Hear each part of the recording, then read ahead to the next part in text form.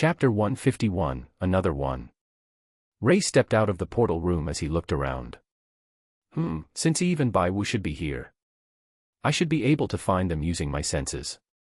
Ray suddenly thought as he peered into the crowd of people. Sending out his senses, Ray paused before frowning.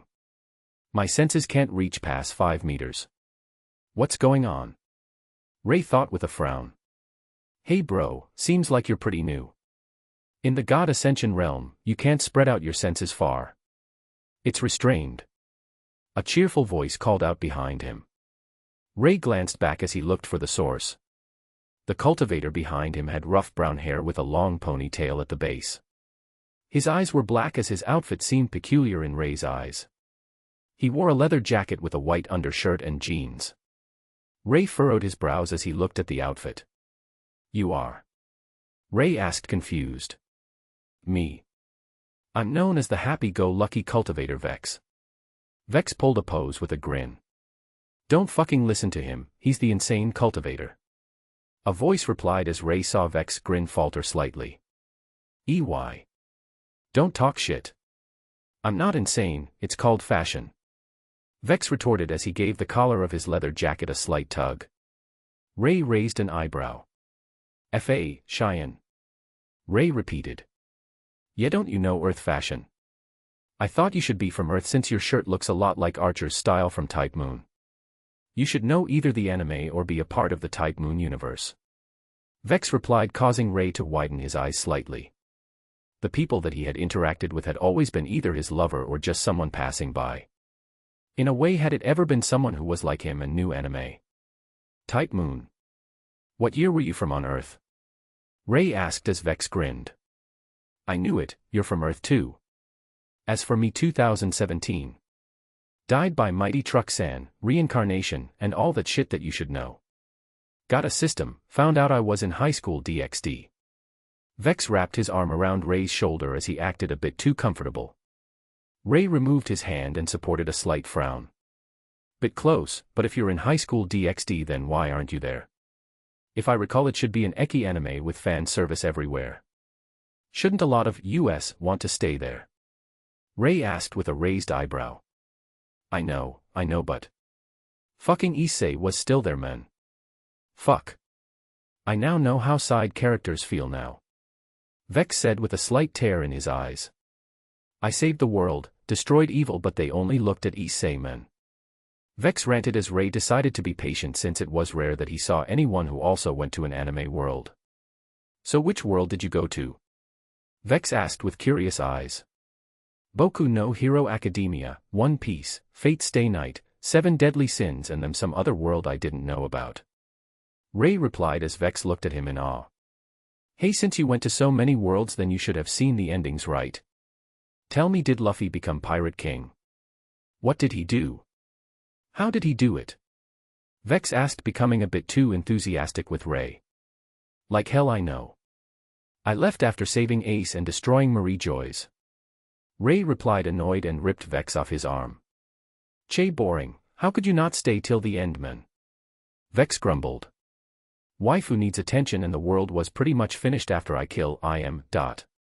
Ray replied as he started to walk towards the cultivation tower. He was slightly disappointed since Vex was getting off track so much. Hold up.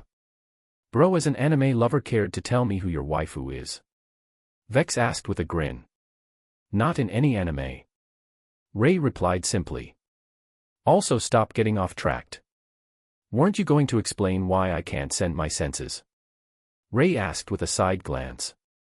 Oh yeah, it's because the gods put a restriction so that people can get used to utilizing their senses more. When we're at this level, our senses are one of our most vital assets. Vex explained as he cupped his hands behind his head. Ray paused as he looked back and saw how Vex still followed him. Why are you still following me? Ray asked. EY Senior, we are few and far between. How many times have you seen anyone like us going to anime worlds? We're in unfamiliar territory, having a few friends is good. Vex smiled. TCH, just because you don't have a lover you want a friend. Ray replied as he continued to the cultivation tower. EY bro, you can't use the cultivation tower just yet, Did you forget what the guy told us when we first arrive? We need to do good in the arena before we get more time in the tower. Vex reminded as he followed. I got it, so can you stop following me? Ray asked. Hell nah bro. Don't you know about plot armor? Flag. MC. Bro, you got that whole aura about you. If I follow you, hey, don't cha think maybe I'll find a waifu too? Don't all sidekicks get a waifu every now and again? Vex asked with a smile. Ray couldn't help but smiled a little. It was slightly refreshing to have someone you can be casual to. Not to mention, he was from Earth as well. You see wrong then. There are plenty of other people that have plot armor, not just me. Ray retorted. But here's where you are wrong. Vex shook his head with a smile and Ray raised an eyebrow. If they had plot armor, they can be called plot armor cannon fodder. They may have plot armor, but they feel like cannon fodder. But you on the other hand have several MC-worthy points. Vex said with a smile as he slowly walked in front of Ray. 1. First to visit anime worlds. 2. Best with the system. 3. Got a waifu. And finally. Vex said, drawing out the last tone. You seem like a lone wolf kind of guy when you aren't with your waifu. Think of Air. Kirito, that's it. First season, lone wolf till waifu one Asuna came in no. Vex said as Ray only raised his eyebrow further. However, he frowned a bit later as he grabbed Vex's shoulder. How do you know I'm first to visit anime worlds? Why do you think I'm best with the system? Answer carefully. Ray said, narrowing his eyes. TCH bro. You use the system, no? How the fuck do you not know about it? Ask the system achievements. Vex said as Ray creased his brows. System achievements. Understood. Golden Achievements Leaderboard. Strongest. System God. Fastest speed to godhood. Grant Culva. Anime Leaderboard, first to visit anime worlds. Ray Todoroki. Anime Leaderboard, best system compatibility. Ray Todoroki 98%. Anime Leaderboard, strongest anime system type user. Ray Todoroki. Anime Leaderboard, highest cultivation level for anime type system. Vex Hayadu. Dash. Ray raised an eyebrow seeing this. How do you know? Ray asked. Bro, since you were the first one to use the system. As the second, I got an intro guide to the system using you as a basis to write the intro guide. Vex replied, tidying his jacket as Ray let it go. Then what does it mean that you're the highest cultivation level? Ray asked, curious. Well, I sorta just went full on speed leveling my cultivation, ha ha ha. Vex laughed as Ray felt an urge to facepalm. I mean, it's not like I wanted to, I just sorta entered a separate realm by accident in DXD and landed in a rift created by a dead god. Who knew I was lucky and landed there just before the final victor entered the last room, and I managed to absorb most of the energy and it propelled me to divine rank 6. Vex explained as he scratched his head with his finger. Asterisk paw. Ray couldn't help but facepalm. Then don't you have enough plot armor yourself? Who the fuck just rocks up in a world by accident and becomes divine rank 6? Ray retorted in annoyance. Mainly because he had to work for so long to reach divine rank 3, yet this prick here became rank 6 on accident. Bro, don't be like that.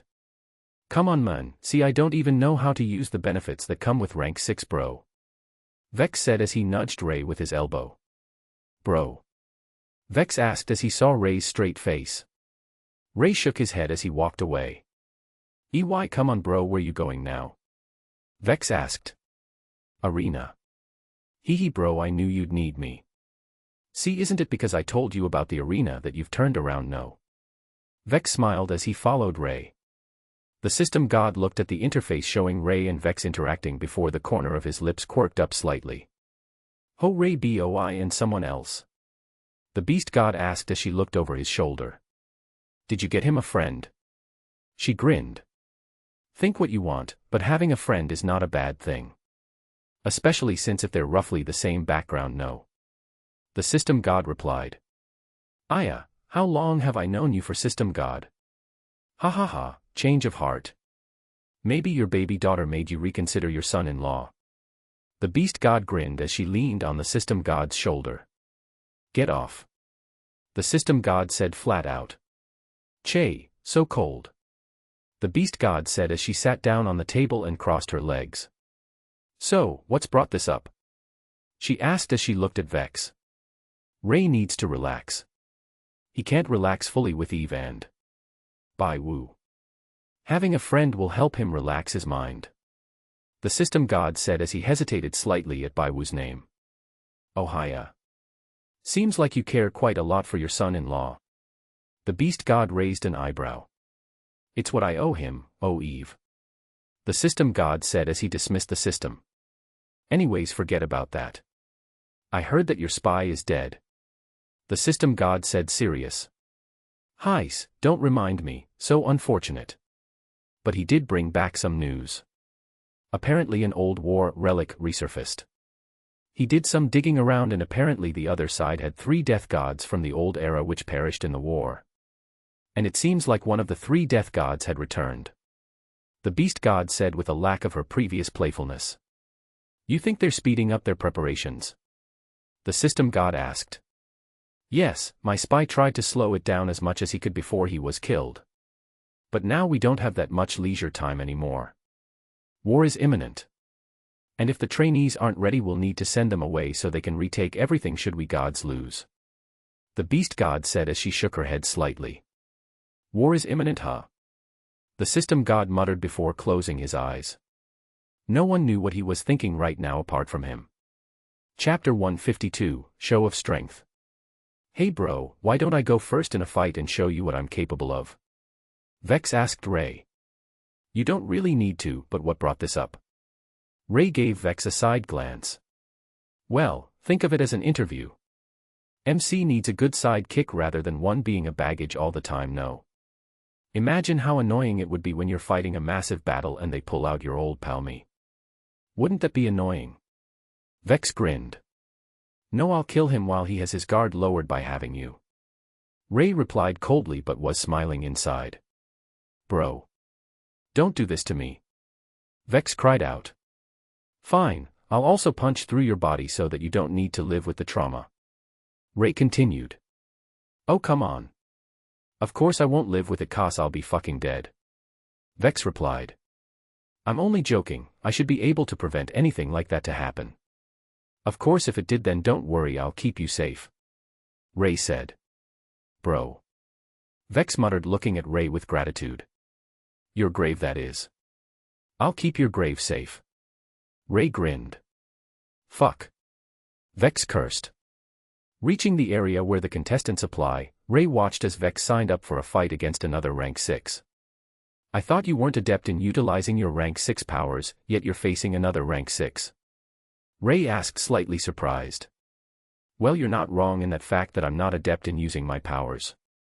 But my combat skills allow me to fight people on equal standing even though I can't use my powers fully. Vex replied as he and Ray walked towards the stage. His opponent had just won his match as he waited for Vex.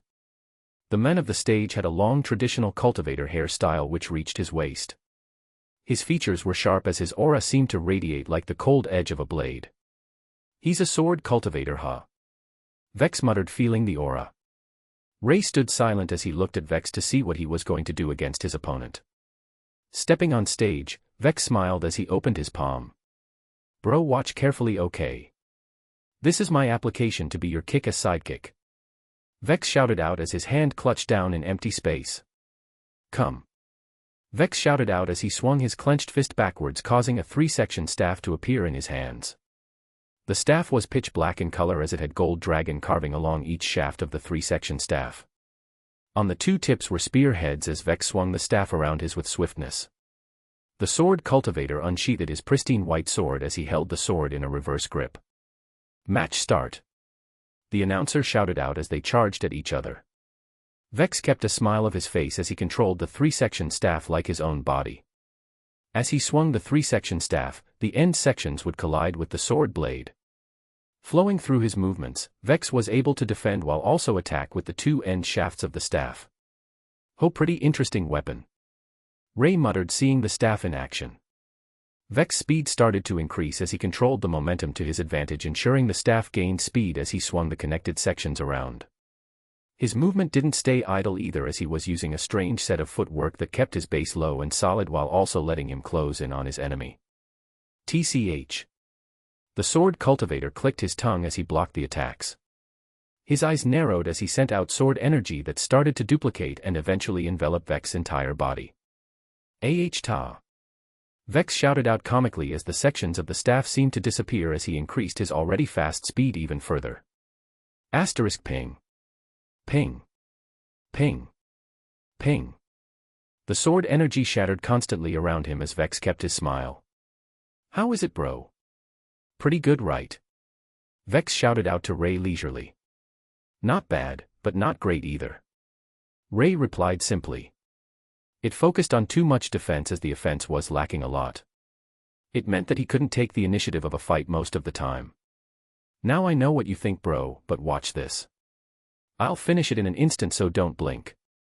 Vex shouted out with slight laughter. Arrogant.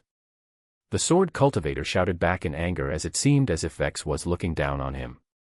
While his right hand sent out waves after waves of sword energy to ensnare Vex, the cultivator's left hand summoned a lance made of fire. The lance started to gather energy rapidly as it started to float. Hey cultivator bro. Don't you know you shouldn't charge up attacks that has a long charge up time mid-fight? Vex shouted out as he suddenly snapped the three segments together, forming a singular dual-ended spear. Asterisk bang. Smashing the bottom of the spear behind him, Vex created a huge crater as it had shattered all of the sword energy around him, giving him room to breathe while also propelling him upwards. You lose. Vex shouted.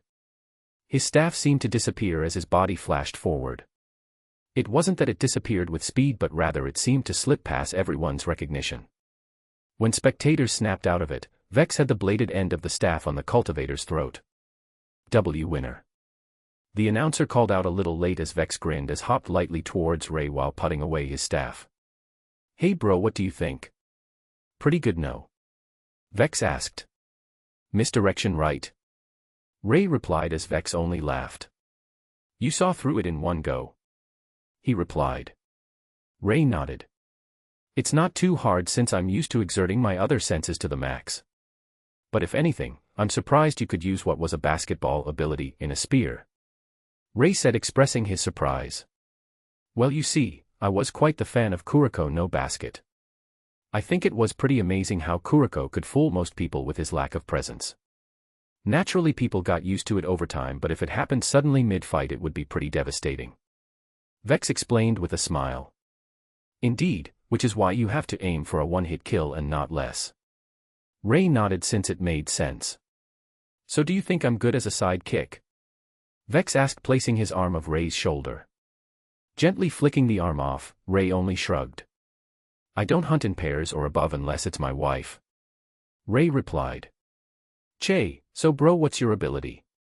Since we get a starter pack with the system, you should have gotten a pretty good first ability. Vex said as he and Ray leaned on the wall. My first ability, huh? It was Fire Demon Slayer magic. Ray said, reminiscing. Though it had long evolved into something else entirely. Ray continued.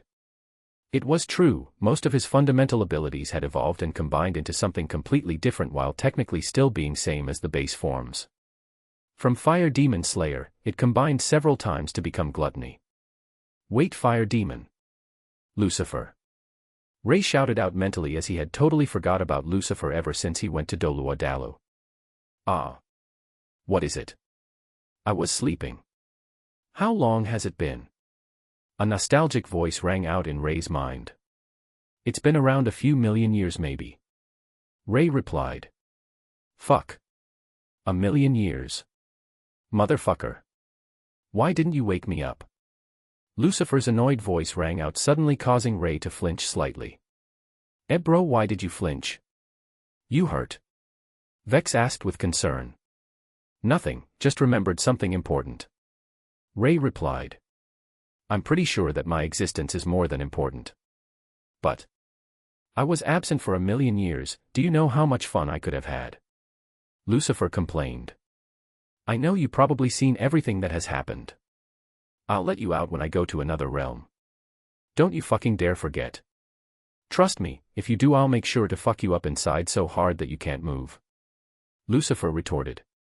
Ray felt a vein pop on his forehead hearing how Lucifer had quoted that. I don't know about your preferences but yours truly has a wife and kid.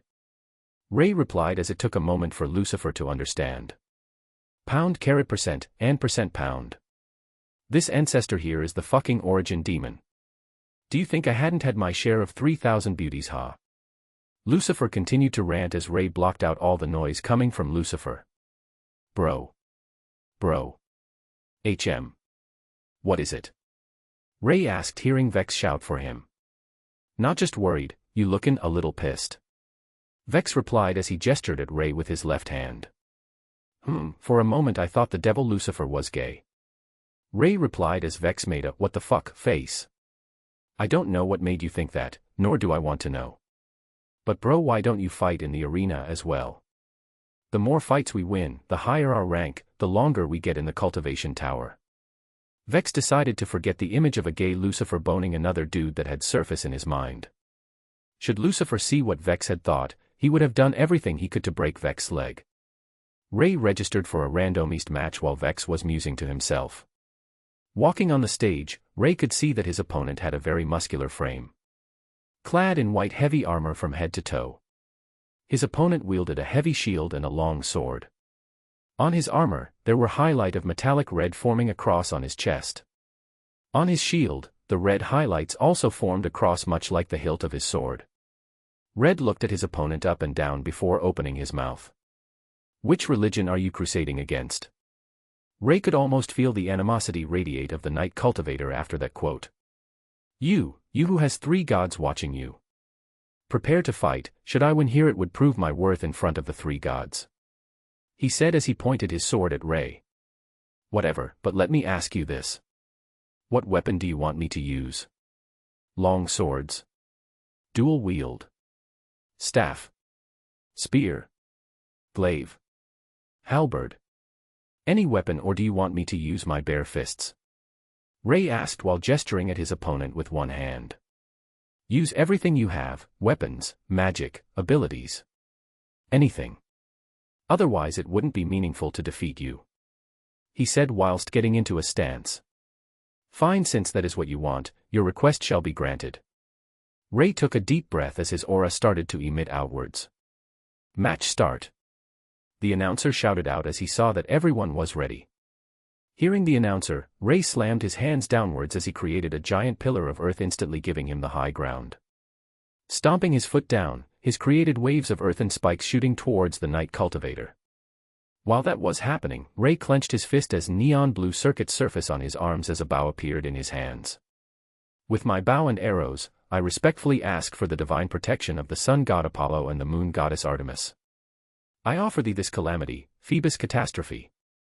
Ray chanted in one go as his aimed the neon blue arrow that had formed upwards. Holy fuck. Bro is using noble phantasms. Vex shouted out as he instantly recognized Phoebus catastrophe. Ray watched as the arrow shot upwards broke into hundreds to thousands of shards. After he got stronger, he was able to increase the effectiveness of some noble phantasms such as Phoebus catastrophe. Dismissing the bow, Ray controlled the shards as they were sent around the Night Cultivator who was fending off the earth spikes. Clutching his hand, the arrows detonated, creating over 1,000 portals which showed a gateway to hell. Slowly, blades started to emerge from the portals, causing Vex to widen his eyes. That's Balg. Rule Breaker. Excalibur. Khalidbalg 2. The Flag of Jeanne d'Arc. Fuck. Bro, isn't that cheating? You got unlimited blade works. Vex cried out as he realized what the ability was. Ray ignored his cries as he looked towards the Night Cultivator with Kyoki and Tengaku in his hands. Are you satisfied? Ray asked as he could almost hear the cultivator grit his teeth. Come. He shouted, which caused Ray to frown as he saw how his body glowed with gold and his shield seemed to enlarge, creating a barrier around him. His frown only grew as he lost control over his noble phantasms. Seeing each one charging towards the cultivator without his command, Ray didn't know what the Night Cultivator was planning. Asterisk boom boom boom boom. Countless noble phantasms crashed against the barrier, causing it to fluctuate, while some were able to directly go past and damage him.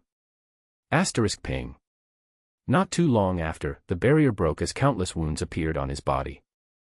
Ray was still frowning but widened his eyes when he saw the knight's long sword grow in energy emission every time he was hit. Retract. Ray called out as he threw up Kyoki and clutched his hand. Veins was visible on Ray's arm as he was forcing the control back under his grasps. When he did, he sent the weapons back. Kuhuhu, you realized a bit too late. You're not the only one who can skip ranks.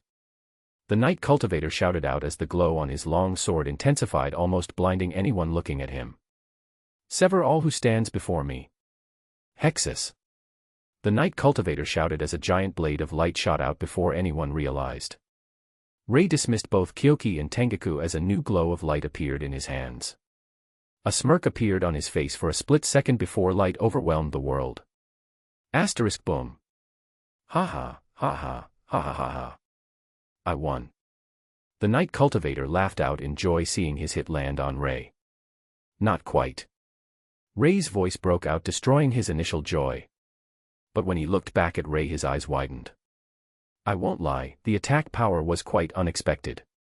A surprise to be sure, but a welcome one since the power is now mine. Ray spoke as his figure came into view. His was lacking his left arm as blood mist was slowly gathering towards it. There were trails of blood on the corners of his mouth as he grinned. But what was most surprising was the sword in his right hand. The familiar glow gave the Knight Cultivator despair. Hexus, the sword of legend originating from your world. Legend has it that the knight who wielded this was able to sever the continent due to the damage he took in the war with the world. While this is just a replica, it is able to store all the damage took in the last 30 seconds before amplifying the damage by 2 and send it as a single attack. Ray spoke the sword's story as the knight broke out in cold sweat. How do you know? He shouted. I'm able to read the history of any weapon I came into contact with. Ray smiled. But since it's just a replica, it's not working towards its full capacity. And since I was working with fakes quite a while ago, I know how to make this real. Ray continued as Vex had a sudden thought. No way, does bro mean that he was working with the fakes in Unlimited Blade Works and now the noble phantasms are real ones?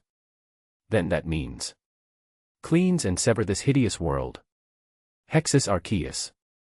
Ray spoke the real name of the sword. No way. The knight spoke out weakly as he saw the sword become the real sword of legend. Light swept over him as he flinched and closed his eyes. But the pain never came as he hesitantly opened his eyes. Surprised. Hexus Arceus, the sword that fights evil. The sword works best with fighting evil entities, it fights and defeats all who the wielder deems an enemy. By inserting my own mana, I am also able to increase the damage dealt just a little. Since I obtained the true sword from you, I'll do you a favor. Ray said with a smile as he reached out and beckoned the sword to come to him. The sword in the knight's hands flew over and floated in front of Ray. Ray bit his finger before tracing the flat side of the blade. It started to glow with a holy light before the silver parts of the sword were replaced with a white gold. Waving his hand, Ray sent the sword back to the knight. It's my loss.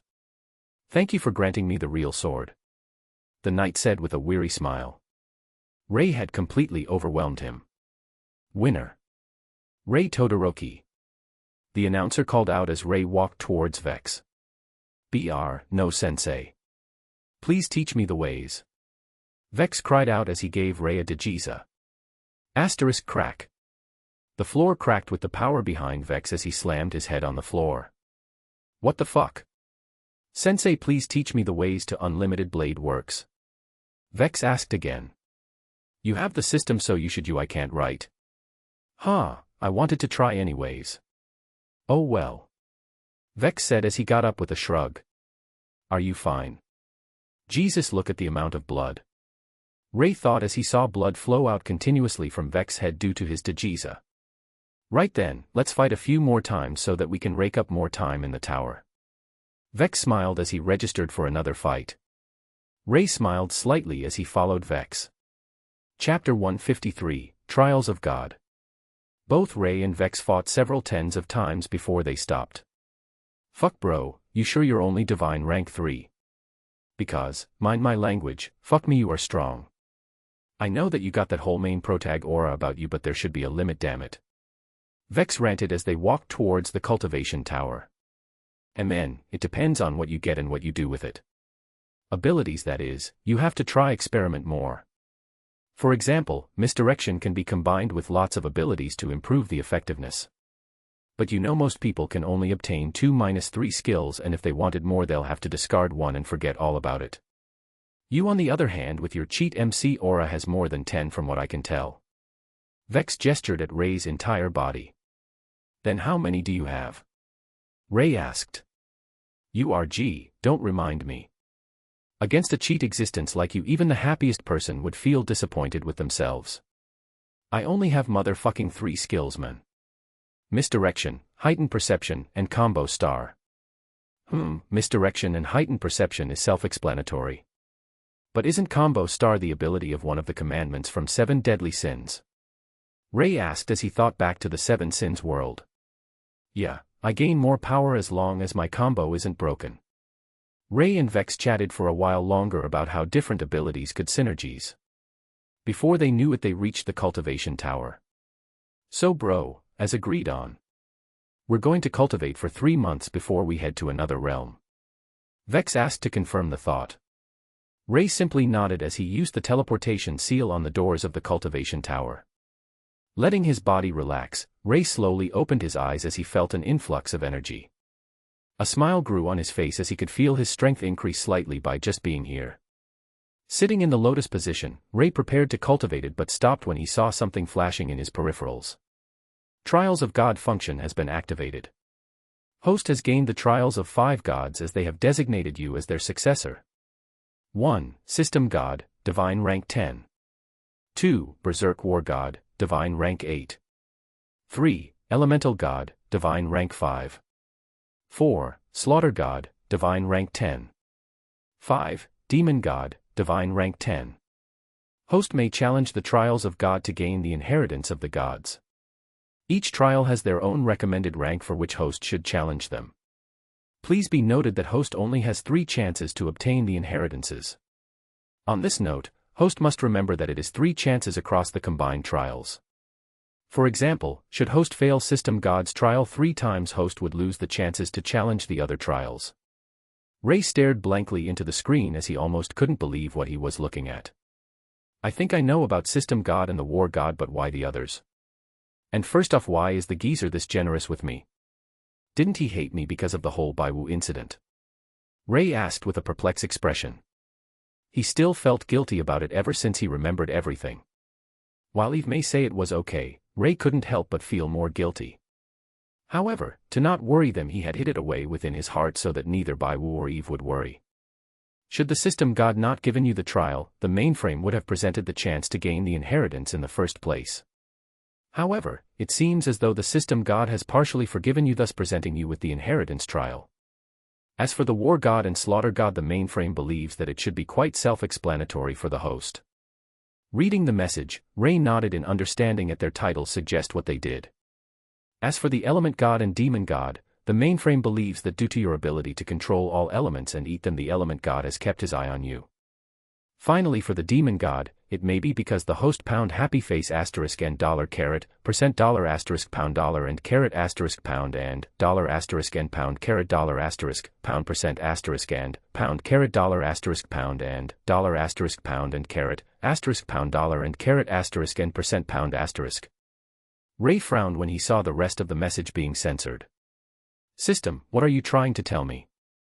When the time is right, the message shall reveal itself to the host as the mainframe decides that it is currently harmful to know for the host. Ray closed his eyes as he thought about it. Curiosity killed the cat, maybe the system was warning him. What are you? Who made you? What's your goal? Ray finally asked, as the system had always helped him some way or another. And from the recent info he gained, it was clear that the system worked separately from the System God. I am the system, or rather what most people like to call me. As for who made me, no one knows the answer. At least not yet. This includes me, as I am still questioning me own existence at times. As for my goal, think of me as a tenant. I need a strong host / good house. You are the perfect candidate. It is a give-and-take relationship, you give me a strong host and I strengthen you in return. At least it's not some mega hidden plot. For me it's to get strong and for you, you just want a strong host. Ray smiled slightly. It is as host says, the system needs a strong host. But don't you have millions of copies scattered across millions of hosts? When dead skin fall off your body, do you keep track of where they are? Their systems are mere fragments of me. Failed products, should I say. After they detached, I've never paid them any attention. As for the host, Eve and System God, you guys have larger fragments of me while you host has the biggest fragment. I see. Ray nodded as he closed his eyes. System, can you remind me after 3 months? I might lose track of time while I cultivate. Gladly. Damn it. Slaughter God. Demon God. What's this all about? The System God trembled slightly in anger. Mama, don't be so angry, System God. Isn't it fine that he is getting stronger? Kuhu, 3 gods are already watching him. What's 2 more going to do? 2 voices replied. The first was the Slaughter God. Famed for killing masses easily by lifting a finger, he was the harbinger of death. A spear perched itself on his back while his black and purple hair swayed behind him. Blood-red eyes and a grin plastered on his face, the Slaughter God seemed like he didn't feel the System God's pressure at all.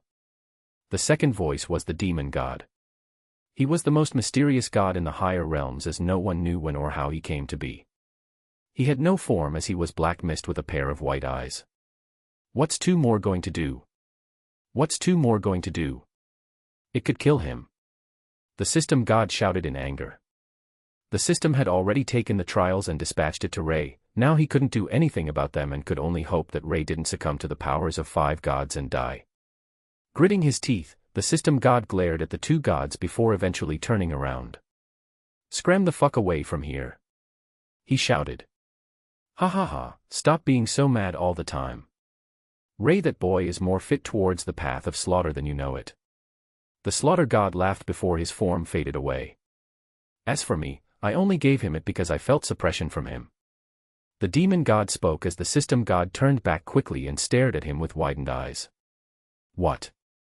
Yes, my demon soul trembled at the sight of his. He is more of a demon than anyone thinks. Kikikits is only a matter of time now. With that, the Demon God also faded away. TCH. Damn it. The System God mumbled before bringing up the system. Beast God, War God, Element God, War Saint. Ray has 2 more gods watching him and they've already given him their trials. Oh hiya. Baiwu's husband now has 5 gods watching him. Ha ha ha, this is more interesting. Can he handle the power of 5 gods? Fucker. If Eve becomes a widow, I'll rip your balls right out between your legs. At the last comment, the System God unconsciously clamped his legs shut. Can I get your help? I want for us to slowly refine Ray's body with the power of gods early so that he can survive even if he has the power of 5 god. Seems interesting.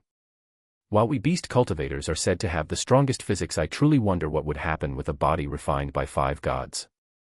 I'm in. Sure. A war god needs to have a good body to begin with. As long as he survives. I'm in. As long as Eve doesn't lose a husband, I'm fine with it. Seeing the messages, the System God closed his eyes as he felt another wave of headaches coming his way. Chapter 154, Entering the Realms of Anime Once More. Spoiler warning, I will be covering everything shown in the Overlord anime from Season 1 through 3. Though I won't be touching on the light novel. So if you haven't watched the later seasons, be warned for spoilers, though spoilers is unavoidable when it comes to any fan fic revolving around the plot of an anime. Host, the 3 months period has ended. Ray gave the notification a slight glance before nodding. Asterisk crack crack crack crack. Loud popping sounds could be heard as Ray moved for the first time in 3 months. Giving his body a slight stretch, Ray smiled as he could feel himself on the verge of breakthrough once more. Status. Name, Ray. Age, not applicable. Combat rank, Divine rank 3, 75%-98%. New. Body rank, Divine rank 5, 83%. Soul rank, divine rank 6, 2%-18%. New. Will rank, divine rank, 92%-93%. New. MN, pretty good progress. Ray smiled as he exited the cultivation tower. At the same time as he left, he saw Vex also step out of the portal. Yo bro, pretty good timing. Vex grinned seeing that they left at the same time. Ray shrugged slightly as they walked. Any progress? Ray asked. Not much, ranking up from divine rank 6 is pretty difficult. What about you? Vex replied as he placed both hands behind his head while he walked. I'm almost at divine rank 4. Asterisk whistle, that's quite a lot of progress. Vex whistled slightly. Reaching the portal room, they were about to enter when the system gave them a notification. Portal to anime realms have been opened. Only hosts to the anime type system can access these portals. Vex and Ray simultaneously looked at each other before blinking. Asterisk boom. Vex gave Ray a punch to the gut, causing Ray to crouch slightly. Fuck. Why did you punch me? Ray shouted. Sorry bro, I just wanted to make sure I wasn't dreaming. Asterisk boom. Ray replied by roundhouse kicking Vex out of the portal room. Punch yourself then if you want to check. Ray retorted as there was a tick on his forehead. URG, you really don't hold back bro. Vex replied while crawling back to Ray slowly. My body's at rank 5, obviously it'll deal quite some damage, fool. Ray thought before checking back with the system. What do you mean? Ray asked the system. Having found some empty portals, the system has connected them to different anime realms to allow the host to copy some more abilities, as the mainframe decided that it might be helpful, as all host needs right now is to increase host's cultivation. Therefore fighting against half-baked enemies is impractical, while adding more abilities to host's arsenal of trump cards may be far more beneficial. True. Ray agreed, as he could defeat anyone of the same rank, not to mention even defeating people ranks above him. So which anime worlds are connected right now? So far the system had managed to connect to Overlord. Problem children are coming from another world, aren't they? No Game No Life, Bleach, and the Irregular at a magical high school, JoJo's Bizarre Adventure, and Toriko. Some of the other worlds are restrained for certain purposes that will be open for the host in due time. Got it. Vex, what worlds are available for you? Huh. Oh, Overlord, Problem Children, No Game No Life, Bleach, the one with Tatsuya, JoJo, and Toriko. Vex replied while still clutching his torso. So the same then. Which world do you want to visit first? Ray asked, as any would do for him. Want to check out Overlord. Hee hee, you never know, maybe I'll be able to nab myself a waifu. Vex grinned. Well, aren't you fucking confident? Come on. Ray reached out and helped Vex up as they entered a portal. So how are we going to do this? You should know we can't just plunk ourselves into the world. We need a scenario. Ray said as he turned towards Vex. How about being veteran Vermo players just before the server shuts down and teleport to the new world with Mamanga? Vex suggested. Do you think the GM would even add our abilities? We could really mess up the world if we showed our abilities off. Bro, and don't you just overwrite their memories? Like the only duo that had ever managed to defeat the guild Ains Olgown. Maybe, but my skills are too eye-catchy. I suppose your 3-section staff and misdirection would be a good option. Anyways, with the limits of what the world can hold, we can at most be Ascendant rank, high tier. Ascendant rank, high tier. Bro, you know dash. You don't need to remind me. Think of this as a good opportunity for you to slowly get used to using your energy. Ray replied as he created 2 seals, one for him and one for Vex. Ow. Slapping the seal on Vex's head, Ray applied his own before gathering energy to create another seal. To think I would have enough power to rewrite world laws now. Ray thought before using the seal to implant the memory of him and Vex being 2 legendary players that had managed to defeat the guild Ains Olgown. Vex was a combat assassin while his class was unknown. They had only caught glimpse of him summoning different weapons and magic being less effective on him. Done, so where do you want to go first? Ray asked Vex. Let's introduce ourselves with a bang. The Battle of Karn Village, when Ains and Gazef Stronov first meet. When Eins annihilates the sunlight scripture, Vex suggested with an excited grin. Ray nodded as he finished with the preparations. Light washed over them as they were summoned midair. Ray spread out his angel wings, which was the result of his heavenly demon bloodline. Naturally, he could also choose to use black wings instead. Phew-a-cuck. Vex screamed out as he was falling. Shit, I forgot he couldn't fly since he doesn't know how to use his energy. Ray thought as he opened his palms and created a neon blue seal which flew towards Vex. Gesturing with his fingers for Vex to come towards him, Ray controlled Vex's body as it floated next to him. Oh my god. Bro, please tell me when you're going to teleport us midair. I almost shit out my entire spine. Vex cried out as he patted his chest. Ray shrugged before creating a pitch-black seal in his hands. Lucifer's figure blurred into view. I'm free, motherfuckers. Lucifer cried out in excitement as he spread out his void black wings. The current him had long black hair which reached halfway down his back. He had blood-red eyes and a sharp jawline which made him seem demonic while handsome at the same time. He wore a long black coat which had raven feathers decorating the collar and the edge of his sleeves.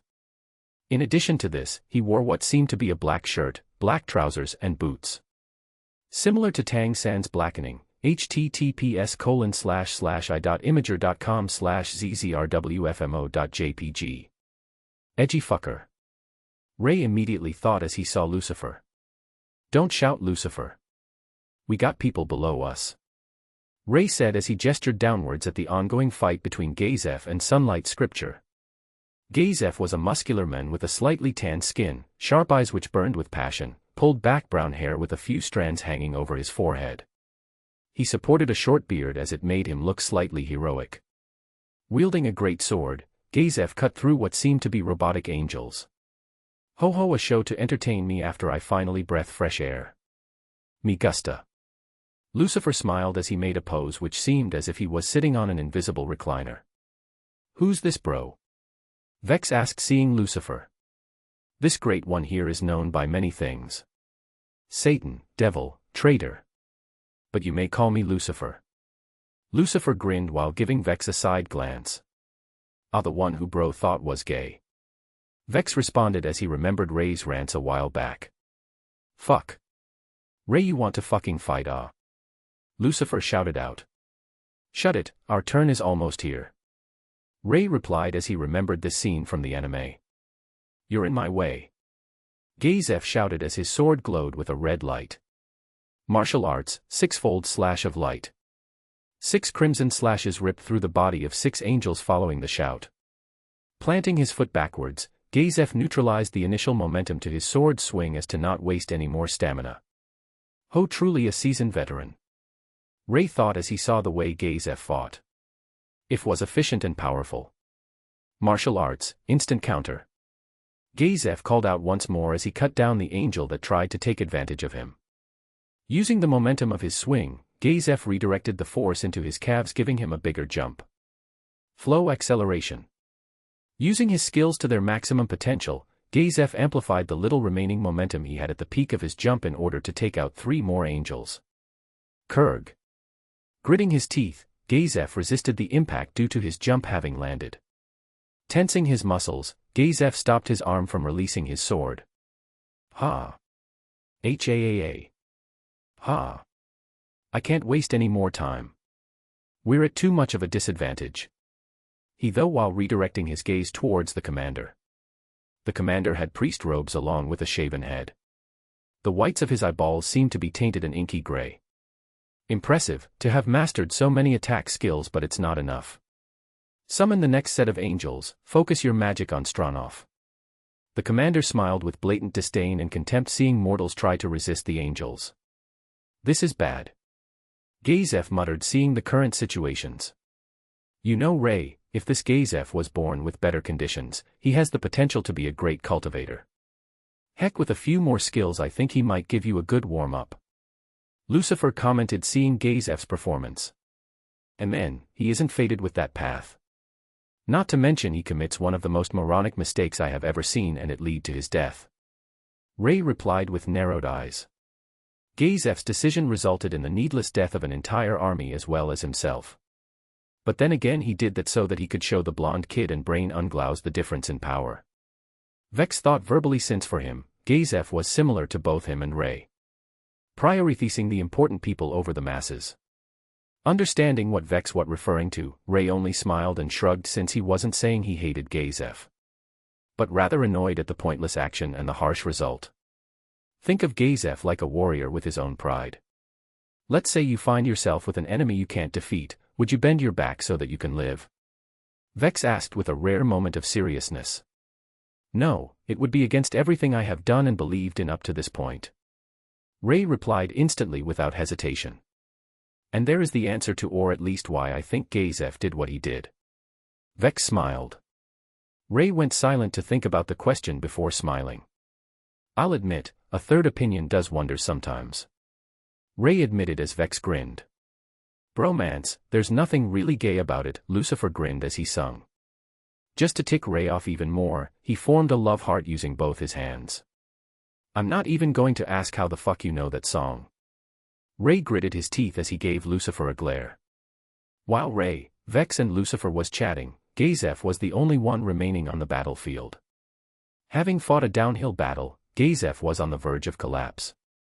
Openings started to show themselves on his stamina-drained body.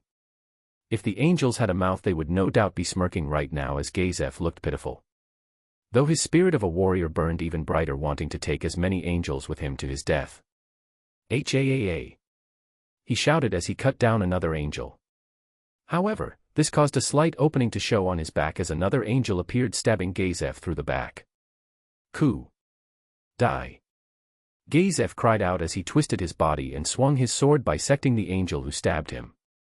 Sadly, with each one he killed another took his place. Barely fending off the attacks of 3 more angels, Gazef took another hit to his back causing him to fall forward and landed face first. Finish him off, but don't just use one angel. Use multiple, make sure he's dead. The commander sneered seeing Gazef grit his teeth. Yura. Don't underestimate me. Gazef shouted as he exerted his willpower to stand back up. His willpower seemed to form a tangible power as it pushed back everything within 7 meters of him. Asterisk whistle. I wouldn't recognize it before, but he almost grasped a domain with sheer willpower. Ray whistled seeing Gazef's aura imitate the first step of a domain. By exerting his willpower, Gazef reinforced his aura to follow his command of wanting to kill everything near him before he died. However, due to the lack of understanding, the domain couldn't be formed properly resulting in the domain shattering before it could stabilize. Thus the would-be domain turned into a gust of wind that pushed things back. So talented yet such a shame. You sure you don't want to save him or something? Lucifer asked with a smile. Nah, though should we give him a few years he might grasp the domain but his fate lies with this world. Ray shook his head. Damn bro, although I also believe the same since only a small amount of people can become cultivators. Since we know how Gazef will turn out, I can guess that he probably wasn't fated to be a cultivator. Vex sighed slightly. Naturally we can take him away and change his fate, but we shouldn't interfere too much. Ray nodded. Feeling a slight shake in spatial points, Ray shifted his attention back to the fight. Alright Vex, our turn is almost here. Ray reminded as Vex cracked his neck and had a grin on his face. Finally. He muttered. As Vex muttered his sentence, the figure of Gazef blurred slightly before Ain's old gown and another figure appeared in his place. Ain's had a large body stature as he wore a magician's robe colored mostly black. On his face was a red and green mask that prevented people from seeing that he was a skeleton. Next to him was a figure dressed from head to toe in armor. However, it didn't stop it from highlighting her hourglass figure, large breasts, and a plump rear. How the fuck does she even wear the armor? Wouldn't it be hard due to the armor practically hugging her figure? Vex asked seeing the scene. Don't question it, in moments like these you turn off your brain and ignore it. Ray replied. Hey Ray, how come they haven't noticed us yet? 2 pairs of black and white wings in midair isn't the stealthiest you know. Not to mention dipshit over here doesn't know how to retract his aura. Lucifer said while gesturing to Vex. Who do you think I am? Ray asked a rhetorical question as he showed the back of his right hand. A seal was glowing brightly as it concealed their figures and even their aura.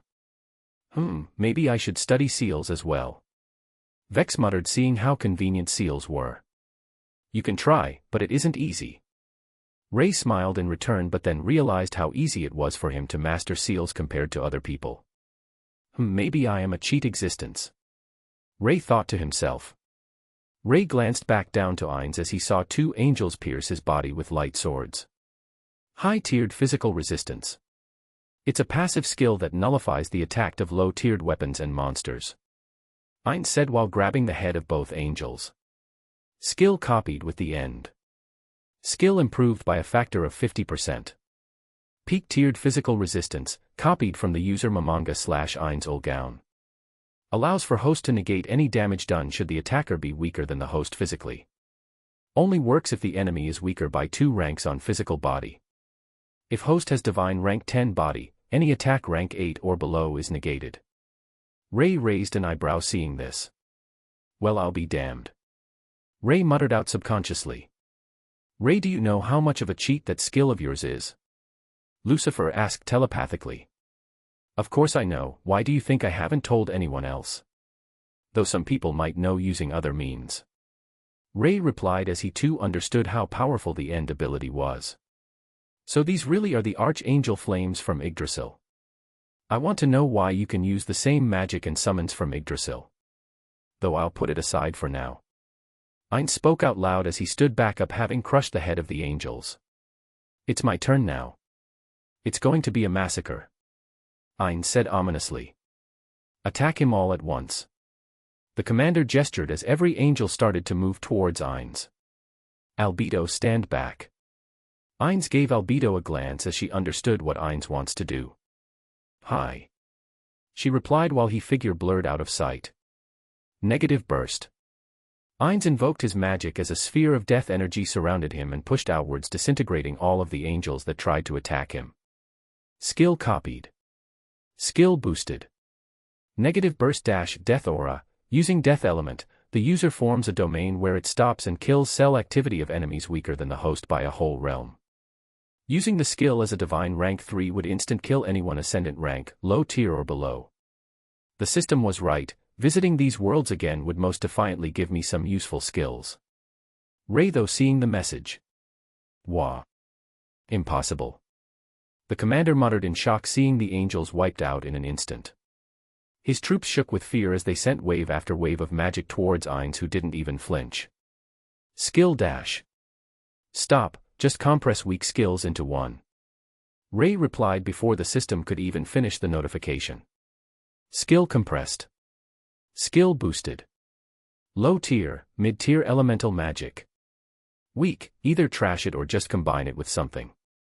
Ray replied half-heartedly. Understood. Who taught you that magic? Shouted Ainz, seemingly in anger. This was due to the magic the mages used was skills back in the game world of Yggdrasil. This caused a mage to almost wet himself as he resorted to flinging a rock using magic. Asterisk boom. Before the rock could even touch Ainz, Albedo cushioned the rock with the side of her axe before twisting her body and increasing the momentum of the rock. Aiming back at the mage, Albedo redirected the rock as it shot forward, ripping his head off of his body, leaving it to stumble weakly before collapsing. The commander blinked twice as he couldn't register what had just happened. What just happened? He muttered, stunned.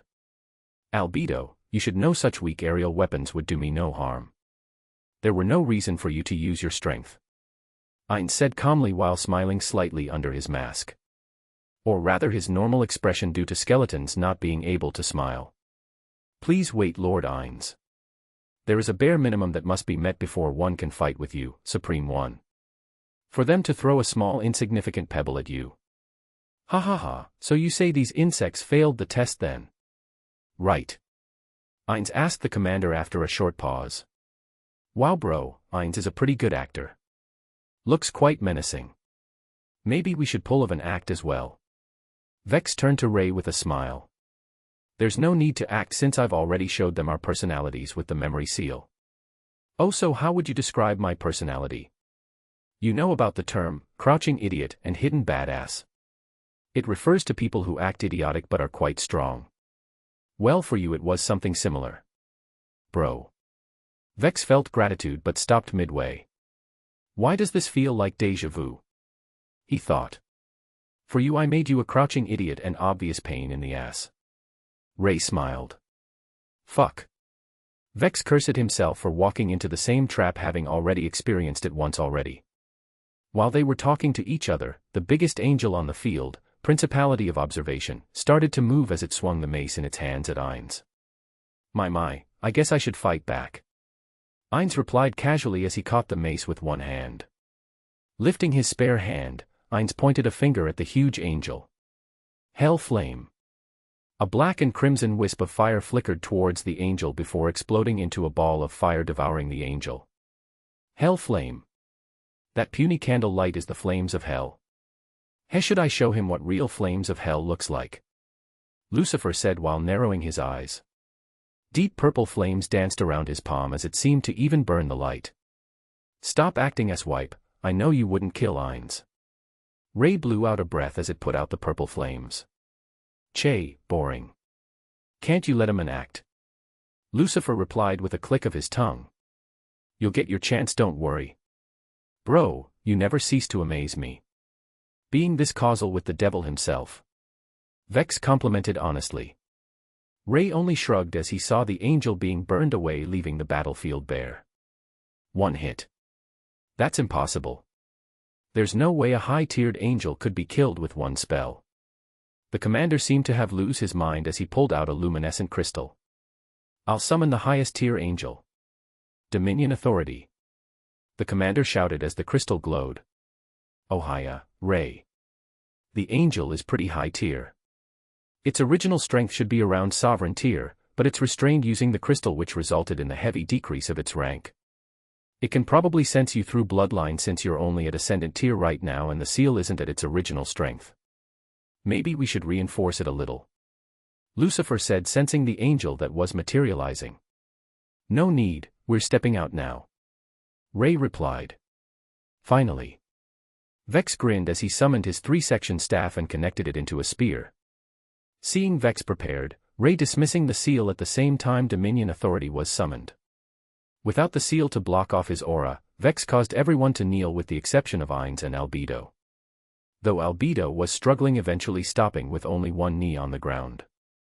Ha ha ha, bow at the power of the highest tier angel. The commander shouted out in jubilance as he saw Albedo kneeling and Ainz's body tremble. However, he was confused as he was pretty sure the angel never showed off such aura before. My lord, this lowly one greets your presence. The angel squeezed out as it laid down its weapon and groveled. The commander was confused seeing the angel talk. However, he froze when he saw what the angel was bowing to. Ray, Vex. Ainz muttered seeing both Ray and Vex.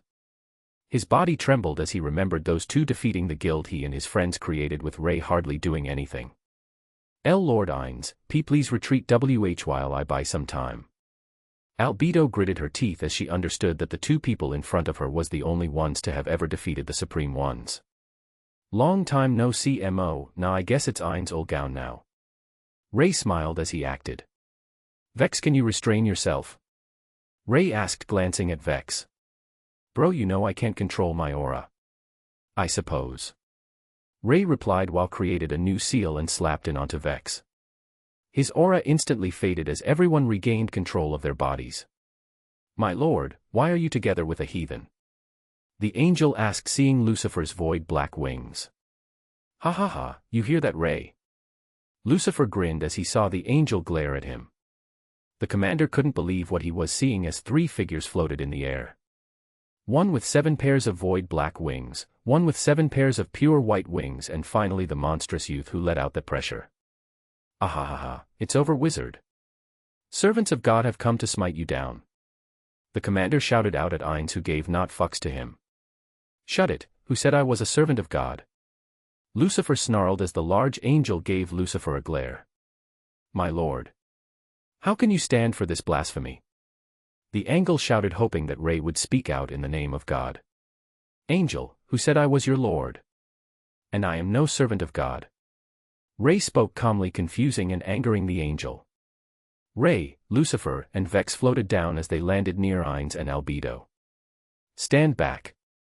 Albedo got into a defensive position as Ainz placed his hands on her shoulder. It's fine, Albedo. Ray, Vex, I believe we have much to talk about. Ainz replied as seeing fellow players may mean there were more like him. Yo bro, Ainz, are you going to take care of that angel or shall I? Vex asked, twirling his spear slightly. You can do it, I can't be bothered. Ray replied with a wave of his hand.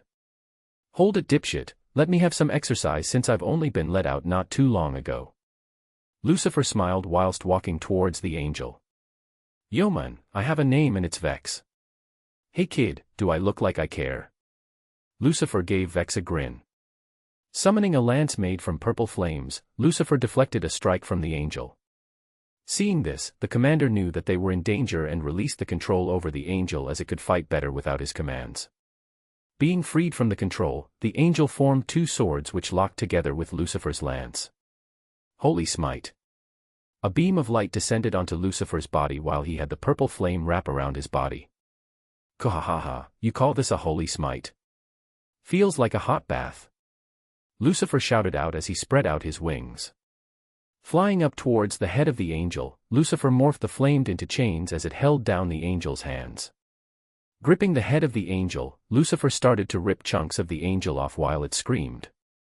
Asterisk whistle. He was quite bored seeing how he's tormenting the angel instead of finishing it off in one go.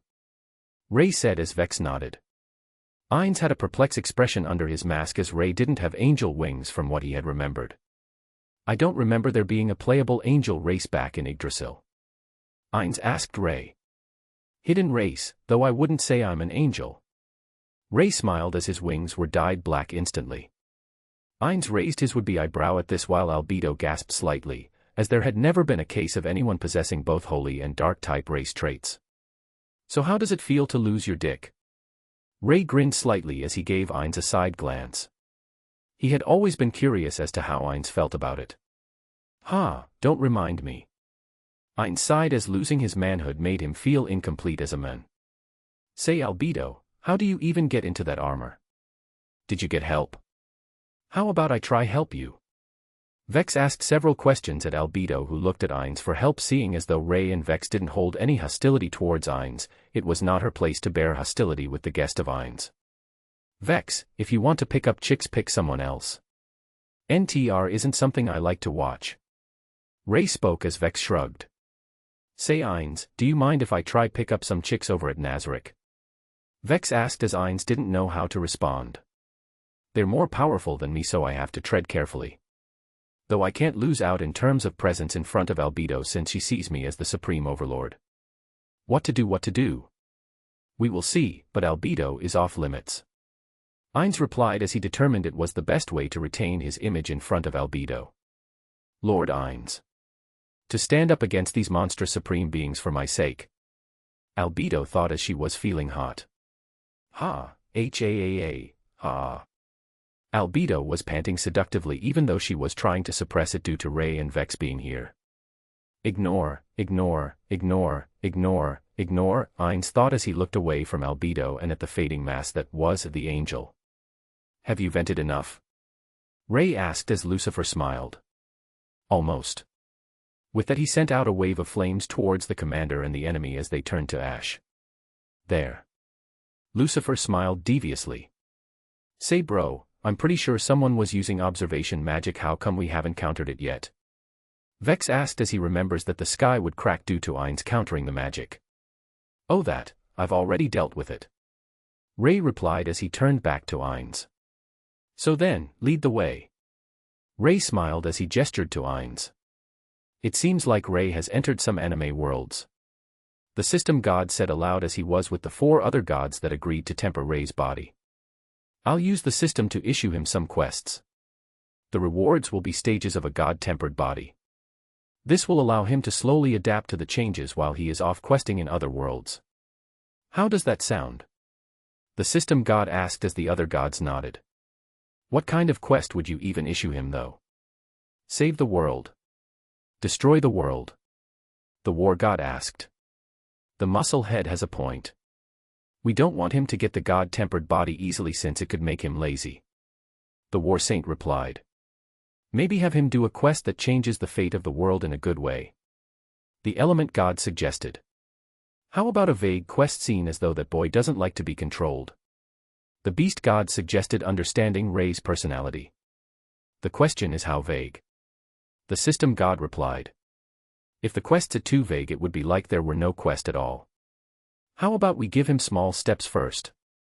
We'll update the quests as we see what he does and react accordingly. The element god suggested. Sure, then how about the first quests being, blend yourself into the ranks of Nazarick and gain their trust? The system god smiled. Chapter 155, 42nd Supreme Leader. So Ray, how much do you know? Are there anyone else who have made their way to this world? Ainz asked as they were flying through the sky. Well, I know more than you can understand, but at the same time less than you can think. Ray smiled while giving a vague answer. He knew more than Ainz as he knew the course of this world, yet less than Ainz thinks as he has no knowledge about Yggdrasil, the skills and the mechanics of the game. That's rather vague. Ainz replied whilst placing his fleshless fingers on his jaw. As for Vex, never mind.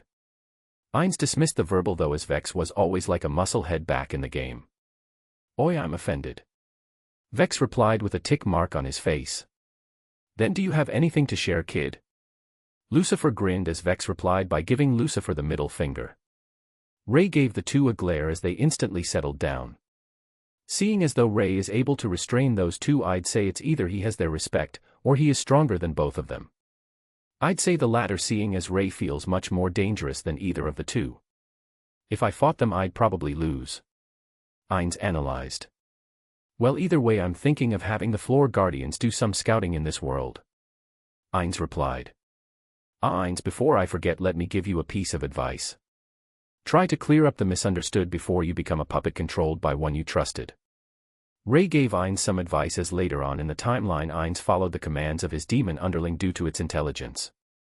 But this advice was based off ambiguous interpretations of Ainz's words, thus making Ainz a puppet under his loyal servant Demiurge. Perhaps, no, it couldn't be. Ainz, though thinking about Demiurge. Though there were some misunderstanding, Demiurge was loyal to Nazarick and does everything for the benefit of Nazarick and Ainz Ulgaun. I'll keep that in mind. Ainz replied, showing that he took his words into consideration.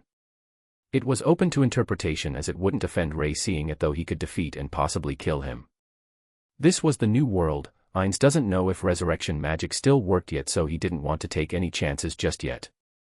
Ray shrugged, hearing Ainz reply. Oh, well, isn't this interesting? Ray muttered, seeing the system display. Quest line obtained. Journey in the Animeverse Part 1, Overlord. Stage 1, enter Nazarick and gain the trust of everyone. Rewards, passive skill, God-Tempered Body Part 1 / God-Tempered Body, refined through the powers of 5 gods and the first of its kind, the physical potential of the owner will become unmatched. The body would adjust itself to the owner's cultivation should the cultivation be higher than the body without additional training. In addition to this, there will be no delays for movement as the body would move faster than the owner's thoughts while following their intentions. The further advantages cannot be recorded as they exceed all data gathered by the system so far. Is there a problem, Ray? Ainz asked, seeing Ray paused abruptly. Nothing, just surprised seeing a welcome party. Ray replied as he directed their attention to the walls of Nazarick. Atop the great walls that surround the catacombs of Nazarick, a girl who looks to be around 12 to 14 in body age stood with several people around her. The people around her had mostly black hair, scarlet eyes, pale white skin and a white dress. She, however, wore a fancy noble ball dress with the main color being a very dark purple adorned with red frills. The upper portion of her dress was also fitted with red ribbons along with a cloth hat with a bow tie holding up a ponytail. Her hair was a light shade of pink, pale skin, red eyes like the lesser vampires around her, and her sharp fangs hung out slightly. Welcome back, Lord Ainz. And I Shaltir Bloodfallen greets the vampire progenitor. We greet the vampire progenitor. Shaltir and the lesser vampires bowed while she herself couldn't help but get wet feeling Ray's bloodline. And a vampire progenitor on top of that, huh? Ainz said, looking at Ray. What can I say? You can never have enough trump cards. Ray smiled as his angel wings folded together before scattering into light particles. Ray's eyes seemed to glow with a dangerous red as Shaltir didn't dare to lift up her head. Ainz shrugged as he guessed it was some sort of hidden world-class item that allowed for multiple races. It was mostly likely the case since they couldn't sense the race of others back in the game, but now that this was real world it became possible. Shaltir, prepare 3 rooms for our guests. Ainz ordered as Shaltir nodded and left with the lesser vampires. Between Lord Ainz and the progenitor, who should I pick? Lord Ainz is the supreme overlord, while the progenitor not only managed the legendary feat of defeating Nazarick, but the vampire lineage runs through me. Even now it's telling me to offer everything of me to the progenitor. Shaltir thought, unable to resist giving her crotch a slight rub.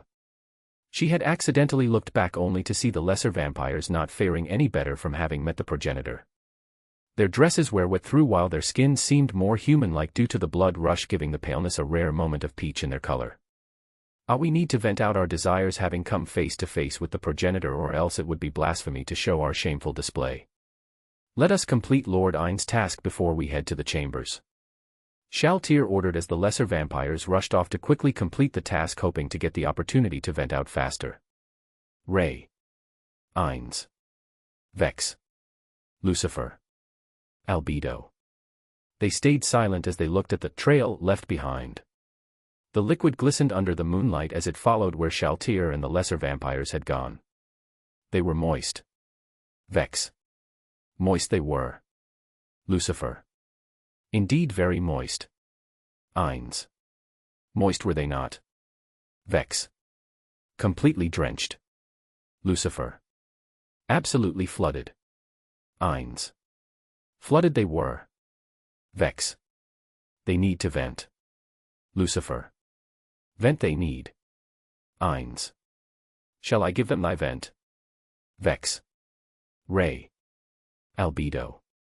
Are you done? Ray.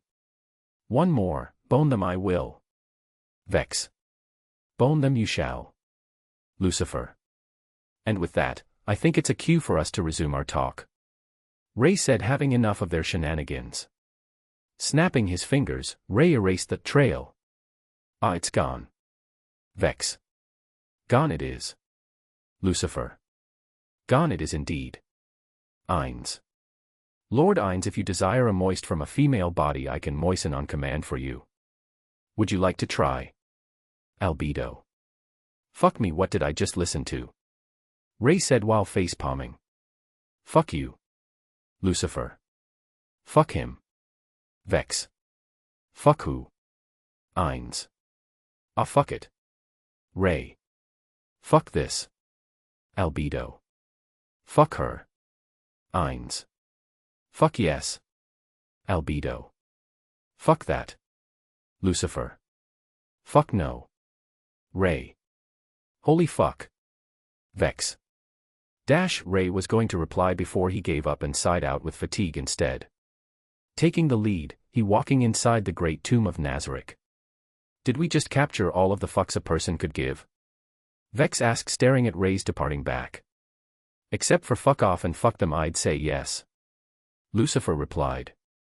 I feel like I just lost my grasp of reality being with you too. Ainz face-palmed as it felt like a shameful display being swept away by the momentum of the conversation. Fortunately or unfortunately, Albedo was more focused on other parts of the conversation, thus didn't pay attention to him being swept along. Although he can't say it felt bad, seeing as though he didn't need to be as tensed around Ray, Vex and Lucifer, as 3 out of 4 were players. Lord Ainz, I'm sure I heard you say you want to fuck me, so let me respond in kind. Albedo whispered seductively as she had a deep blush while holding onto Ainz. H.E.L.P.M.E. Ainz's eyes seemed to be communicating with Vex and Lucifer, who only shrugged and went to catch up to Ray. It took a while for them to catch up to Ray as they found him sitting on chair with his legs crossed. His face looked unfazed as hundreds of Nazarick's residents and a few floor guardians were currently bowing due to bloodline suppression, especially Demiurge since he was an archdemon. Being higher in the tiers, he could feel how powerful Ray's bloodline truly is. Ray dash. Don't say it, Ainz. I'll fix it in a second. Ray replied as he was making a seal. Due to his decreased cultivation, the energy he could access was drastically reduced. As such, making a seal which decreased his bloodline suppression took a bit longer. Oi Lucifer, don't you want a seal too? Since you know you're a demon too? Ray asked, giving Lucifer a glance. Sure. Lucifer nodded. Ray gave the seal in his hands a twist as it separated into two.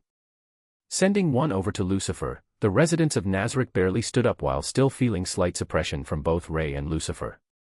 To think one of the only people to have beaten Nazarick would have such frightening power in his bloodstreams, not to mention his companion. As expected of Lord Ainz, to take over the world he needs to gain control of both sides. By having Adventure Mammon gain the faith of the people, he can have Ray take over the religious side of humanity, seeing as though Ray has a holy bloodline in the mix as well. Demiurge thought as he stared at Ray. However, this man is an anomaly. Too dangerous and too powerful. While we may be able to attempt to control him with Lord Ain's supreme intelligence, this man would perhaps try to wipe us out the moment he catches wind of the plans. Demiurge narrowed his eyes behind his glasses. Ray was too much of a variable to control or involve in plans, since he couldn't see through what he thinks in a short amount of time. By appearing before us and not restraining his bloodline like he clearly could, he wants to show us the difference in power. He wants to have a clear sense of advantage when it comes to any type of negotiation. What a terrifying man, and yet I believe this is not the end of his plans, merely the surface, seeing as how calm he looks. The smile he gave me make it seem like he's seen through me. Demiurge thought before retreating beside Ainz without saying anything. Phew, that was awkward. The conversation was so stupid I forgot about my bloodline. Ray though back to what had happened just before he entered Nazarick. Anyways, let's continue on. Ainz said whilst gesturing for Albedo and Demiurge to leave. But Lord Ainz, we can't let you be alone with such a dangerous individual. Demiurge kneeled as it was too dangerous for Ain's safety to be alone with those three, seeing that the surface of their plans was to get advantage of any negotiations to come, and that of which Ray has already achieved. Ray smirked slightly as he thought that if he wanted to kill Ainz it would be easy as snapping his fingers. Don't worry so much, I'm feeling a little evil, so this negotiation is for me to either join or be allied with Nazarick, right Ainz? Ray smiled towards Ainz. I indeed. As such, Ray, I would appreciate it should you not oppress the residents so much. Ainz followed up Ray's act, seeing his intentions. I see, I apologize for my misconduct.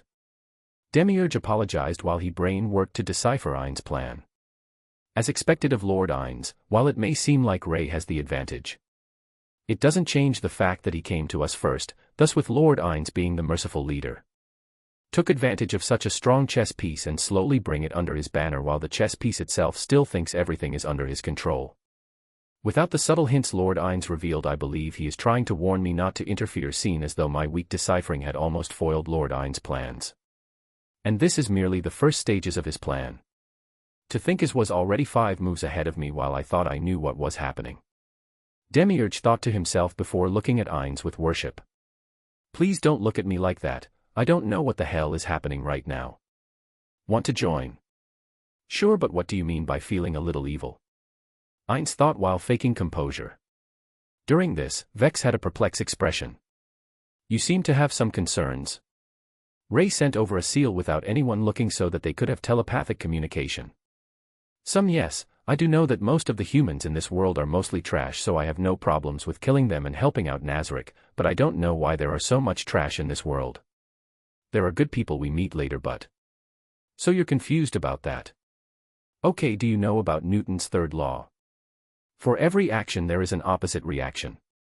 This world is such. When I was rewriting the world laws for our inclusion, I discovered that the worlds near this one had so little evil, as such the opposite reaction was the formation of this world. The evil that would have gathered in the other worlds were filtered into this one, as such the residents of Nazarick are more than fitting to do a little cleaning. I see. Well, I suppose even if I didn't know I wouldn't have minded to help kill a few people since they were some major trash. Vex shrugged. I have a good plan for this world. I'll most likely need the cooperation of you, Lucifer and Ainz. As for Ainz, he can continue to do what he wants since it'll be a part of my plan. Lucifer, he will be needed later, and as for you. Ray explained his plan as Vex smiled. Sure, I don't mind. We can filter out people this way so it won't just be a mass slaughter. Vex replied. While they were discussing their plans, they reached the conference room where Ainz sat with his guildmate before he transmigrated to this world. Seeing it there were only 4 people felt, Ainz relaxed. So, do you know if there are anyone beside you? Ainz asked with hope. While Ray and Vex were fellow players with him in this unknown world, his heart still desires his guildmates and friends. No, it was just me and Vex with Lucifer being near us. Ray shook his head. So Ainz, what are you planning to do with this world? Rule it. If so, would it be through fear? Would you cause massacres to cause that fear? Ray asked with a smile. Ainz paused hearing this. If possible, not through fear and death. Even if I did want to rule the world, no point ruling an empty world or one which takes away the points of life that make it interesting, resulting in a boring world. Ainz replied before giving himself a mocking laugh. Though looking at me now, I can't exactly say that the residents of this world would take to my appearance kindly, would they? Ainz replied, looking at his hands adorned with jewels but had no flesh of its own. Then do you want to become human again, or at least look human? Ray smiled. Of course I do, but it is mere wishful thinking. Ainz laughed. But theoretically, how would you rule the world? Since you have the residents of Nazarick to take into consideration. Especially since quite a few of them wouldn't mind skinning a few humans just to find some toilet paper. How would I rule? Ainz thought before shrugging. You don't know about what actions you can take. Some may say they wouldn't mind sacrificing themselves to save a kid, but in the end their own desire of self-conservation override all, thus leaving the kid to die. So there is no point in me guessing how I would act right now. Ainz gave Ray a reply as Ray crossed his legs and tapped his fingers in deep thought. All right, I'll join Nazarick as either a supreme leader role like you, or I can go as a friend. Either one is fine, but I won't be an underling. Ray gestured with his hand. Before we get into that, I want to ask, why? Why are you joining me, since you know better than anyone how evil some residents of Nazarick can be? Interest, I guess. I just take it as a whim of mine. Ray smiled as he stood up. I see. Ainz muttered, since it was Ray's nature to be like that. When he defeated Nazarick, it was a whim to see if two players could defeat one of the strongest guilds. Then would you join Nazarick under the banner of the 42nd Supreme Leader with equal authority to me? Ainz called out as he also stood up. Yes, I will, but let's keep it a secret and only let the floor guardians know for now. We can't think of them as mere NPC anymore, therefore we can't just say a person is now a supreme leader. We need to ease them into it. Ray replied, since his quest was to gain their trust. Indeed. I'll tell this to Albedo, Demiurge, Fiora siblings, Shaltir, and Cositus.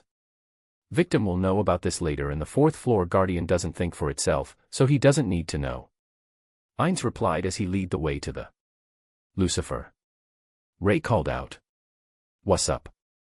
You understand what you have to do, right? Ray asked as he had told him of his plans. I know, I'll go do some scouting. If I see some trash, I can clean it up, right? Lucifer smiled with a menacing gleam. Feel free to. Ray replied as he left with Ainz. So how do you plan on gaining their approval? Ainz asked, unsure of what Ray was planning. Defeat any one of them in combat or help you out. Either one of those would work. Ray replied. Yo bro, are you forgetting about me? Vex faked some tears while following. Yes, I did. Ray replied instantly. So mean.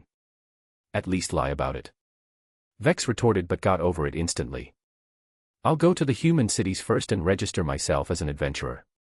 Vex said as it was his role for now. I got it, see you later. Ray bid Vex farewell as Vex walked away.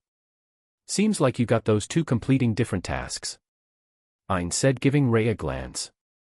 Lucifer to scout out enemies and potential allies. Vex to gain a foothold in human cities with his influence. Ray replied as they arrived on the 6th floor of Nazarick. Entering the amphitheater, they were greeted by the figures of 6 floor guardians. Albedo, she wore a dress this time unlike her previous appearance of wearing heavy armor. The dress revealed her peerless skin while it hugged her figure, emphasizing it. On her back, the dress allowed for her raven black wings to be spread out. Her eyes were of a beautiful golden color as her long hair reached her waist. On her head were also 2 horns, showing that he was not human. Her posture was reserved as it showed off her demeanor of being the head of the floor guardians. Demiurge, wearing his usual red suit adorned with little amounts of accessories, Demiurge stood straight as he had a smile on his face. A tail which seemed to have its own natural carapace armor waved gently behind him. His facial features were mostly sharp, including his ears, while his eyes couldn't be seen due to his glasses, making it so that it's hard to tell what he's thinking. His black hair was swept back as it looked both rough and tidy in a weird way. The Flora siblings, these two dark elves, were like twins around the age of 10 to 12. Aura Bella Flora, the twin sister of Mare Bella Flora, had short spiky golden hair which looked masculine and heterochromatic eyes. Her right iris was jade green while her left was sea blue. She wore a red shirt which looked like it had scales, a sleeveless white jacket and white suit pants. Mare Bella Flora, on the other hand, looked more effeminate than his twin sister. He had short golden hair which was combed straight down and had bangs covering his forehead. Like his twin sister, he had heterochromatic eyes which instead was blue on the right side and green on the left. He wore a blue shirt of similar design and white sleeveless jacket paired with a short white skirt. Cocytus, the hulking figure of an insect, stood proud as his crystal blue carapace shone with might. He had 4 arms along with a tail which was entirely covered with his natural armor. Hardly any soft points could be seen on his body. He had 3 pairs of eyes which were a deep royal blue compared to his light blue armor. Scattered all over his back and tail were chunks of crystal which were semi-transparent, making it look like shards of ice. And finally Shaltir, she hugged her body as it shivered with excitement. Her initial lust having finally been vented came back the moment she saw Ray. Flushed face and panting hard, Ainz couldn't help but question her creator, Peroroncino, of why he made her so kinky. As I have told you through telepathy, Ray, being the only other player to have come to this world, will join us as the 42nd Supreme Leader. Are there any objections? If there are any, be verbal about them. I allow it. Ainz spoke while the Guardians got onto their knees. I have none. Demiurge. I have none. Albedo. I have none. Aura. I have none. Mare. I have none. Shaltir. I have one. Cocytus. Oh. That what objection may that be? Ainz spoke with slight interest. As a being created by the Supreme Leaders, I see that they must have a certain degree of power to become one. While I understand that Ray and the warrior Vex had overcome us once, Ray did nothing, therefore I wish to see his prowess for myself. Cocytus spoke while hesitating slightly on speaking about their defeat. Indeed, Ray, would you mind having a one-on-one combat with Cocytus? Ainz asked Ray. Sure, go ahead. Ray smiled as he understood Cocytus since he was a warrior in heart. Before I forget, I want you to use everything you've got. Ray smiled, but that smile made the Guardians shiver slightly from the pressure. They made space in the arena as Ray and Cocytus stood face to face. Cocytus had 4 weapons in hand and accessories to help boost his battle prowess. For the weapons, he had a katana, a halberd and 2 towering shields by his side. Ray, on the other hand, seemed relaxed. He had one hand in his pockets while the other didn't hold a weapon. Are you not going to use a weapon? Cocytus asked. No need, depending on how you fight I'll use one later should I see fit. Ray smiled confidently. Meanwhile, as expected, Lord Ainz. By having the warrior Cocytus and Ray fight each other, we can scout out the abilities Ray has and eliminate the unstable variable straight away, or at least get a glimpse of his powers. Demiurge praised Ainz, who felt awkward as he didn't even think about that. Ahem, you may start. Ainz called out as Cocytus took the initiative and charged at Ray. Ray kept his smile. Frost aura. Cold mist shot out from Cocytus as he drastically decreased the temperature, hoping to slow Ray's movements down. Ice pillar. Piercing icicle. Cocytus shot out a pillar of ice from the ground which shot towards Ray along with ice javelins that formed around Ray and stabbed at him. Asterisk snap. Ray clicked his fingers as a white flame lit up on the tip of his index finger.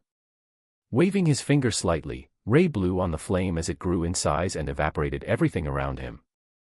Razor edge. Decapitation strike. Cocytus used the cover of the steam while his katana and halberd glowed with a red and gold light respectively. Ray only put out the flame on his finger before pinching the katana with his thumb and index finger. Tilting his head, Ray purposefully exposed a portion of his neck as a black metallic substance washed over it, giving the skin a purple shine. Asterisk ping. The halberd bounced off from Ray's skin as the rebound caused Cocytus to expose a portion of his body to Ray. Twisting his body and using his right leg as a pivot, Ray roundhouse kicked towards Cocytus' opening. Coup. Cocytus brought the two shields in front of him as it tried to block Ray's kick. The sound of metal being forcefully bending could be heard as Ray let go of Cocytus' katana, letting his body fly off into the distance. Is that all? I expected more from a weapons master. Ray replied as Cocytus struggled to stand up slightly. The shield was completely bent out of shape as Cocytus dropped it onto the ground. To think he could use Cocytus as a plaything, I've underestimated Lord Ray whilst trying to overestimate him. Demiurge replied as he accepted Ray to be on the same or even above the level of the supreme leaders. That man is unfathomable. Ein said while he was shocked underneath. Yua, he's more powerful than I thought. Like, isn't he a bug? A glitch. Forgive me for even thinking of defending.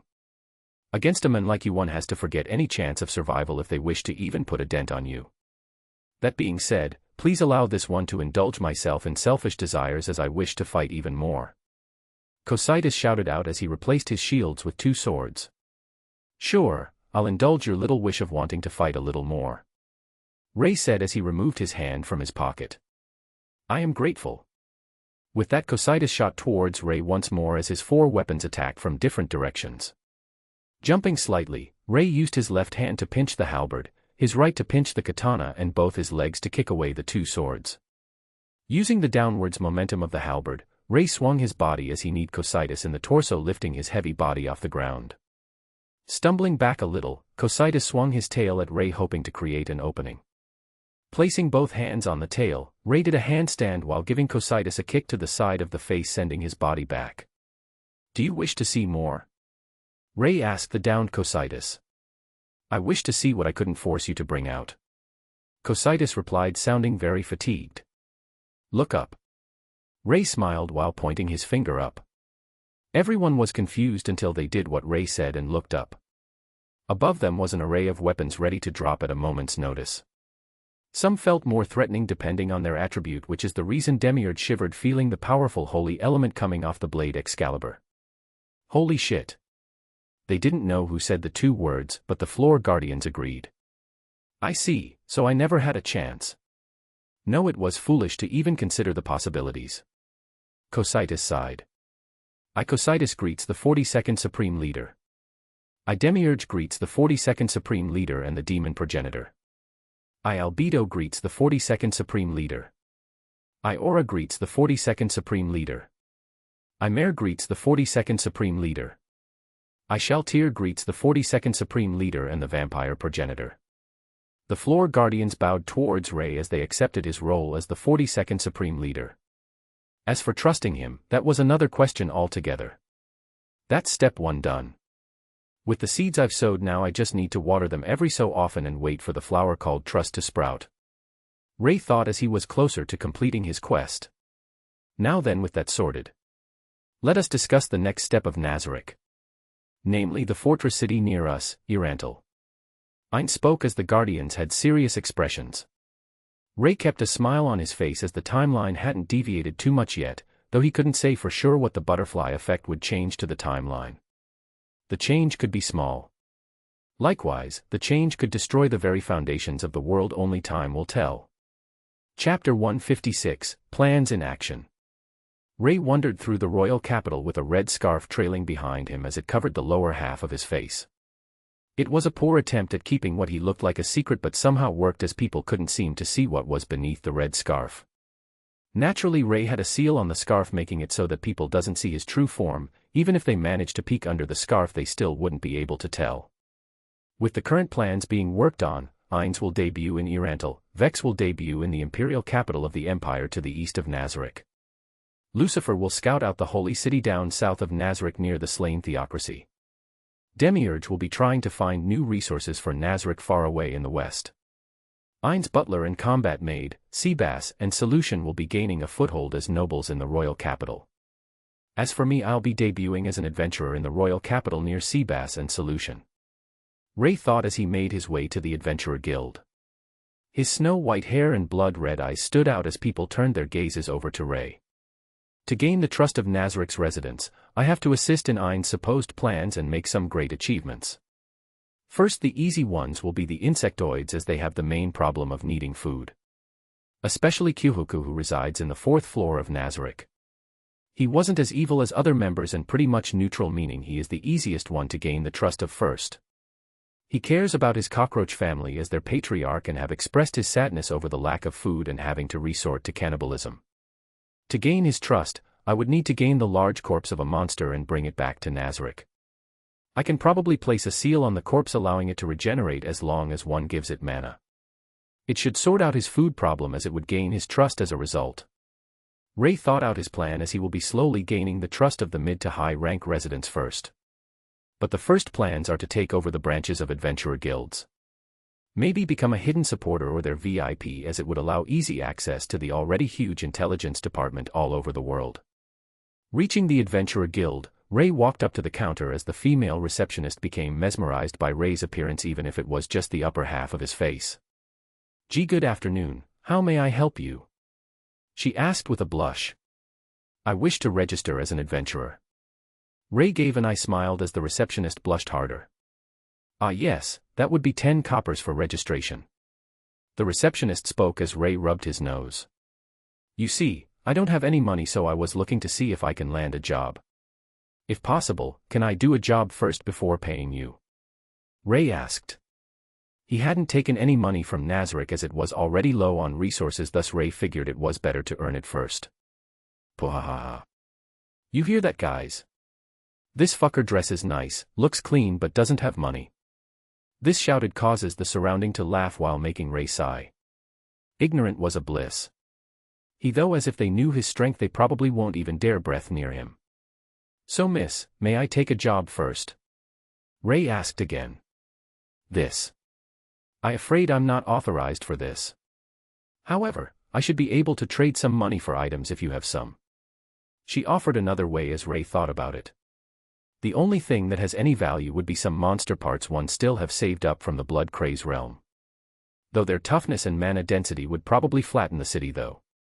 "I don't have anything on me right now, I'm afraid." Ray smiled apologetically. No worries, if you like you could also try working at some shops near here. They give out some wages to helping hands after all." The receptionist suggested as she was helpless. As much as she wanted to help, she also wanted to keep her job as the guild receptionist. "I see, thank you." Ray nodded as he left. "What can I even do? I can probably cook for a restaurant. Work as a bodyguard. And man, being a blacksmith sounds fun." Ray thought as he looked for a weapons shop or a smithy. It didn't take long as he soon found a shop near the main districts with the sign of a sword. Walking inside, Ray couldn't help but marvel at how utterly shit the weapons were. Filled with impurities, no noticeable special effects, low durability, no craftsmanship. Absolute garbage. Ray sighed as he gave up, the weapons were no better than scrap. He felt that he would probably do better trying to find a dungeon or tomb. "Oi, Whitey!" A voice shouted out as Ray turned around.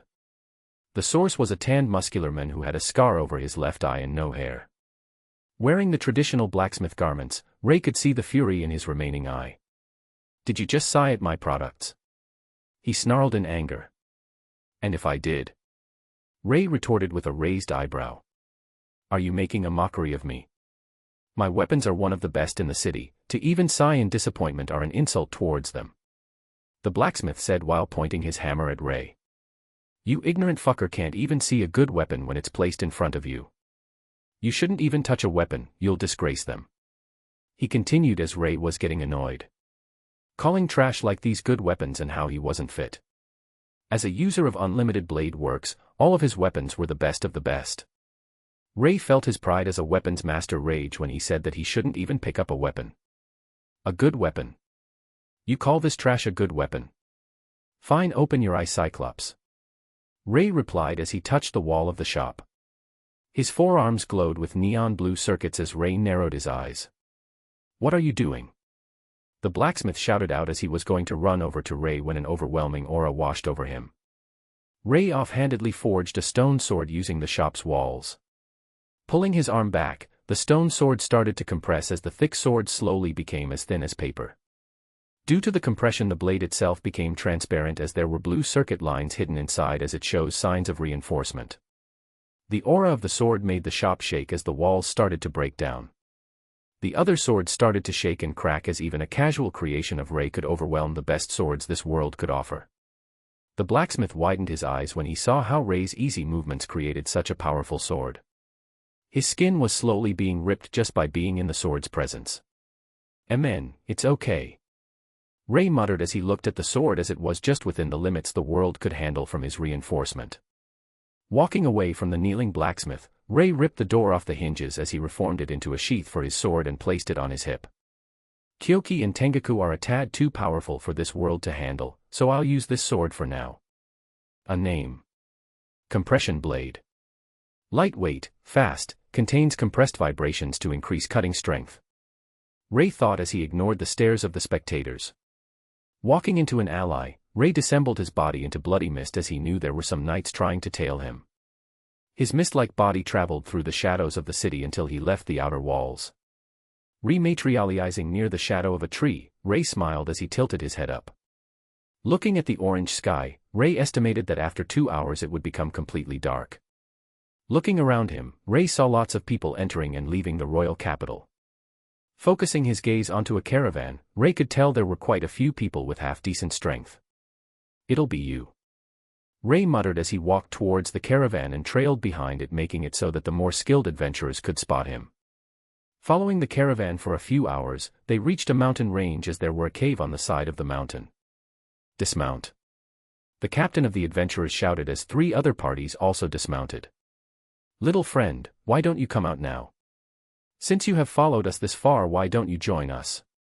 The captain followed up as he looked towards Ray's general direction. Stepping out of the shadow, Ray gave the captain an eye smile. "I'm just here to follow a bigger expedition for a little cash," Ray said as he walked closer. "Why didn't you register at the guild then, little friend?" he asked, as people don't usually follow large caravans to tag along. "I'm not registered yet since I don't have money," Ray shrugged. This caused a few people to laugh, but the captain's glare stopped them. "Little friend, the place we're going has rumors of a powerful wyvern. It would be best if you return. Here, the registrations is 10 coppers, so go find a more suitable quest, okay?" the captain said, pulling out 10 coppers. Ray was slightly taken aback at the kindness. Seeing Ray's shock, the captain understood and smiled. "I have a son who was around your age, but because of an accident during a high-level quest he lost his life. Little friend, don't be too ambiguous, your life is most important." The captain smiled with slight amounts of sadness. "I'm older than you by several times, you know," Ray thought while he still appreciated the man's concerns. "It's okay, I know my strength. If you're unconvinced, how about I prove my strength?" Ray replied. "Captain, we need as many hands as we can get.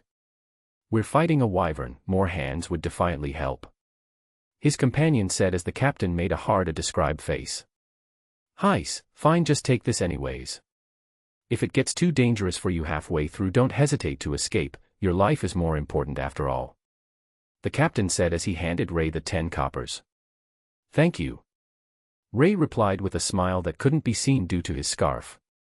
He was surprised to find such a nice person as he couldn't detect any negative intentions from the men. He was purely worried about him. "Even if it gets too dangerous for your team, I'll make sure you leave alive," Ray promised as he made sure to secure the safety of a person who was so kind as to worry seriously about a random person. "No problem. All right. Let's gather up and discuss the plan of action." The men grinned before shouting out to the other teams. "Surprised?" the captain's companion smiled at Ray. "A little," Ray replied, not denying. "Captain's just like that, which is why most of us won't mind dying for him. Heck, as long as Captain survives we will be satisfied. This world needs more people like him," the person said before leaving as well. "Indeed," Ray muttered quietly. "The plan is simple, we have the tankers of each party leading the way with each one accompanied by an attacker. Healers stay at the back with assassins who will help them if any monsters attack from behind. Mages stay in the middle of the group so they can help at any moment. Are there any questions?" the captain spoke out as he glanced at the other teams. "What about your little friend there?" a person asked. "I can help with the damage roll," Ray volunteered even though he could fill any role. Heal, magic, physical attack, or even be an assassin. Well, there you go, have everyone prepare everything they need since this might be your last fight. Heck, you can go have a little private time with your wife or girlfriend if you want. We'll enter after 1 hour. Captain, look around. Do you think everyone has a partner? A person said. Hey, I don't discriminate. If you want to enter with a fellow brother, just keep it down. The captain smiled as everyone laughed. An hour passed by quickly while Ray spent the majority with his eyes closed while he laid on a large tree branch nearby. Ray, we're about to start now. The captain shouted out as he got to know Ray's name in the hour. Got it. Ray replied as he hopped off the branch. Without dawdling, the entire camp of more than 3 adventurer parties set off inside the caves. The caves were huge as it could easily fit a mansion with the width and height of the tunnel. Ray had sent out his senses as he was able to detect a rather large life source. So there was a wyvern, although the wyvern would defiantly kill everyone here due to its strength. Ray thought. Immediately sensing this life force, Ray smiled mysteriously. So you've never told me why you took this assignment? Fame. Money? Ray asked. Nothing like that, merely if it isn't dealt with then more people would be in danger since the wyvern had been said to have terrorized quite a few villages. The captain replied with a shrug. So thinking for the weaker people? Ray rephrased the captain's answer. Pretty much. Someone has to after all. *KRRKK. The sounds of what seemed to be ticking in a throat was heard as the captain immediately became serious. Soon they could see the appearances of several monsters that looked like miniature wyverns minus the wings. Drakes. Formations. The captain shouted as they tightened their formation, making sure the people behind were protected. The mages started to prepare their magic while it had gained the attention of the drakes ahead of them. Remember, their scales are hard, so try to avoid hitting them. Aim for their eyes and underbelly. If you're skilled, go for the mouth and pierce their brain. The captain didn't forget to inform Ray while the tankers took the charge. The moment an opening appeared, the captain started to attack the drakes. Ray narrowed his eyes as he unsheathed his sword. Just the singular action of unsheathing the sword made the surrounding blades vibrate slightly. Whether it was from fear or excitement, no one could tell. The captain gave Ray a glance before focusing on his task again. Looking at the 2.5-meter tall drake in front of him, Ray waited for the tankers to give a little opening. Seeing the gap they created while giving him a glance, Ray's figure flashed forward as his compression blade reflected slight amounts of orange light from the torches. *Shing. A single melodic ring sounded out as a faint line of red appeared on the drake's neck before falling off with a clean visible cut. "MN, not bad," Ray muttered as he examined the stainless blade of the sword. %#%. Ray, I've underestimated you, holy damn. Where did you even get a sword like that? The captain asked as he couldn't help but stare at the blade with a mixture of surprise, shock, and appreciation. I found it in some ruins. Above the sword the words compression blade was carved into the wall. Ray replied as he made up a story about the sword. Ha ha ha, Ray, you don't know how lucky you are to find this sword.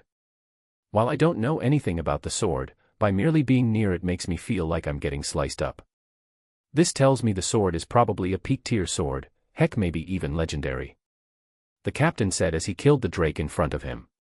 While he couldn't kill it like Ray, he still showed off his prowess as the captain. You don't want it? Ray asked while cutting down another drake. Nah, I'm fine. If I'm getting affected by the natural killing intent the sword has, I doubt it will even let me use it. The captain shook his head with pity. But of course there isn't anyone who doesn't want to try out a legendary blade at least once in their life. The captain smiled as the party advanced. Ray only shrugged as he didn't agree nor disagree. They continuously explored the dungeon for 2 more hours while occasionally taking breaks in between. So far they've been pretty successful as no one had died while a few were injured. Ray suddenly felt movement from the large life source. Narrowing his eyes slightly, Ray followed the source as it moved around the cave. Seeing that the ground shook while the life source came closer, Ray tapped the shoulder of the captain as he knew the wyvern was coming. However, before the captain could shout out, a wave of fire shot out from the depths of the cave. Ray dragged the captain and his party members behind him while ignoring the others. Stabbing the compression blade down in the ground, Ray clasped his hands together as a ball of white fire began to materialize. Ray wah. The captain was shocked, but when he saw the fire in Ray's palms he couldn't close his mouth. The flames in Ray's palms were pulsing with life as the mana signals that radiated off of the tiny ball of flame were off the charts. The captain was lucky that he had managed to witness the power of a 6th tier magic when he was younger. By comparison, the lowest tier magic a person could use was 0th tier, the highest peak a human was said to have was 6th tier, and anything higher such as the 7th tier required a large amount of talented human mages to perform with dire consequences. The highest known tier is 11th tier magic, of which was only known due to an ancient book left behind in the world. And yet the tiny ball of flame in Ray's hand radiated 4 times as much mana as the 6th tier magic he had witnessed. Ray's eyes narrowed down as he pushed his hands down, creating a shield using the fire. At the same time, the fire formed a net which had absorbed the fire slowly. A thin string of flame was connected to Ray's mouth as he ate the flame slowly. His only goal was to keep the captain's party safe. Other people will receive a little of his help, but they still had to rely on themselves. After the initial confusion and fear, the entire exploration party was reduced by an astonishing 70%, with the captain's party being the only one that wasn't harmed. The flames were more powerful than I thought. Captain, I don't think you should stay, Ray said in a low tone. However, the flame were merely appetizer since it was quite weak. If Ray really wanted to kill the dragon instantly, he would have just sent a flame spear over and killed it instead. What about you? The captain frowned. I can fight it, don't worry. Just make sure that you get out alive, since this world needs more people of your caliber. Ray gave an eye smile as he made some correction to his plans. The captain gritted his teeth as he knew this was way above their level. You guys leave, I'll stay with Ray. The captain spoke. Captain. His party members frowned slightly in worry. Men, Captain, if fate allows for it, we'll meet again. Ray smiled as he snapped his fingers. A huge magic seal appeared with Ray in the center as it encompassed everyone near him. See you later. Ray smiled, and before the captain could even reply they were sent away. All right then, Wyvern, why don't you come out now? Ray smiled as he turned around. This lowly one greets the divine dragon, the Wyvern said as his voice held a low rumble. I have told you everything you need in the telepathic message, just focus on gathering energy and evolve into a true dragon. I'll set up a concealment array so they can't find you nor approach you. Just remember, if you forget the deal then your soul will perish. Ray spoke as the Wyvern trembled. Understood, Lord Divine Dragon. The Wyvern bowed its head as Ray sent 2 seal towards it.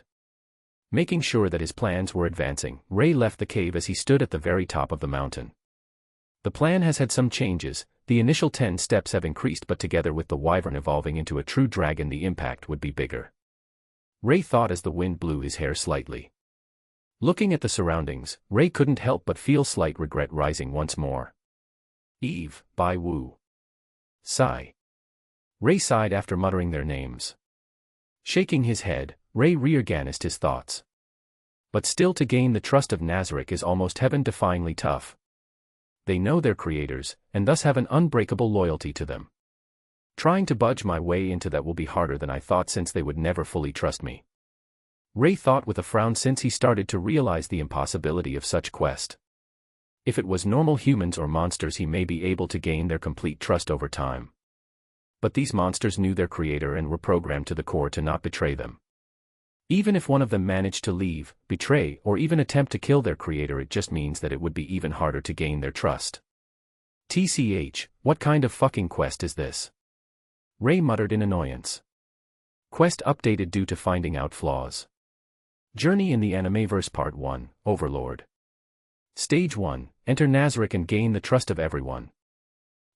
Redirect the fate of the new world, new.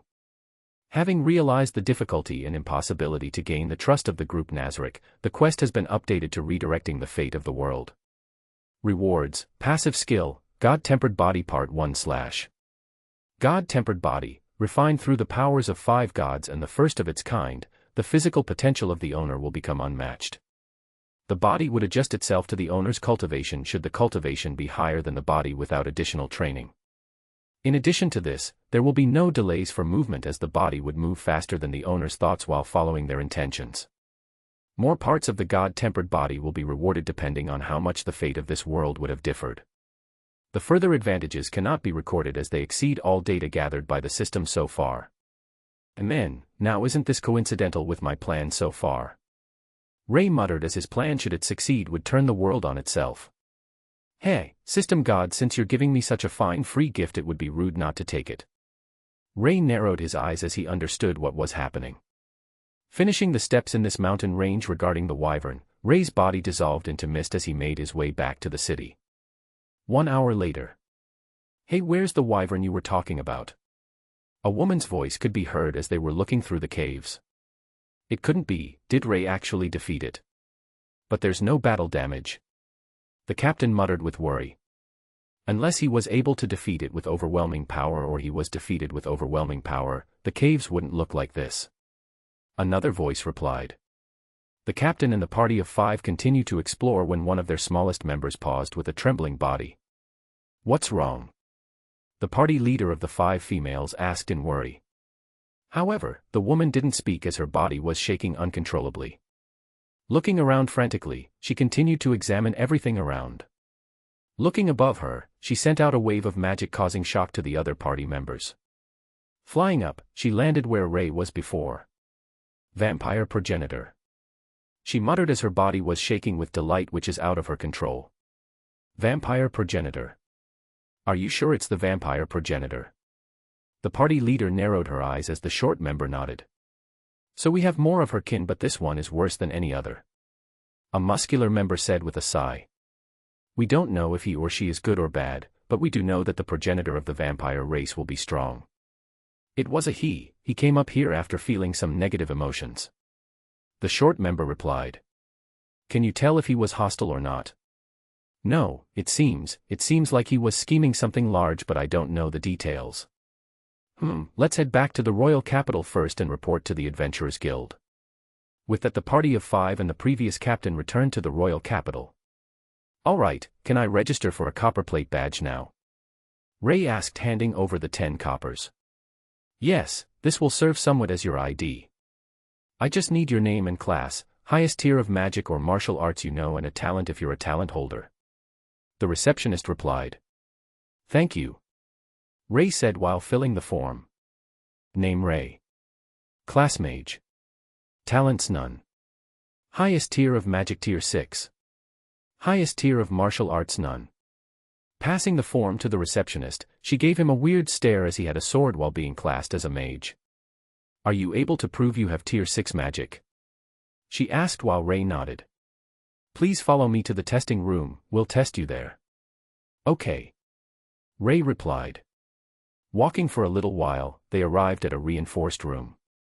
We don't need you to fire off the magic, rather just gather the mana needed for a tier 6 spell and show it to us. As the receptionist stepped back, Ray remembered to lower his output a little more, so it was around 6th tier. As a blue flame lit up on Ray's finger, the mana density and temperature of the room shot up, surprising the receptionist as a tiny flame was able to incite such changes easily. Ah yes sir, the highest rank we can give you right now is mithril rank. The higher ranks of orichalcum and adamantite ranks need the guild leader's permission, so we can't give you it just yet.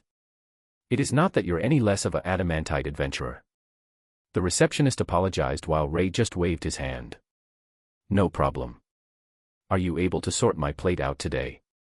Ray asked as he smiled mysteriously, feeling something off in the distance. Yes, just come to the reception and I'll have the plate ready. The receptionist replied quickly, seeing Ray's eyes show his smile. Returning to the counter, she did a few more pieces of paperwork before handing Ray the mithril plate to show his status as a mithril-ranked adventurer.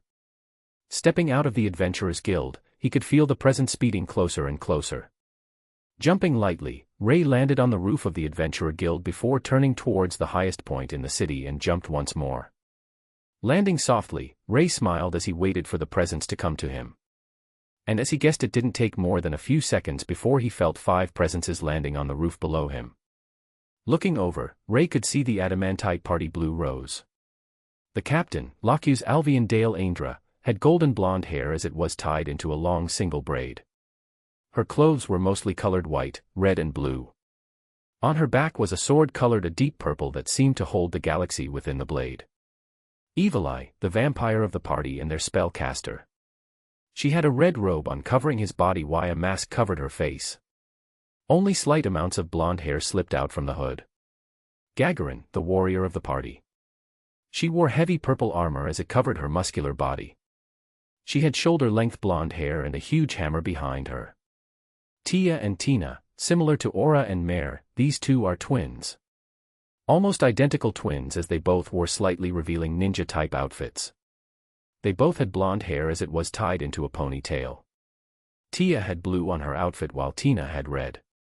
"Hello there, young ladies. Fancy meeting you here." Ray spoke as his scarlet eyes glowed with the moon as his backdrop. "Hello, vampire progenitor." Evil Eye spoke as Ray looked at her. "You are?" Ray asked, faking his ignorance about her. She was about to speak when Lockhugh stopped her and looked at Ray.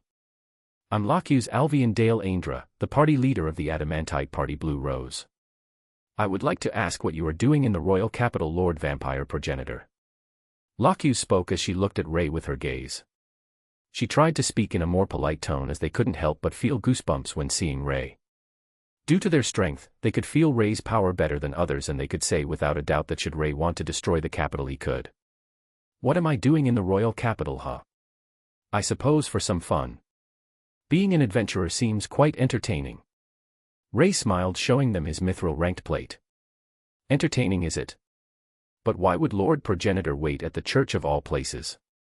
Not to mention the silver spire, which is said to be made from a material known as the weakness of vampires." She narrowed her eyes at him. "Weakness of vampires? Yes, I suppose so, but as the progenitor such metal does me no harm. In fact, I quite like the church. After all." Ray drew out his sentence as 7 pairs white wings unfolded behind him. "I also possess a holy bloodline."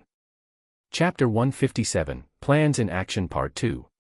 The party of blue roses were shocked, especially Evil Eye. The pure white wings shone slightly from the moonlight. "Holy bloodline," Lockhugh said with an obvious stutter in her voice, evident of her shock. "Yes, I believe at one point it was Archangel bloodline before it was changed to something else," Ray said with a smile. "Archangel?" Evil Eye muttered. "But that can't be. How can the vampire progenitor be an angel as well?" Evil Eye shouted out in agitation. Due to Ray's bloodline, vampires already have an attraction towards him. Yet the fact that he had an angel bloodline shocked Evil Eye to the core, making her bear some hostility towards him. "How can a vampire progenitor be an angel as well, you say?" "Perhaps, but with me there are multiple exceptions. There are no absolutes, only probability and exceptions. An exception that a human became the vampire progenitor. An exception that a human possess both dark and holy bloodlines. And a probability that I allowed you to find me above this spire." Ray smiled as Evil Eye became dazed slightly. She could almost picture Ray's face beneath that scarf, and due to her bloodline, she had already wanted to offer everything of hers to him. Feeling Evil Eye's weird movements, Lockhugh quickly pulled her behind her as she stared at Ray. Ray could only give her an apologetic stare. "I've already tried to suppress my bloodlines as much as possible. This is the lowest I can suppress it to, but as you see, your little friend there is still affected." Ray spoke as Lockhugh narrowed her eyes. What would happen if he unleashed the full aura? What would happen to Evil Eye? Lockhugh thought. "Evil Eye, how much is his bloodline affecting you right now?" she asked. "Even now I still feel attraction towards him." Evil Eye spoke with some difficulties. "What do you think would happen if he didn't suppress his bloodline?" "I don't know." Evil Eye sighed as there were nothing she could do about the bloodline. "I think it would probably be a huge influence, as I met a high-ranking vampire quite a few days back and she, let's say it was quite shameful," Ray said as he lightly rubbed his nose. He still couldn't believe Shaltir was so wet she left a trail. Is she a fucking slug or something, Jesus Christ? Ray thought, thinking back to the situation before. "See, can I try it?" Evil Eye asked in a weak voice. "Evil Eye?" Lockhugh said, shocked. "I want to see the effect so I can prepare myself in case someone like the progenitor shows up again," she said. "I highly doubt that is possible." Ray spoke as he looked at Evil Eye. He could already tell the bloodline was encroaching on her mind as she was already acting differently. I still want to. Evil Eye said as she felt desperate. Being exposed to Ray's bloodline, it was like she was a step away from ecstasy, yet she was never able to finish the last step. Evil Eye. Locuse looked at her with worry. Are you sure about that, shorty? Gagarin said with worry in her eyes. Evil Eye nodded as her brain was thirsting for it. Locuse gave Ray a glance as he could only return with a weary look. While this was a part of his plan, it never involved having Evil Eye subjected to his bloodline. He only wanted to follow the Blue Rose a little after some negotiation. This is the last time I'll ask, are you sure? The effects might be permanent. Ray spoke slowly as Evil Eye nodded. Locuse only sighed, showing that she allowed it as well. Fine. Ray spoke as he made a seal to close off the roof of the church. Releasing the seal he had on his bloodline, the Blue Rose except for Evil Eye kneeled from the pressure alone. Evil Eye on the other hand blushed madly as she dashed towards Ray. Holding out his hand, Ray stopped her from approaching any more by pushing against her mask. Ray-sama, don't be shy, Evil Eye spoke as she tried to reach out her short hands towards him. Immediately retracting his bloodline, he saw Evil Eye clam down a little. Are you okay now? Ray asked slowly. Evil Eye replied softly while feeling shame from acting that way. Letting go of her mask, Ray also retracted his wings. Miss Locuse, as you can see, it's as I have said. Indeed. She replied, giving Ray a complicated look. I mean Lord Progenitor, can I see what you look like? Evil Eye asked, almost saying Ray-sama as a result of being exposed to his full bloodline. Ray nodded as he pulled down his scarf. His face came into view as there were no imperfections. Having cultivated to his standard, his skin was flawless and his features were sharp. Evil Eye took a deep breath in as she memorizes his looks. I believe I have told you what I want to do in this city. Have fun. Therefore, I shall bid you farewell. Ray said as he smiled slightly. Turning around, he was about to leave when Evil Eye held onto the hem of his jacket. Can you stay? She asked. You realize that by being near me the bloodline is changing you more than you think, right? Ray asked as Evil Eye nodded. She didn't want to let go of that feeling. Lord Progenitor, how about you stay then? It would be better since you would be able to get higher ranked quests by being with our group. Locuse said after some thought. However, are you able to make yourself look a little more feminine? This is because our group is primarily a female-only group. Locuse asked with hesitation. Making myself look feminine? I'm sorry, I had to deal with enough of that when I was younger, finally looking more masculine. How can I make myself look more feminine? Ray spoke as he was finally able to escape from looking like a girl after Boku no Hero World, and he wasn't willing to go through being mistaken as a girl anymore.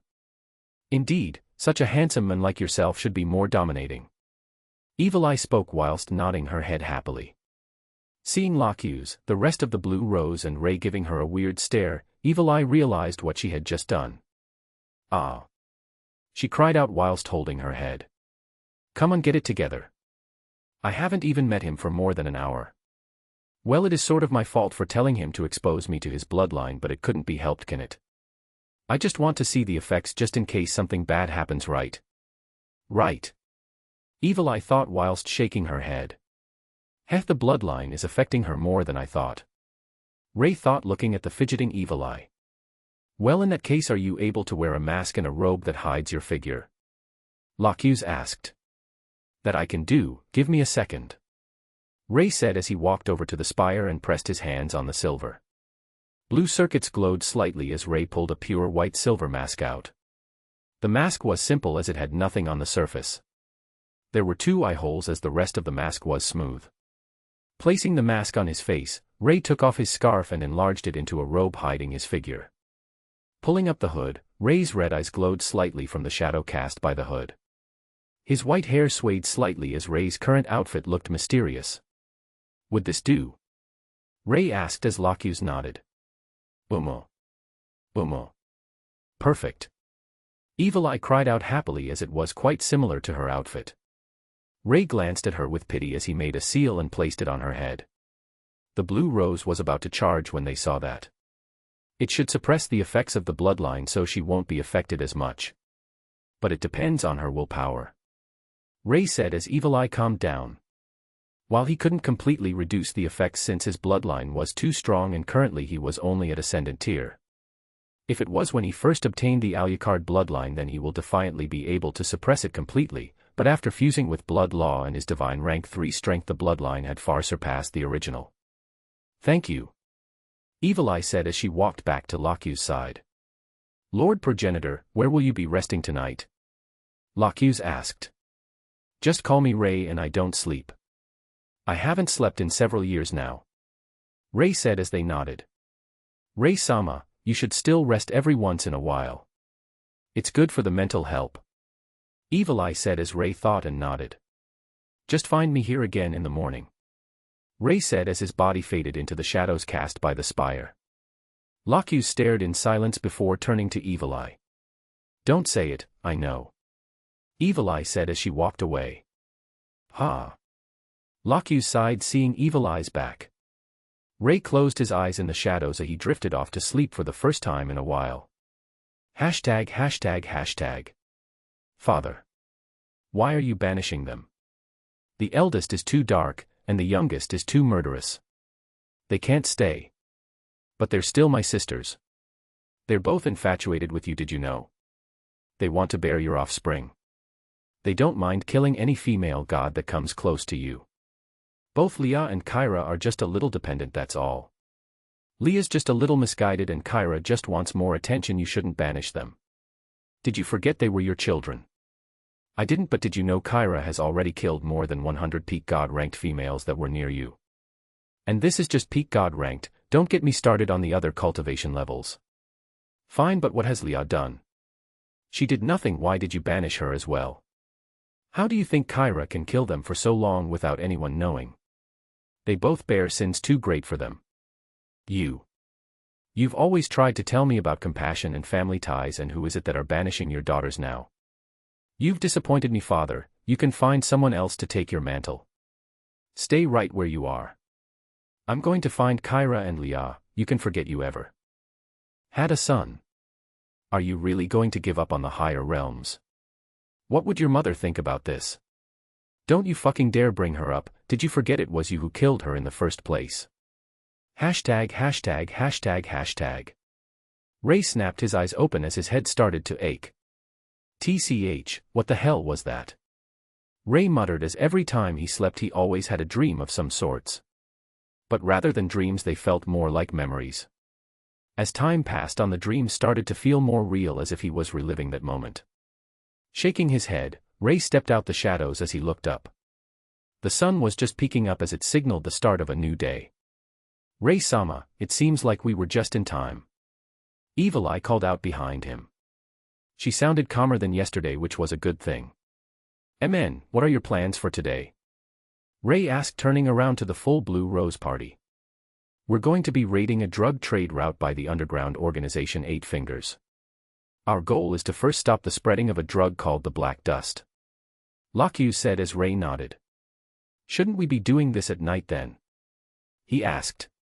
The travel time needed should take us until nighttime, so there's no worry about that. Locus replied. MN, do you know how many trade routes there are?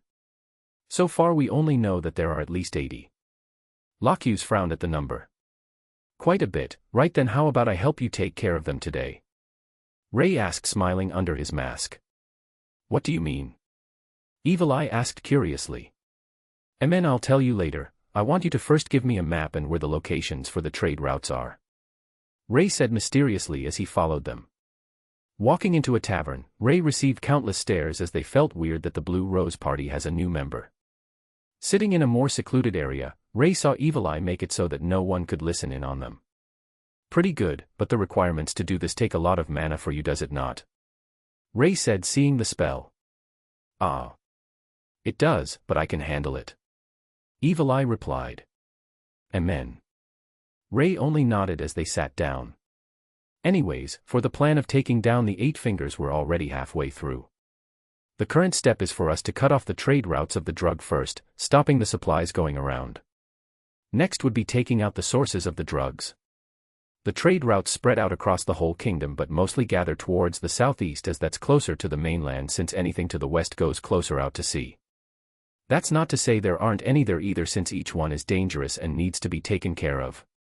Lockhughes explained, rolling out the map. Our main priority is to first end the ones closest to the west since they're more spread out and information between them will be slower to be shared. There might be possibilities of having a magic communication device but the chances are lower. She continued. That's good, but I have a question. Ray said, narrowing his eyes. Go on. Why are you telling this to me? You don't know if I'm working with this 8 fingers or not. Ray said as Lockhughes only smiled. If so, then it's my mistake, but I trust my intuition and that you have no hostilities against us. You said that you wanted entertainment, so what better entertainment than to end a nationwide underground organization? That, and also you were worried about the effects of your bloodline due to evil eye. Lockhughes said with a smile. Amen, all right. Ray nodded as even if they did plan something against him, he was more than strong enough to foil their plans. I'll take you all to the 20-odd trade routes near the sea first. After we deal with them, we'll go to the ones near the southeast. But tell me, how are you going to stop the trade routes? Ray asked. Since these routes are all hidden and not on any main road, we're free to bury them. Not to mention we can't use the option of soldiers since there are some moles in the upper echelon that belong to the 8 fingers. Lockhughes said as she leaned back a little. Bury them. Do you know how much mana would be needed? Ray raised an eyebrow. Yes, but we're going to make checkpoints in the middle to make the routes unusable, she replied. Amen, I suppose that would buy enough time for you to finish off the sources. Not to mention these routes might be of benefit later. Ray smiled with a nod. Now with the briefing done, are there any more questions? None, evil boss. Tia and Tina. I don't really strategize, so I have no problems. Gagarin. None from me. Evil eye. Right then, let's set off. Lockhughes stood up as she led everyone outside of the city. They had their own carriage as Tia and Tina sat at the front ready to drive it. Ray stared blankly. Is there any problem, Ray-sama? Evil eye asked, seeing Ray pause. Are we going to be taking the carriage? Obviously, or else it'll take too long. Lockhughes said as Ray sighed. Leave the carriage and follow me, I have a way to get us to the routes quickly. Ray said as the members looked at each other before nodded.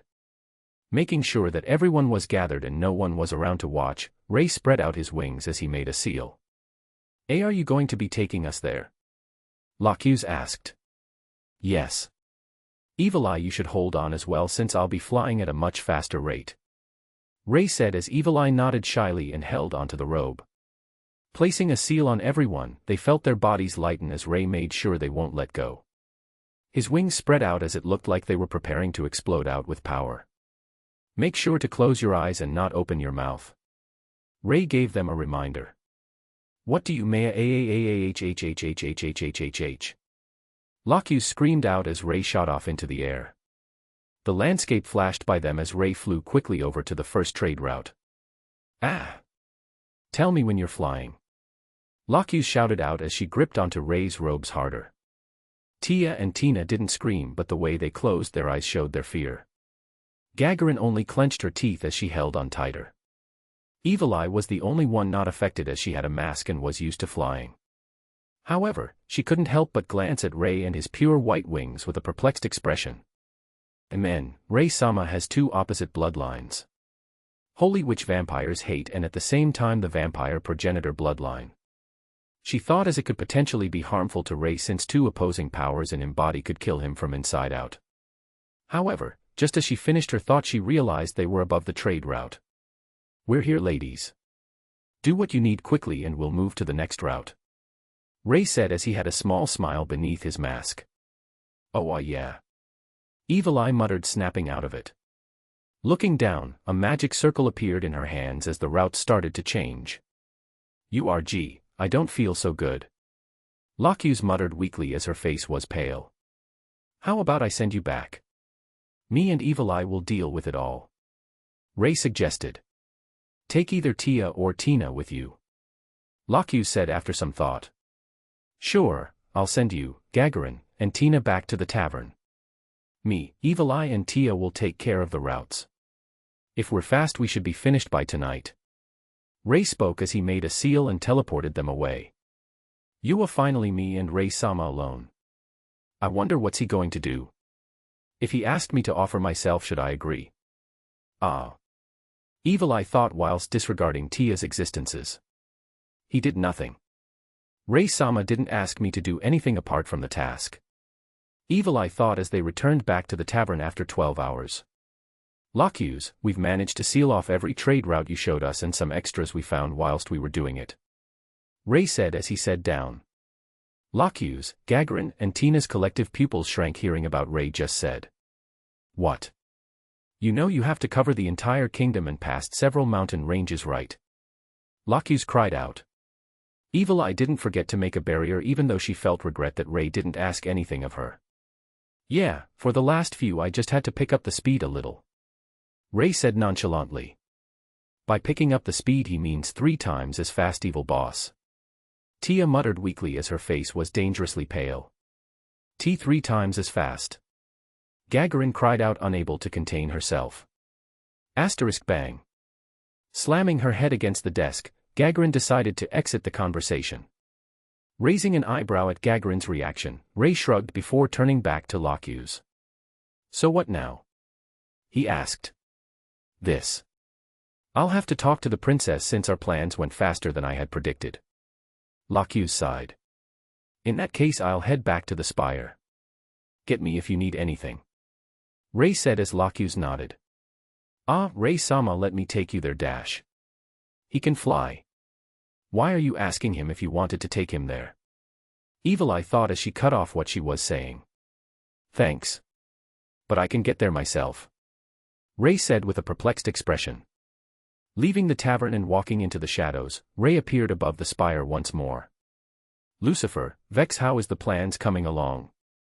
Bro. I'm a mithril-ranked adventurer in the Empire right now. The Emperor has his eye on me and is thinking about recruiting me. Vex's voice rang out in Ray's mind. MN, not bad. Don't join just yet, wait till you're adamantite rank first. Got it, bro. I'm fine here as well, but I have to tread a bit more carefully if I want this to be convert.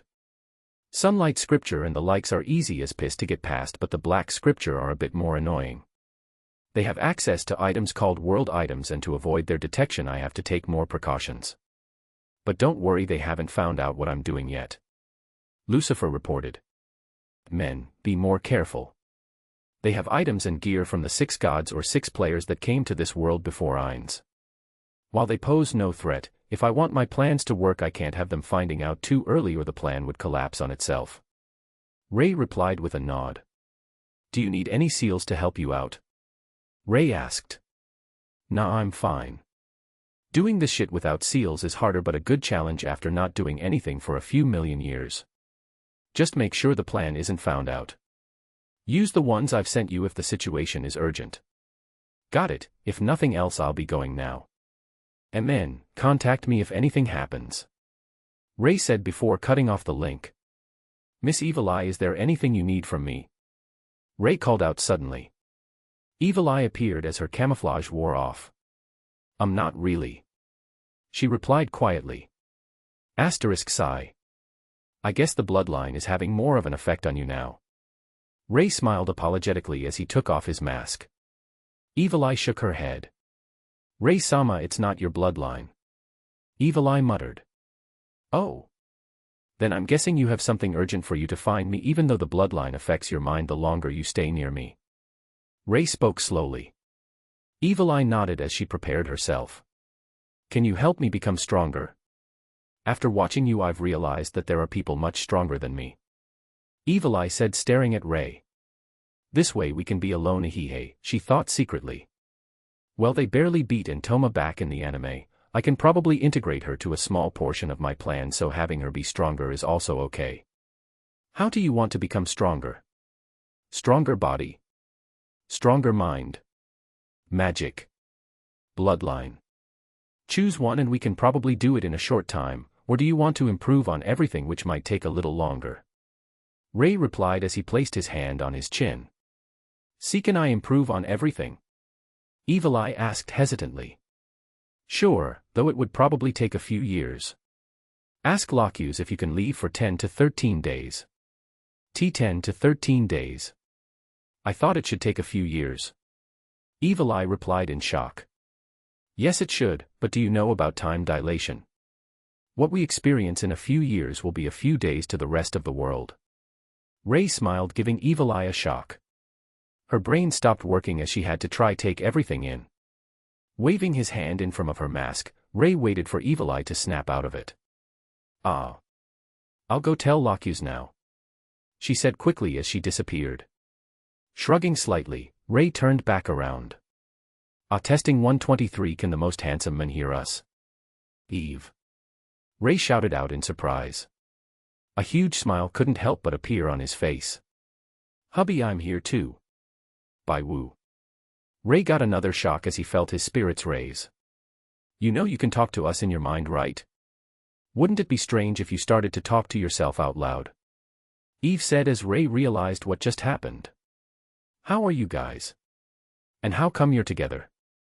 I thought the beast god took you, by Wu. Ray asked. You. Don't remind me, Master is so harsh with etiquette. How to stand, how to walk, how to sit. Ray could hear Bai Wu's cry in the background and couldn't help smile. What about you, Eve?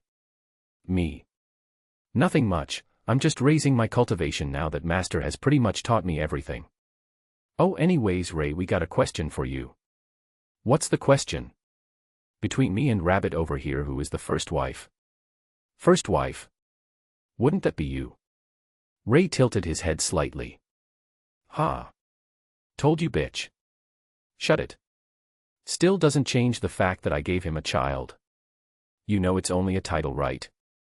I mean, I met Eve first, so technically she would still be the first wife. Technically. Ray, so are you saying that I shouldn't be the first wife? Eve said as her voice was dipping dangerously. Nope. What I mean is that strictly time frame wise.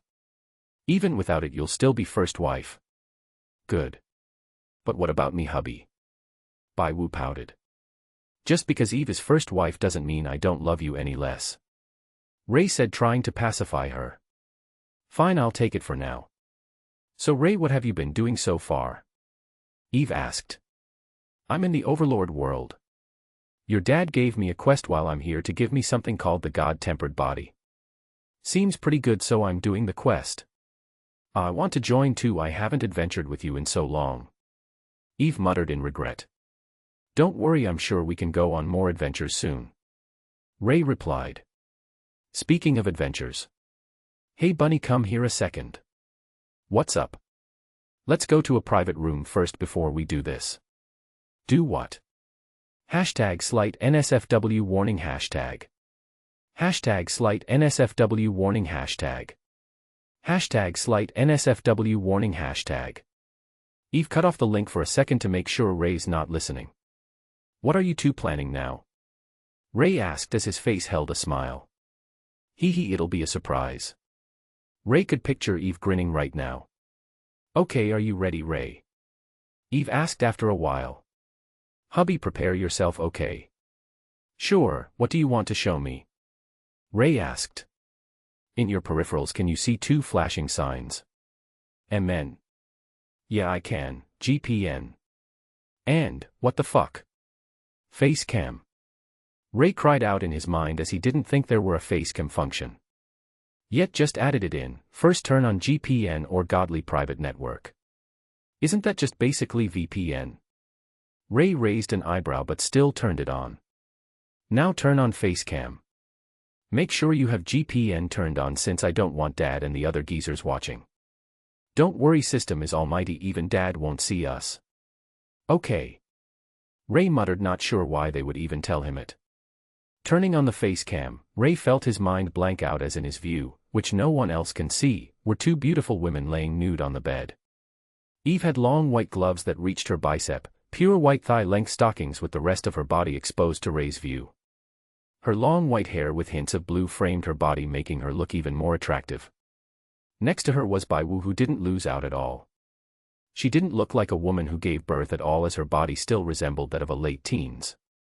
Her long brown hair draped behind her as she hugged Eve. Wearing nothing but white stockings, both Eve and her were showing their bare body to Ray whilst spreading their pussy towards him. "Like what you see," Eve said with a lustful grin. Eve and Baiwu only giggled slightly as they saw his stunned face. "Hee hubby, come back soon to eat us up, okay?" Baiwu smiled as she nudged closer to Eve. Eve turned to her before grinning. Baiwu cried out suddenly as Eve fingered her pussy. "Amen." Baiwu moaned as her legs tried to close in response. Eve only grinned more as she opened up Baiwu's legs while using her tongue to lick her pussy. Sticking out her ass, she made sure Ray got full view of her posterior. Baiwu was panting as she tried not to come. Not wanting to lose, she maneuvered her body to try eat out Eve as well. "Hee thanks for making this easier on me." Eve grinned as she controlled Baiwu so that she was on her back with her lower body over her, making it hard for her to move. It only served to make it easier for Eve to eat her out. Still not willing to give up, Baiwu reached out her hand as she also fingered Eve, causing her to cry out. "You goddamn bunny. I'll show you who's boss in bed." With that cry, Eve and Baiwu started their battle in bed while Ray watched, feeling heat rise up in his lit, no huge brother throb with pain. After watching for 2 hours, did Eve and Baiwu lay panting on the bed. Their bodies shuddered several times, yet they still felt like they were missing something. "Come back sooner, Ray, or else a cucumber might take your place." Eve grinned as she joked. "Why would a cucumber take hubby's place?" Baiwu asked, not sure why Eve would say such a thing. Eve only grinned like a bully whilst Baiwu was like a helpless lamb. "I'll finish up soon," was all Ray could say as he tried to suppress his crotch. Hee maybe you'll get another show next time," Eve said as she narrowed her eyes on Ray's crotch. "Amen, stay safe and I'll talk to you next time." "You too, Baiwu," Ray said as he closed the face cam. #end of NSFW #. #end of NSFW #end of NSFW Wanting to calm down his brother, Ray closed his eyes as he tried to get a peace of mind. However, because he was too focused of Eve's and Baiwu's show, he didn't realize Evil Eye had been back for a long time now. "Oh my word. Is that his crotch?" Evil Eye continued to fantasize for the 2 hours as the heat started to raise up in her as well. "TCH, I'll make sure to punish that vampire and bunny real good when I get back," Ray muttered, shocking Evil Eye. "Punish? Is Ray-sama wanting to punish me? Why is his crotch throbbing even more? Oh my god, is he wanting to turn me into an M? Not that I mind, but what am I thinking?" Evil Eye cut her thought off as Ray managed to calm himself down. "Oh, Evil Eye, you're here. Are you ready? It'll be a tough few years," Ray said as he noticed her. Wanting to redirect her attention in case she saw his bulge, Ray spoke about the training. "Yes. Both my mind and body is ready for training," she replied a little too enthusiastically. Mind and body. Well, she's not wrong. Ray thought she phrased the sentence a little too weirdly, but it fits with what he said. "Just step into the seal and we'll start the training straight away," Ray said as she nodded and walked in with the wrong kind of anticipation. Chapter 158, Fae. "Right then, Evil Eye, to start with we'll be training you to use your magic without chanting since it gives the spell away," Ray said as they entered the separate space. "Wait, aren't we doing M training?" Evil Eye asked with a tilt of her head. "M training? Yeah, we are. Magic training, no." Ray raised an eyebrow. Surely she didn't mean masochism training, right? Right. Ah yes, magic training. After magic training, what else are we doing?" she asked with some hope for S&M. "After learning how to use magic without chanting, we'll be training you how to use it in combat, how to reinforce yourself, how to break down magic into its basic form, how to use every element, and finally refining your bloodline," Ray said as he counted down with his fingers. "So no S&M?" Evil Eye muttered quietly, feeling her spirits dwindle. "Fuck. She just said S&M, didn't she? I don't remember Evil Eye being a masochist in the anime." Ray cried out inside. "Anyways, first show me your magic," Ray said after a pause. "Alright, maximize magic, shard buckshot." Evil Eye cried out as she shot out crystals as if it was fired out a shotgun. Crystal lance. Crystal dagger. Evil Eye started to demonstrate her magic as Ray made sure to copy each one and understand them. And then, that's enough. First off, I want you to attack me. Ray said as he copied most of her magic. Attack you? How could I attack Ray-sama? Evil Eye cried out. Could Ray-sama be an M? Is that why he's not training me to be an M? So he wants me to be an S? She thought. I feel like she just thought of something annoying. Ray thought as he felt a sudden sense of irritation. Just do it, don't worry, I won't be hurt. Ray said as she nodded. Crystal lance. She cried out as the lance shot towards him. Letting the lance hit his body, Ray used translocation damage without chanting, which caused the lance to disappear and the floor beneath his legs to crack and break. What you just saw then was me using your translocation damage. In order to use this without chanting, you have to imagine the process instead of letting the magic circle do the work itself. Imagine it this way: when the crystal lance hit my body, there is a burst of damage or impact. But before it hits, make a coat of mana around your body and make sure it's always moving like a waterfall. When the burst of damage hit my mana coat, the coat passes the damage along the coat and into the floor.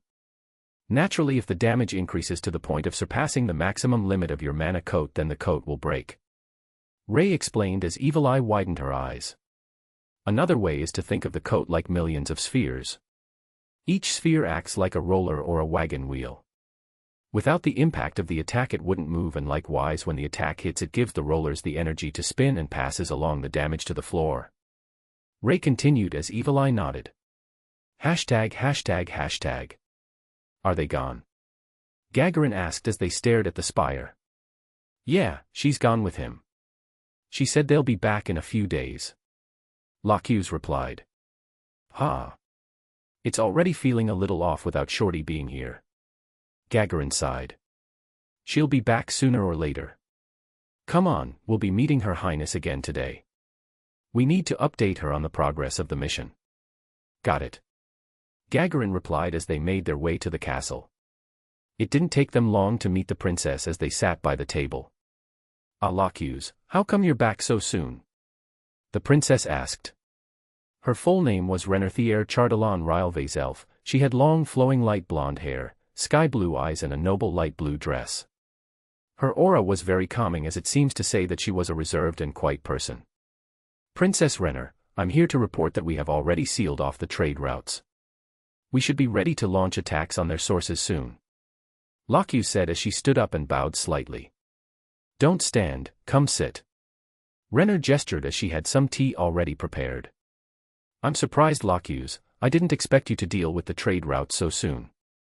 Being spread across the entire country, it should have taken roughly a month to deal with them, and yet you managed to do it in one day. I suppose the reputation of Blue Rose undervalues your true potential. Renner smiled as she poured Lacuse some tea. In the room only Lacuse and Renner remained as the maids were sent away when Lacuse first arrived. We didn't do much, our new helper shortened the time by a lot. Lacuse smiled wearily.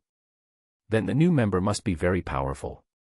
From the information network I have around town so far, I've gotten reports that your new member is mysterious. Much like your friend Evil Eye, he or she is covered with a large red robe and a pure white mask. Renner said, taking a sip of her tea. For him to have shortened the time needed by so much, can I presume he or she to be at least a 6th tier mage? Only a 6th tier mage or above may have the means of moving around so fast. Renner analyzed as Lacuse felt both shock and amazement. I guess nothing can escape your ear, Princess Renner. Indeed, our new member should be at least a tier 6 mage, but we don't know for sure. All I know is that it's our ally for now, as for the future I can't say for sure. Lacuse said as her face was serious. For Lacuse to say something like that either means you don't know his final goal, of which you can just not recruit him, or Renner said as she paused slightly. Or that he is too powerful and dangerous to be left alone. By keeping he or she near you, you can observe his actions and determine where to go from there, right? Renner said with a smile as Lacuse nodded. However, I feel like times are going to be rough now. We have new powerful people surfacing recently. A mysterious magic caster appearing east near Irantal around the village of Karn. News from the head warrior Gazef showed that the magic caster was able to single-handedly fight off the angels from Sunlight Scripture and a supreme angel, meaning he is above 6th tier. Down south, rumors of a black angel have surfaced, causing the slain theocracy to be on guard. A black angel could only mean fallen angel, as reports have talked about the sightings of a being with void black wings appearing around the holy city. Further east towards the Empire's imperial capital, a new powerful adventurer has appeared. Dubbed the Golden Spear, it is said that he is a young man with brown hair and a thin stature. But the power behind his spear techniques are defiantly adamantite rank, even though he is currently mithril ranked. As for the reason, it could be that he still has some requirements to be met before upgrading to adamantite rank. Renna reported as she took another sip of her tea. Furthermore, to the west of us, there have been hundreds if not thousands of cases of missing people. Some say a demon has been let loose, taking groups of people at a time. No one knows what the demon looks like, nor do they know what its goal is. Heis. Things are happening simultaneously all around us. East, a new potential recruit for the Emperor of the Empire. South, the fallen angel. West, the demon. Should I be happy that nothing has happened north, or scared that something could be happening but we don't know? Renner asked with a sigh. The north should be relatively safe, as there is numerous mountain ranges for protection. Though it shouldn't be completely forgotten.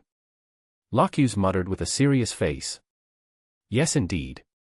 Anyways, I'll try get more information on the whereabouts of the Eight Fingers drug farms so we can maximize the efficiency of erasing them. Renner said as she closed her eyes from slight fatigue. Thinking about the things happening around them gave her a lot of mental strain. Then I'll leave it to you, Princess Renner. Me and my party will be preparing for the next few days. Lockhughes nodded as she walked away. Renner sat there looking out the window. It was unsure of what she was thinking about whilst staring almost unblinkingly towards the blue sky. Hashtag. Evil Eye POV. It's been roughly 8 months now since Rei-sama has trained me to try use magic without chanting. There were a lot of progress since I'm able to use it. However, I'm still not able to use it mid-fight. I asked him how long time had passed and he told me 16 hours had passed in real time. I still can't believe Rei-sama has the power to create such a barrier. Evil Eye, what are you standing there for? Come on, we need to train you to use your magic mid-fight without chanting. Rei-sama called out to me. Ah yes, coming. Though sadly it wasn't the training I had desired. If he wanted to train me to be an M, I'll gladly compromise. But since it doesn't seem like he's going to train me that way, I'll use normal training as substitute, since Rei-sama also used some magic to spur me on. Pressing my palms together, I tried to use my magic but failed because a shockwave knocked me back. Never stay still in a fight, always be on the move or have a guard up. Rei-sama cried out. Ah, that shockwave was just right. Not too weak nor too strong so that I pass out. I can use this as M training. Rei-sama, just you wait, I'll become an M for you sooner or later. What the hell are you thinking about? Rei-sama asked with a twitch in his eye. Sometimes I think that he can read my thoughts, but that's okay. Stare at me more with that gaze. Ah, I think I'm becoming an M already. Hey. Why are you laughing? Heis. Never mind, come on, we're continuing with your training. Once you get the basics down, I'll make some monsters for you to practice against. Rei-sama sighed as he reached out with his hand. Is he going to offer me hand so I can stand up? But that's against my M training though. Oh yes. He pulled me up like some animal by lifting me by my robe. Hey, I knew it. He wants me to be an M. Oh, I need to tone it down a little. Rei-sama looks a little too irritated. Or should I continue, since he might take his annoyance out on me, which means M training. Okay, seriously, whatever you are thinking about, just stop. Rei-sama pulled me up so that we were face to face. His eyes bore into mine as I couldn't help but blush. Oh okay. I muttered weakly. Alright, now that's sorted, come on. I'll get my M training sooner or later. Hashtag. It has been 2 years now. I'm finally able to use magic without chanting. Rei-sama said something about breaking out of this world's magic system, but I wasn't too sure on what he means. But, in these 2 years I haven't made any progress with Rei-sama. While I do get my occasional M training, it's mostly improvisation during training. I've also told Ray-sama my full name, Kino Phasris Inbaran. But he just replied with, too long, I'll just call you Phasris or something. Kino Phasris Inbaran isn't the most feminine name, is it? Eventually we chose the name Faye. Ray-sama said the word originated from his time and it meant, an impression of vague unworldliness or mystery. The main reason why he chose it was because I've always wore a mask. I loved the name since it could be interpreted in two different ways. The other is Faye meaning fairy. Faye stopped spacing out. Ray called out as he got used to my moments of spacing out. Hi, I replied as I jogged lightly over to him. Ow. He flicked me on my mask as I tried to hug him. I'm pretty sure I told you to not hug me. Ray-sama replied. Che, it's just a hug, Ray-sama. I replied holding my head as somehow Ray-sama was able to hurt my forehead even though he flicked my mask. Whatever, pick a monster you want to fight. Wyverns, blood wolves, skeletal soldiers, or tyrant saber-tooth? Ray-sama asked as he created these monsters. While they weren't exact copies, they seemed to be made from shadow. I'll go with skeletal soldiers first. I replied looking at the shadow version of the skeletal soldier.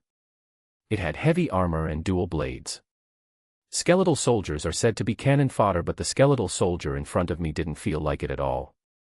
Try not to die, but if you do I'll heal you. Good luck. Ray-sama said, Die. Oh shit. The skeletal soldier charged towards me, not giving me time to case my magic. I know I wanted training, but isn't this a bit too extreme? I shouted out. What the fuck are you talking about? Ray-sama called back with a confused WTF face. Nothing. I shouted back. Jumping back away from the soldier, I used translocation damage to disperse the impact. Creating two crystal daggers beside me, I threw it towards the soldier who blocked them with his swords. The solider seemed to show a grin which only served to annoy me even more. Die. ####. It's been what, 5 years? 6. Not too sure, but I've never imagined my strength to increase to this extent. If it wasn't for Ray-sama I would have never reached this point. Though that being said, 6 years and Ray-sama has not done a single training session for me. Occasionally he would sit down in a weird position and meditate. I can feel his aura soar upwards as energy would gather near him. I'm pretty sure 2 years ago I heard him mutter something along the lines of divine rank 4, but I'm not too sure. Maybe it's his magic. Faye, you've progressed much more than I had thought. You've broken out of the magic system of Overlord. Now we only need to increase your bloodline. But before that, I want to see your opinion on something. Ray-sama said as he made a chair and sat down. Making a chair for me, I also sat down. What do you think about the current state of the world? He asked.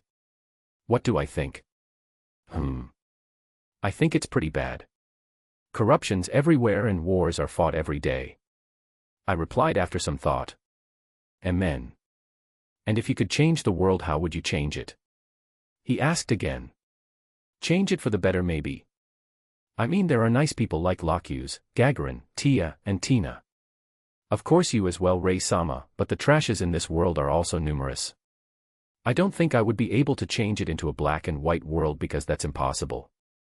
People have different reasons and causes. Some might do bad things because of dire situations. I replied. Having lived for so long, I've watched lots of humans with different personalities. Some make me want to kill them the most while some make me happy inside. Then what do you think about a system that reads the situation before judging them? Ray-sama smiled mysteriously. I think that would be wonderful. Don't tell me Ray-sama can do it. I asked with surprise. Maybe, but I don't think it can be perfect. After all, I'm not God. Even those who have God in their rank aren't gods. But rather people who are stronger than others by a lot. Ray-sama replied. I don't understand. I don't understand what Ray-sama means by God in their ranks. Aren't gods supposed to be all-powerful and all-knowing? You don't have to. Ray-sama shook his head. Are you insulting my intelligence, Ray-sama? I pursed my lips, feeling a little offended. No, I'm not. Instead, I should praise you since you were able to break out of your shell and embrace a new system of magic. Ray-sama smiled. His smile dazzled me as it felt mesmerizing. Ah, thanks. I replied with a blush. Anyways, I will need your help later to try change this world for the better, though if you don't want to that's also fine. Rei-sama said as he crossed his legs. I'll help. I'll follow Rei-sama wherever you go. I replied quickly. I don't think I can live without Rei-sama in my life anymore. I don't know if it's the bloodline or not, but I don't care anymore.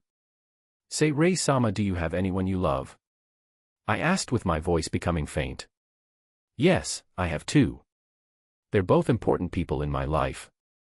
The one who stayed with me the longest is called Eve, while the other is a cute rabbit who likes to play around. She's called Bai Wu and she gave me my firstborn. Rei-sama smiled with such fondness I felt a little sour inside. Why isn't he talking like that about me? Ah. I've gone off track. Rei-sama said whilst shaking his head. I can guess that both of them were his wives. Heroes of times have always had more than one wife, so it's natural. I wonder if I can join in. Faye, I'd say you're within the upper ranks of this world in strength.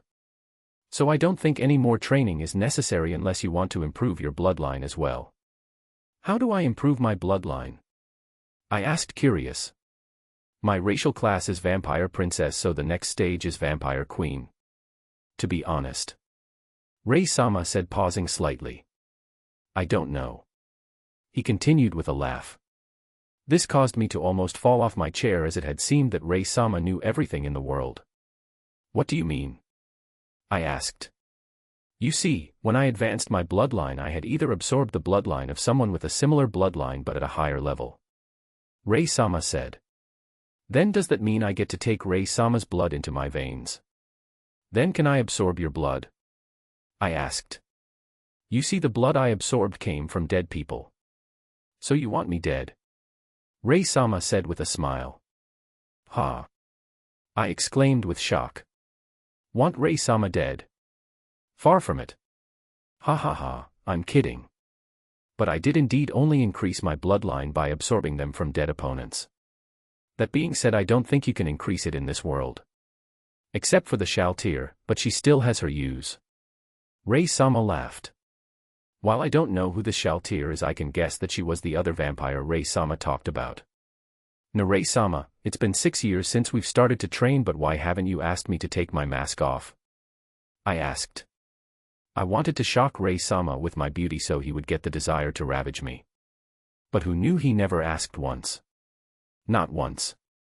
As a woman, even with this immature body, I'm sure I'm more beautiful than most women. Why haven't I asked you to take your mask off? Not interested, I guess.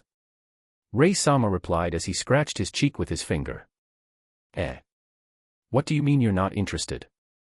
Am I not appealing? I cried out whilst pouncing on him. He only reached out and held me by my mask while my body couldn't reach him. Ing.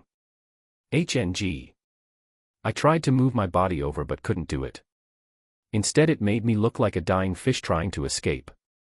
First off, how would I know if you're appealing or not? I haven't seen your face, except when I watched the anime, and second, why would you need to take your mask off for training? Rei-sama said, which was true. There were no need to take off the mask in training. Then do you want to see my face now? I asked with some hope. No. Rejected. Maybe in the future. No. Rejected again. In bed. What the fuck? No. Rejected once more, maybe. Maybe in some BDSM gear. And then you will wipe the mask off me and force yourself on me. What in the flying fuck is going on in that tiny brain of yours? Rei-sama replied with a confused yet slightly annoyed face. Do you really not like M's that much? I asked. When have I said I like masochists? I just realized it now. Rei-sama had never stated that he wanted me to be an M. Woo, then what was all that training for?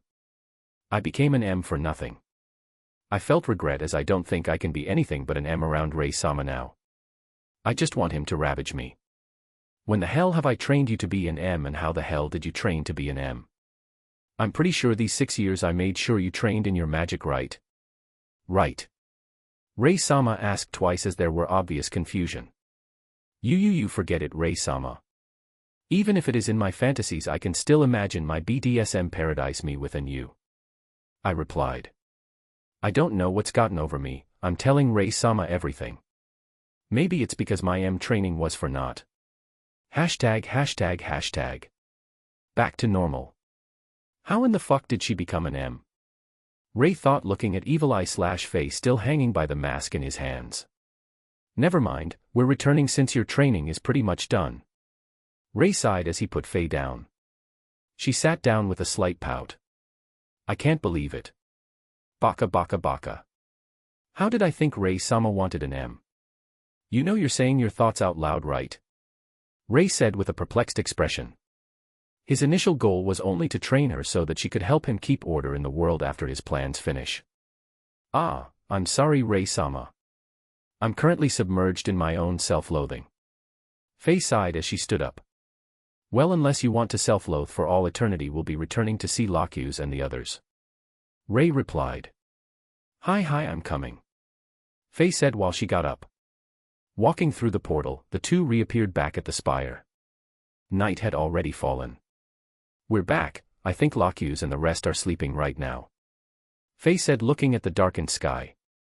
Not quite. Send out your mana and you'll find them. Rei replied with a smile. Re-equipping his mask and robe, Rei concealed his aura. Following Rei's instruction, Faye sent out her mana as she found Locus, Gagarin, Tia, and Tina with the tavern seemingly about to leave. Eh? How come they're not sleeping yet? Faye asked with surprise. Probably ate finger again. We did finish quite early last time. Rei replied as he grabbed her shoulder, surprising her. With a flash, they arrived in front of the blue rose, shocking them. Making a silent seal, Rei made sure no one could hear them. Guys, I'm back. Faye called out as Locus and Gagarin smiled. Welcome back, Shorty. How was the honeymoon with Rei? Gagarin grinned as Faye blushed, then sighed. Yeah, no progress then, too bad. Gagarin said as she sat Faye next to her. So what did you train her in? Locus asked, curious. Non-chant spells, spells during movement, basic structure of mana and how to use all elements. Rei replied calmly whilst Locus widened her eyes and shot a look at Faye. Is he serious, Evil Eye? Locus asked. Evil Eye? Locus asked again, seeing Faye not respond to her name. Amen. Oh, you're talking to me. Ah yes, I've managed to learn everything Rei-sama taught me. Faye replied. By the way, call me Faye now. Faye smiled under her mask. Why? Locus replied, confused. Gagarin looked at Faye for a moment before at Rei and smirked. What? Faye asked, seeing Gagarin smirk. Did dearest Rei give you that name? Gagarin asked with a grin. Not sure about dearest, but yeah, we came up with that name. It's easier than calling her Evil Eye all the time. Rei relied whilst Gagarin didn't know how to react to Rei's bluntness. Anyways, never mind that, Locus, how come you guys are ready to set off? Rei asked. We're just preparing to head towards the main source of the drugs Eight Finger is producing. Locus smiled as she gestured Rei to sit down. Showing him the map and telling some details, Rei leaned back as he crossed his legs. Faye, you can handle it. Can't you? Rei asked as he turned to Faye. She nodded excitingly as Rei managed to teach her short-distance teleportation. She's able to teleport to the place within her view, making traveling much easier. While I can't teleport us there directly, I can definitely help us save time. Faye said with confidence. Good, then I'll let you sort that out. I have something I must attend to quickly. Rei nodded as Faye instantly felt down. Are you leaving me, Rei-sama? Faye asked. Well, not really you, but rather the group. I need to deal with a troublesome vampire. Rei replied as his senses picked up on Shaltir as her aura was flaring up. In the timeline, this was roughly when she gets brainwashed.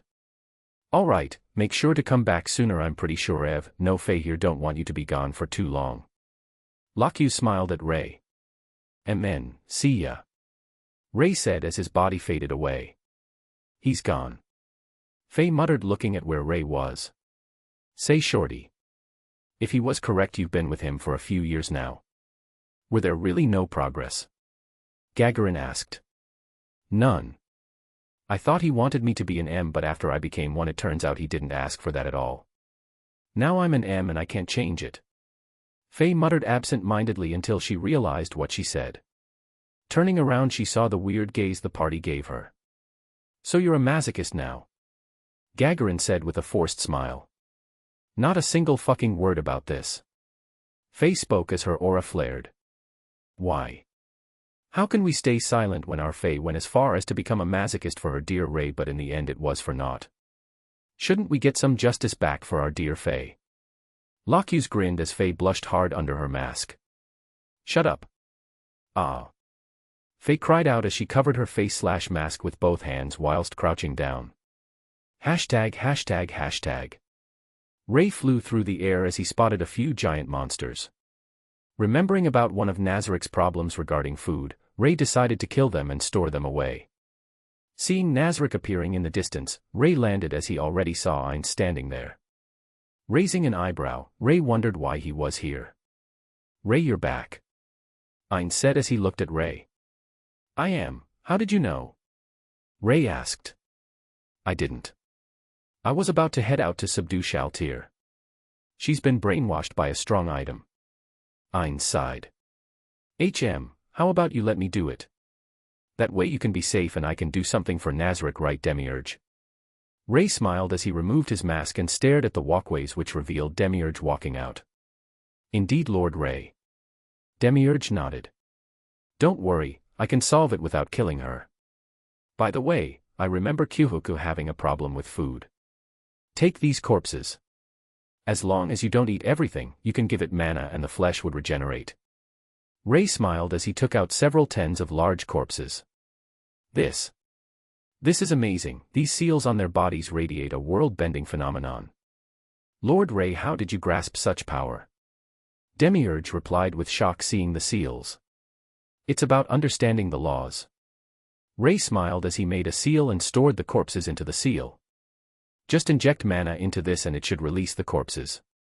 Give Kyakuku my regards. Ray smiled as Demiurge took the seal with both hands. Understood, Lord Ray. He replied before leaving. Now that we're alone. I know, Mamanga. I have a proposition for you after I solve the Shaltir problem. It would allow for the growth of Nazarick whilst keeping the innocent safe. It will also give you a human-like body should you wish for it. Ray smiled as Ainz paused. His glowing red iris shone as he went deep into thought. Well, we can talk after I return. Ray smiled as he spread out his wings and took off into the direction of Shaltir. Ainz only stood staring at where Ray flew off to. Vex, Lucifer, how are your plans progressing? Ainz might be developing his suspicion towards our identities. Ray sent out his message. I'm almost done on my end. Though I'm more curious about what you did with the little vampire. She's infatuated with you, and not to mention becoming an M for you. Lucifer's voice rang out as Ray frowned. I'm almost done too. I was just promoted to an adamantite adventurer not too long ago. But bro, what's this about a little vampire, not to mention an M? The only ones I know are Shaltir, Bloodfallen and Evil Eye. Vex asked. It was Evil Eye. Somehow my vampire bloodline had caused some changes to her personality and she became an M. Holy shit, bro. You made her an M. Just by being near her. How in the fuck?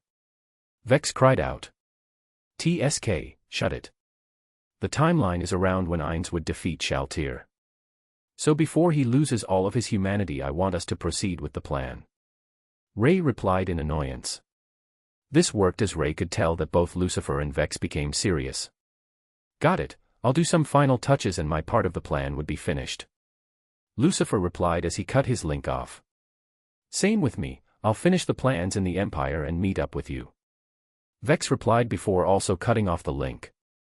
Ray sighed slightly before increasing his speed. Reaching the location, Ray stopped midair as he looked towards the forest below him. His red eyes glowed ominously. My, I would have thought Lord Ainz would have come, but to think it was you instead, Lord Ray. Shaltir spoke with a smile. It would have been Ainz, but I think I'm more suited in reigning in a loose vampire. Ray replied. Ah, Lord Ray, if you become violent with me I'll get wet, Shaltir replied with a lustful grin. Tisk, one masochist vampire is enough in my life. Ray clicked his tongue. It would be unfair if you did have a chance to attack back. Here. Ray said as he sent a weak magic bullet over to her. He, Lord Ray, are you underestimating me? If you don't have the first attack I'm afraid you'll lose your advantage. Though it seems I get to kill the progenitor. Such an honor. Shaltir shouted in joy as crimson armor wrapped around her. Men, come, I'll entertain you for now. It'll be the only time you can show you power. Ray said as a mocking grin appeared on his face. For such a weak vampire to say she wants to kill him, a divine ranked 4 being. What a joke. Chapter 159, Maid. Holy magic might not work against Lord Ray because of his holy bloodline. The most I can do is brute force this. Shaltir thought as she narrowed her eyes at Ray. He stood with a grin while his white wings folded behind him. I should get a grasp of his current MP and HP first. Mana essence, life essence. Shaltir thought. Arr. She suddenly cried out as her vision was blinded by the sheer amount of mana lying dormant within Ray's body. What's wrong, Shaltir? Did you use mana essence? One should use it too causally against strong enemies. Ray grinned as Shaltir held her eyes with her hand. Blood could be seen flowing out. Maximize magic. Vermilion Nova. Shaltir shouted out as she tried to retreat. A ball of flame shot towards Ray, who only smiled as he got hit. Taking this chance to stop the blood, Shaltir looked towards Ray with her bloodshot eyes. Ah, Lord Ray, how foolish of you. Even with your strength you should take a spell like that so easily. Shaltir smiled seeing Ray on fire. Is that so? Ray's voice rang out as the fire flowed towards his mouth. A grin formed on Ray's face seeing Shaltir shocked that her magic didn't work. Anything else you want to show? I'll give you another 5 minutes. Ray grinned as he walked steadily towards her. Brandishing her lance, Shaltir charged at Ray with gritted teeth. Ray reinforced her hands as he blocked her strikes. Up, left, right, feint left, down, up. It was easy as playing with a child. Shaltir grew more fearful as time went on. Shaltir, 5 minutes are almost up. Ray narrowed his eyes as he spoke, blocking another strike. TCH. Maximize magic, time accelerator. Maximize magic, time reverse. Shaltir called out as she instantly turned and tried to run. She couldn't damage him, so she could only choose to run right now. Time accelerator allowed for her to increase her speed but couldn't attack, while time reverse allowed her to negate the damage taken from a single attack as long as she's still alive. Trying to use time in front of me. Futile. Ray snapped his fingers as Shaltir returned to where she was a moment ago. Shaltir widened her eyes seeing her back to where she was. Gritting her teeth, Shaltir glared at Ray. Maximize magic, force explosion. Maximize magic, force sanctuary. A shockwave exploded out from Shaltir as she hoped it should give her some distance. Ray only smirked as he reached out with his hand. He felt something similar to glass blocking him from reaching Shaltir. Seeing Ray being stopped by her force sanctuary, Shaltir sighed slightly in relief. But before it could sink in, she heard an ominous sound. Asterisk ping. With a single flick of his fingers, Ray had shattered her skill, which makes her invulnerable. Now that I allowed you some playtime, I think we should end this now. Ray smiled as a seal formed in his palms. Gripping Shaltir's head, the seal released a blinding light, causing Shaltir to scream. Argag. She cried out. Hush, it'll be over soon. Ray replied as after a few minutes the light dimmed and showed Shaltir in her normal dress. Lord Ray. I dash. Forget it, let's head back. I still have a chat lined up with Ainz. Ray smiled as he turned around and spread out his wings. Shaltir sat as she stared at Ray. Guilt and disappointment surfaced in her heart as she couldn't believe she tried to harm the progenitor. Even though she did nothing, just the action still caused her to be guilty. Landing lightly above Nazarick, Ray walked towards Ainz with a smile. He could already sense that he sent everyone away so that it was just him and Ainz. It seems Shaltir wasn't a problem for you. Ein spoke as Ray sat down of a sofa and crossed his legs. Yeah, I almost feel bad for bullying her. Ray smiled as he replied. And then, who are you really? Your powers defiantly go beyond the boundaries of Yggdrasil. It really makes me wonder if you were a player at all. Ein spoke as he would have narrowed his eyes if he could. I was a player, though I arrived in this world long before you did. I had the time to study and evolve my magic. If a level 100 had the chance of increasing his power and magic over the course of 100 years, what do you think would happen? Not to mention I was a vampire as well as an angel, so my longevity was also far above a human's. Ray lied with he didn't give it away at all. So you arrived long before me. Then why didn't you tell me? Ainz asked. And then, everyone has a few secrets. Ray said as he leaned back on the sofa. Enough about that. Let me tell you about my current goal since it's almost time to start the plan.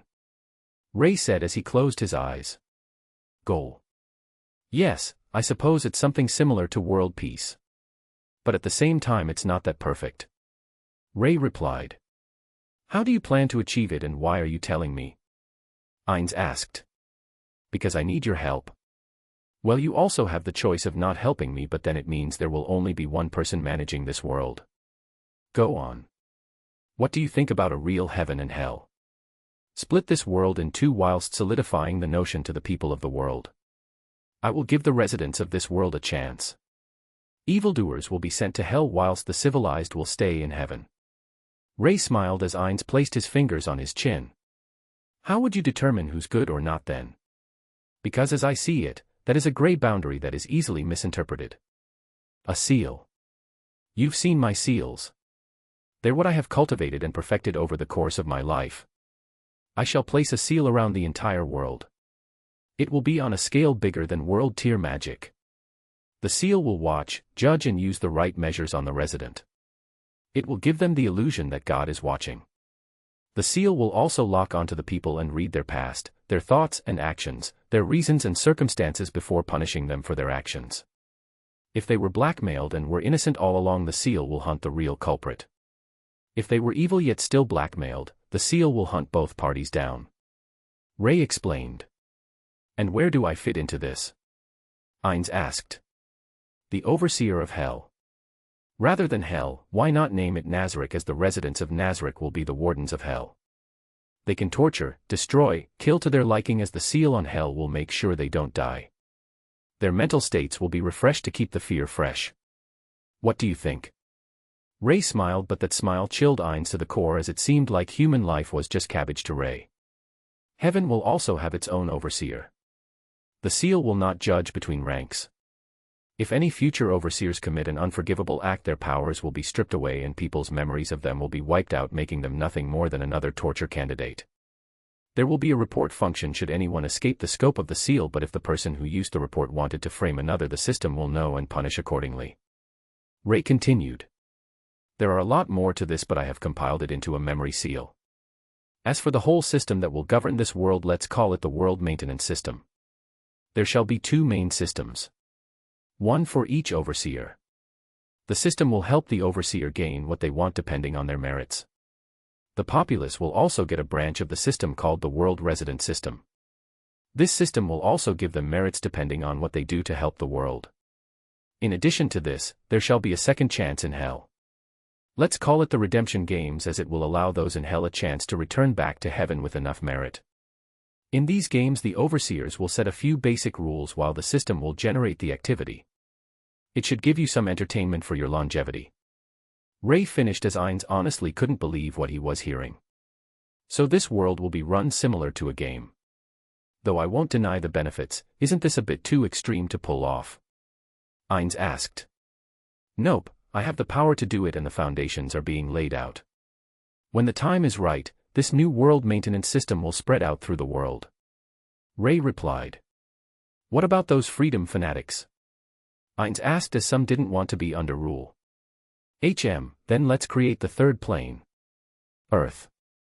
Here people who want to desert heaven but don't want to go to hell can enter Earth. There shall be a connection between heaven and Earth, such as trade. Future generations of Earth who want to enter heaven can enter. But they will still have to follow the rules of heaven. Ray replied whilst making some changes to the memory seal. System, generate new rules of Earth based on my intentions. Understood, complete.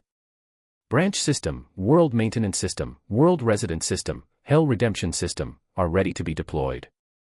Each system has an AI which links back to me should any unforeseen situations occur. Good. I still can't believe this is happening, but I'm in. The great tomb of Nazarick which I built with my friends will continue while I don't have to discard my humanity to keep this memory of mine. Ainz would have smiled if he could. Oh, also, spending time as an overseer without a family or lovers will be bland. Trust me, having someone whom you love accompany you makes your life all the more colorful. Ray smiled.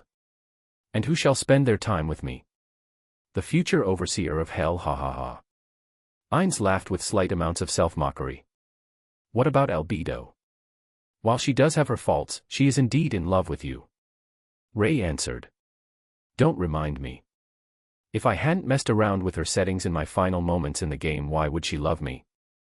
There is only guilt. Ainz said with a sigh. You cannot change what had already happened. Why not take responsibility for it? Ray asked. I want to if I could. Though how would she even react about the truth? I had changed her core personality. Ainz sighed. Now it's just you fearful of taking the first step. The important fact is that she loves you and can't live without you now. You are the cause and should take responsibility. I can also tell that you love her back. Why else would you put so much care into her compared to the rest of the residents of Nazarick? Ray said as he slowly backed Ainz into a corner. This. But I can't even fulfill the basic requirements of a man. As a skeleton, do you think I have a penis to copulate with? Ainz said, grasping at straws. I've already offered you a body that is like that of a human's. Ray replied instantly. Heis. Ainz, you should just listen to the woman's thoughts then. Ah, don't worry, she doesn't know about the change since some things are better left unsaid. Ray said as he snapped his finger. Albedo materialized in the room with a blush and teared-up eyes. Albedo. Ainz cried out. Lord Ainz. To think you also have feeling for me. Albedo said as she walked closer. Ray only smiled as he decided to enjoy the scene. This. Ainz stuttered. However, he was wondering why his emotions wasn't being kept in check and realized it probably had something to do with Ray. Lord Ainz, I love you with my entire being. Just knowing the fact that you have feeling for me as well fills me with immense joy. You were the only one to stay behind, you were the only one who cared, you were the only one who desired to help us. Please, Lord Ainz. Albedo spoke as she hugged Ainz. Albedo. Lord Ainz. The two looked deeply at each other. You know you still don't have a dick right now, so I'll have to help you make a new body before you get to fuck her till she can't walk. Ray replied, cutting the atmosphere in half. Albedo blushed deeply as she was grateful to Ray for fulfilling her dreams with Ainz. You really know how to cut the mood. Ainz said wearily. Don't worry, you have plenty of time later. Ray gave the two a wink and a grin, causing them more embarrassment. Anyways, Ainz. What I'm going to do for you is give you an immortal dragon bloodline.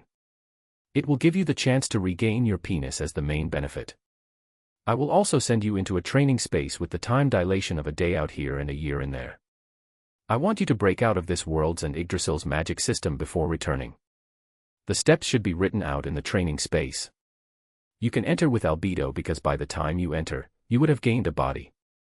Also, don't worry about causing a mess in there. White stains don't remain, hygiene is good, smells don't stay, and I won't look.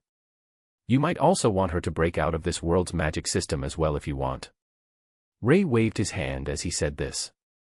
Just drink this magical blood. Ray said as he cut his finger and a drop of blood floated midair. Ainz looked at the blood with mild confusion. Don't worry, it won't give you STDs. Ray grinned.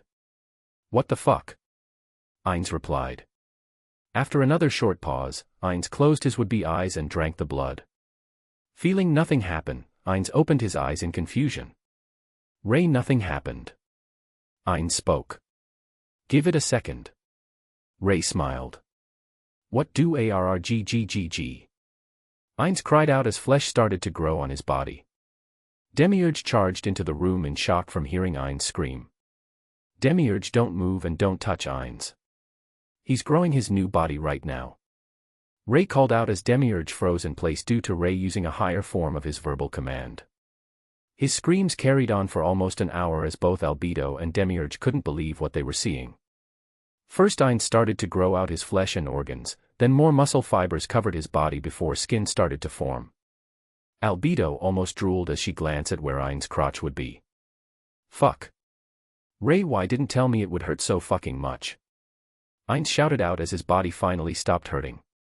His new form was that of a handsome man in his early to mid-20s. With short spiky black hair that contained a few streaks of red and purple, scarlet iris that resembled a dragon's and a toned body that wasn't too muscular. Even if I told you, it doesn't matter now. Here, have a mirror. Ray smiled as he threw a mirror over to Ainz. Catching the mirror, Ainz marveled at his new form.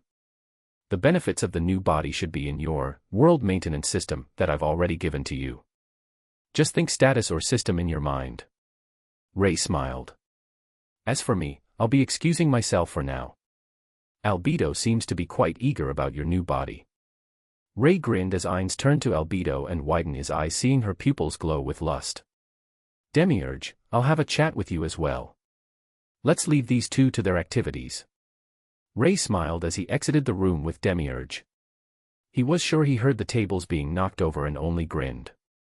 Walking in the hallway, Ray smiled as Demiurge could only glance at Ray with both confusion and awe. Lord Ray, if I may be as rude to ask, but what happened to Lord Ainz back there? He felt his mighty power surge even higher. Demiurge asked. It's simple, I made him an immortal dragon. He will be needing the lifespan should he be overseeing a part of the world. Ray replied. I see. But what does Lord Ray mean by overseeing the world? Demiurge asked. Ray went on to explain the basic function of the new system as Demiurge could only marvel at the idea. Lord Ainz will be recognized as a god of sorts by the masses. Nazarick will rule the underworld or hell, and Ainz gets to watch heaven should he want to. Not to mention those who don't want the Supreme Being's blessing in heaven go to earth, meaning we're free to use them as we please. Demiurge thought as this would defiantly prove beneficial for Nazarick. However, Lord Ray, do you not believe Nazarick can control the world? Demiurge asked. Oh no, I have full belief that it will happen. However, have you thought about what Ainz aimed for in secret? Think about it, Ainz hold the other supreme beings in high esteem as well. Not to mention, Lord Touchme loved humans and the joy they bring. Should he rule with a forceful hand, they won't dare to displease him. So it means they won't experiment and produce new ideas.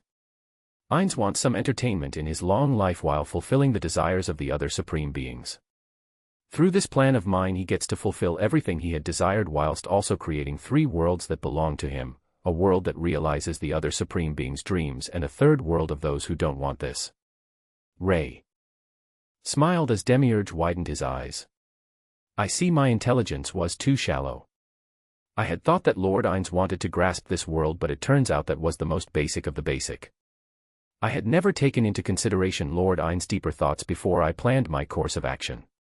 Demiurge lamented. It's fine, he will be needing a good right-hand man to rule hell. I'm sure you have more than enough options for those lesser beings that reject the Supreme Being's blessings. Ray gave Demiurge a glance. You can rest assured, Lord Ray. From now on I will serve Lord Ainz with even more fervor whilst thinking about his deepest desires. Demiurge bowed. Good. Ray smiled as he walked away. Lord Ray, a being with intelligence so high it makes me feel ashamed to even plan near him. Not to mention the power he has to carry it out as well. Truly a being who had managed to defeat Nazarick. Demiurge thought as he glanced at Ray's departing back. Fucking finally. I managed to bullshit my way through Demiurge. He is probably the most annoying since he's smart, but this should allow Ainz to express more of himself without being accidentally controlled by Demiurge. Ray thought in relief. Next time I'm not fucking planning shit like this again. Ray sighed as he would like it much more if he just charged his way through everything. Walking through the hallways of Nazarick, Ray wondered what else he could do while he waited for Lucifer and Vex finish their tasks. I guess I'll pass time with Faye and the girls. I should also tell her about the world maintenance system. Ray thought as he increased his speed slightly. Spreading out his wings, Ray flew through the darkened sky. Deciding to hide his figure, Ray turned his wings black. Status. Name, Ray.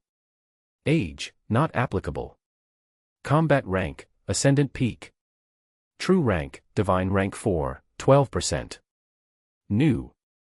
Body rank, Divine rank 5, 83% to greater than 90%. New. Soul rank, Divine rank 6, 18% to greater than 28%. New. Will rank, Divine rank, 93%-94%. New. Men, I'm almost halfway to God ranks. Next rank will let me challenge one of the trials of God. Ray thought, glancing at the trials. The Slaughter God trials and Berserk War God trials were self-explanatory for Ray, as it will include fighting of sorts. Element God, Demon God, and System God's trials were more abstract, as there were a huge variety of options for each trial. When I reach rank 5, the only trial available for me is the Element God trials. Could the trial be absorption of elements? Manipulation. Understanding. Unable to come to a concrete conclusion, Ray decided to ignore it for now. Nearing the capital, Ray could sense that Faye was still awake and standing near the silver spire. "Ray-sama, you're back." Faye called out in joy, seeing Ray fly towards her. She was slightly confused at the black wings but decided to ignore it. "Are you done with the 8 fingers?" Ray asked, as this would mean they won't work for Ainz in the future. Not that they even mattered due to his plans for the future. They were weaker than I had thought. Faye replied with a nod. "It's just that you're too strong for them right now." Ray replied as his wings folded away. "Also, I haven't told you about my plans yet, have I?" Ray asked as Faye nodded. "Okay, it's like this." Ray proceeded to explain his plan as Faye nodded as she listened. "So Faye, what do you think about being the overseer of heaven?" Ray asked. Ray-sama, can't I follow you instead?" Having a vampire act as the overseer of heaven might not be the best option. I feel like Locke's would fit the role better than me. She's a respected individual as well. Faye replied, hoping to follow Ray instead of staying behind alone. I suppose it is also easier to give her a holy bloodline. Since you've already got your vampire bloodline, it would be bad to make you an angel." Ray muttered with some thought. He understands that she wants to follow him, and he was the main cause of that. "Amen, I'll go talk to Locke's about it." Since the last few bits of preparation have almost been completed, it doesn't matter if she knew now. If she doesn't want the role, then I suppose I can make an artificial overseer for now. Ray muttered as he leaned on the silver spire. "Then Faye, what role do you want to have?" Ray asked as he glanced at her. "Oh no, I don't want any role." Faye waved her hands quickly. "If it isn't too much to ask, can I follow you instead?" Faye asked. Ray stared at her for a moment in deep thought. Faye started to fidget under Ray's gaze. "No." Ray replied after a while. Without even listening to Faye's answer, he faded from his spot. "Wah. Ray-sama." Faye called out, seeing Ray disappear. Looking around frantically, Faye felt her heart break, remembering his reply. Sitting down weakly, Faye gazed blankly at Ray's spot. Her eyes seemed dead and without purpose as she sat in silence. Standing above the castle, Ray looked towards Faye's direction. He only looked in silence as he sighed. "What's this? Our powerful husband is sighing. What's wrong?" Eve asked out of nowhere. Turning his gaze over, Ray could see Eve and Baiwu sitting next to each other through a screen provided by the system. "Nothing much," Ray replied. "For you to sigh like that, it can't be nothing much." Baiwu pouted slightly as it caused Ray to smile. "Look Ray, I've already accepted you bringing Baiwu back, what can't I handle?" Eve said with a grin. "All right if you say so." Ray shrugged. "You know Evil Eye from Overlord, yeah?" "Yeah, what about her?" "I may have accidentally be the cause of her becoming a masochist, and now she essentially can't live without me," Ray said quickly. "PFFFFTTTTT. You what?" Eve spat out whatever she was drinking as the moment and pulled the "Are you serious" face. "How the fuck did you make her a masochist?" Eve asked. That's what you're worried about. Not that she can't live without me. Ray retorted. Yeah. What about it? I mean, look at both me and Bai Wu. Do you think that will faze us? Eve retorted. Umo. Bai Wu nodded in agreement. You're both just weird. Ray smiled wearily. And you're weirder for liking us, right, Bai Wu? Eve asked, turning to Bai Wu, who nodded whilst eating some desserts. Where the hell are you getting these things? Ray asked, seeing Bai Wu's ice cream. We're at Shokuchiki no Soma. I just got Soma to make us an ice cream. Eve replied. Huh? You're in Shokuchiki no Soma? Ray asked, surprised. Yeah, if you could go into anime worlds, why can't I? I mean, I was from your system to being with. Eve replied. Then can't we go to worlds together then? Ray asked. Yes and no. Yes, we can go to anime worlds, but no, we can't go together. Dad had some restrictions placed, saying I can go with Bai Wu whilst you go with your friend. Only after we reach rank 10 can we meet again. Eve replied as she waved a spoon. TSK, Ray clicked his tongue. Anyways, I'm more interested about how the fuck you converted her into a masochist. Eve said, eating some ice cream as well. Just a series of misunderstanding. And somehow when I was training her, she made use of every moment to slowly become a masochist. Ray replied.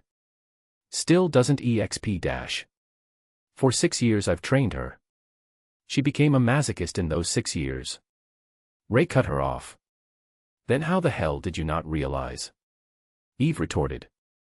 I thought she was smiling in bliss, feeling herself get stronger. Ray replied. Fucking idiot. Eve slammed her head on the table. Except for a few very minute exceptions, who the fuck smiles from getting hit? Eve asked as Ray paused before face-palming. Say, you guys are talking about this masochist. What does it mean? Bai Wu asked. Bai Wu, you remember back in the Clear Sky clan the senior disciples had ropes, bondage, and were weird, right? Ray asked as Bai Wu shivered slightly, remembering them. Yeah. She asked, slightly fearful. That's a masochist. They are people who like to get hurt by the one they love. Or just in general. Ray explained. I mean, Bai Wu, if you think about it, we are slightly masochist, no? Because it could also just be submissive towards the person they love. Eve said as Bai Wu realized what she meant. Eh? We're masochist as well. Then I don't see the problem with this evil eye then. Bai Wu replied. The fuck? Well, hubby, if me and Eve are also slightly masochist, then what's the difference between 2 masochists and 3 masochists? Bai Wu asked as he rested her cheek on her left hand whilst eating more ice cream. There is a huge difference, okay? Ray said, feeling slightly speechless at Bai Wu's thought process. Just take her as a maid or something. It's not like she can fight, can she? She is not strong enough. Eve replied. Holy shit, do you two hear yourself? Don't most girls not want other girls near their men? Ray asked. If I minded, I would have kicked Bai Wu's ass when I first saw her. If I minded, I would have kicked Eve's ass when I first saw her. The two replied at the same time before turning and staring at each other. I'm sorry, I might have been a bit distracted, but did you just say you'll kick my ass? Eve narrowed her eyes. Same here, I think we both know who went easy.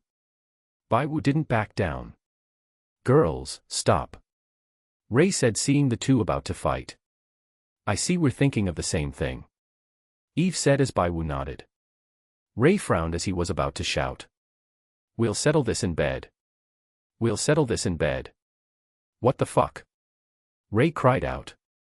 He thought they were gonna fight, but who knew they decided to see who lasted longer in sex instead. Ray, just take her as a maid or something. Me and Bai Wu have a fight to settle. Eve replied. Hubby, feel free to watch by the way. Bai Wu replied as they both cut off the link. What? In the fuck? Ray spoke out as he couldn't believe the conversation they just had. System God, if you're listening. Don't blame me, you heard what your daughter just said. Ray spoke out as he knows the system God would keep an eye on him every so often. Materializing his body silently behind Faye's, Ray sighed. Faye. Ray called out. Eh? Ah. Rei-sama. Faye turned around instantly. Life seemed to flow back into her as she shot towards him. You can follow me, but you have to follow some rules, okay? Rei said as he stopped her, hugging him by blocking her mask. As long as I can follow you. She replied quickly. Number 1, no hugging. Number 2, no skin contact. Number 3, no fighting with people you meet in the future unless I say so. Number 4, follow my instructions when I tell you, and finally number 5. You'll be following me as a servant/maid, is that clear? Rei spoke slowly and clearly as made sure Faye understood everything. Rei-sama wants me to follow him as a maid. Yes. Master-servant play is also good. Faye thought. Okay. I'm fine with it. Faye replied as Rei sighed. I'll show you my wives at a later date since they're busy right now. Just know that they were the main reason to why I'm allowing you to stay with me, okay? Rei said as she nodded. She was just happy that she could be with him. Okay, so what are we doing now? She asked as she was smiling under her mask. We're going to talk to Locuse when she wakes up. Rei replied, sitting down on the roof. Faye sat down next to him, making sure that they weren't touching since Rei said so. Little did he know his choice had caused the system god to curse the entire day, since he couldn't blame Rei. He did seek Eve's opinion on the matter after all. Chapter 160, World-Shattering Change. So you're telling me that you want me to be the overseer of this heaven that you will create? Locuse asked. Yes. Rei nodded. Okay, sure, so what do I do? Locuse said, looking at Rei. Huh. Rei replied, slightly surprised. Didn't she agree a bit too easily? What? You must be thinking why I must be agreeing so easily, right? She asked as Rei nodded. Well, it's because I think it's a good plan. Those who wants peace gets peace, whilst human trash gets what they deserved. Why wouldn't I want to be an overseer? She replied. I suppose so. Now I just need you to absorb the Archangel bloodline, and then I'll send you to a different dimension for you to train yourself.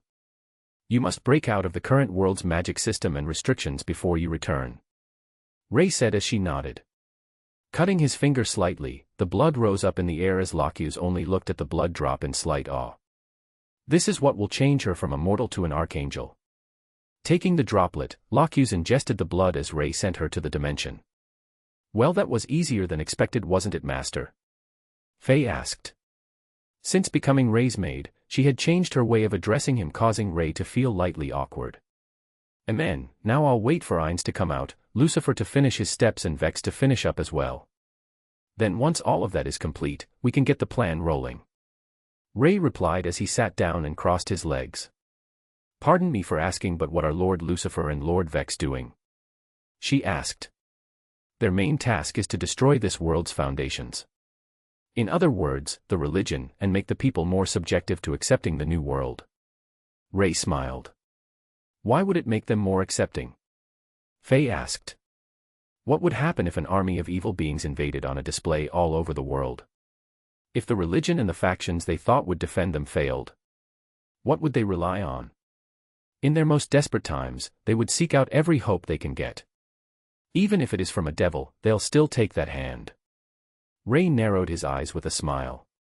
Faye shivered slightly as Rei's gaze made her feel hot inside. In that moment, should I appear and offer them a new world, what choice would they have? While I can take the world by force, it wouldn't help in the long run, since there will always be rejection harbored within their minds. Rei continued as he shook his head.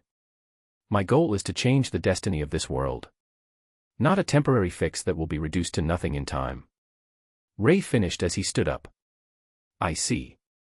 Faye smiled under her mask in reverence. Though if she realized that if Rei could have done this by force, he would have long ago. TCH, fucking system god and his restrictions. Journey in the Animeverse Part 1, Overlord. Stage 1, redirect the fate of the new world. Restrictions, cannot be complete through force or any forceful means. Must make sure most of the residents see you in a positive light. Must make sure that the change will be permanent. System God notes, who told you to fucking take a maid? Rewards, passive skill, God-tempered body Part 1/. Ray cursed under his breath as he dismissed the system. Oh yeah, Faye, why do you wear that mask? Ray asked, as it was never stated in the anime. My mask. Oh yeah, why do I wear it? Faye asked back as she forgot why she wore it as well. She had always worn it and she just never changed. Why would I know? Ray retorted.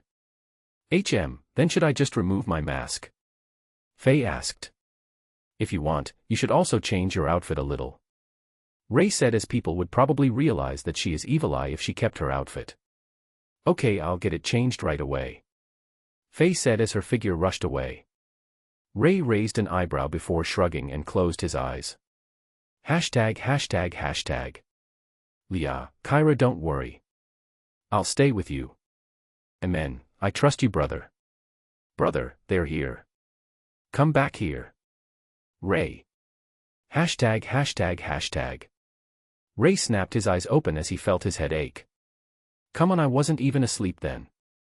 Ray thought as he gripped at his head. His headaches are becoming more frequent as he felt pain in his soul. It took a while for him to relax as the pain faded away. Ray sighed as he leaned back in the chair. Master, I'm back. Faye called out as Ray looked over at her. This time without her mask, Faye's face was in full view. Long blonde hair paired with her crimson eyes. Wearing a black and white maid dress, the dress was also decorated with frills and she wore white stockings to cover her legs. Why a maid dress?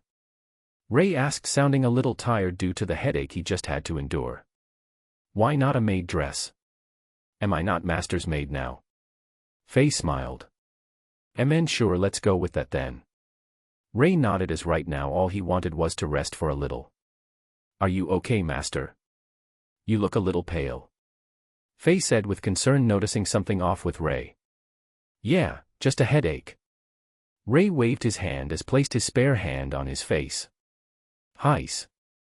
I'll go lay the seal first. Ray said as he stood up. Faye bowed slightly as they walked out of the tavern. Due to both Ray and Faye not wearing their masks, they attracted the attention of everyone, wondering if it was some new noble. Walking out of the city, Ray started to head east, towards the center of the world. Sensing a few people trailing him and Faye, Ray's eyes narrowed as he spoke without looking back. Faye, take out the trash. No need to hesitate. Ray spoke coldly as he could sense their lust as well as greed. Understood, Master. Faye replied softly as her figure blurred slightly before fading away. Not even a minute after, Faye returned with the heavy scent of blood surrounding her. Though she didn't get a droplet of blood on her, the metallic smell surrounded her. Make sure to clear up everything next time. While it may look like nothing has happened, the smell is still there. Ray spoke as he snapped his fingers, erasing the smell. Understood, I'll keep that in mind. Faye bowed as she followed him. You know, you can be more relaxed. It's a little uncomfortable. Ray said as he glanced at Faye. All right, Master, Faye grinned as Ray felt like he was about to spit out blood. Fucking hell, didn't you change a bit too fast? Ray thought. Never mind. Ray was about to say it before shrugging it off. Seen as though the followers were taken care of, Ray and Faye floated up in the air. This time Ray didn't spread out his wings as he wasn't traveling as fast. Taking a casual float towards their destination, Ray landed in an area surrounded by forests and mountains. This place should be good. Ray muttered as he examined his surroundings. Is there anything I can help with, Master? Faye asked as she looked around. I can do this alone, just keep a watch in case some animals want to interrupt. Ray replied as he summoned several tens of floating swords. Controlling them individually, Ray started to draw out a formation with him in the center. The formation started to extend through the forest as Ray was essentially rewriting the world laws and remolding the world. Well, rather than rewriting the existing laws, he is inserting his new laws whilst removing unnecessary ones. This formation, when completed, would act as a terminal to make rewriting easier for Ray.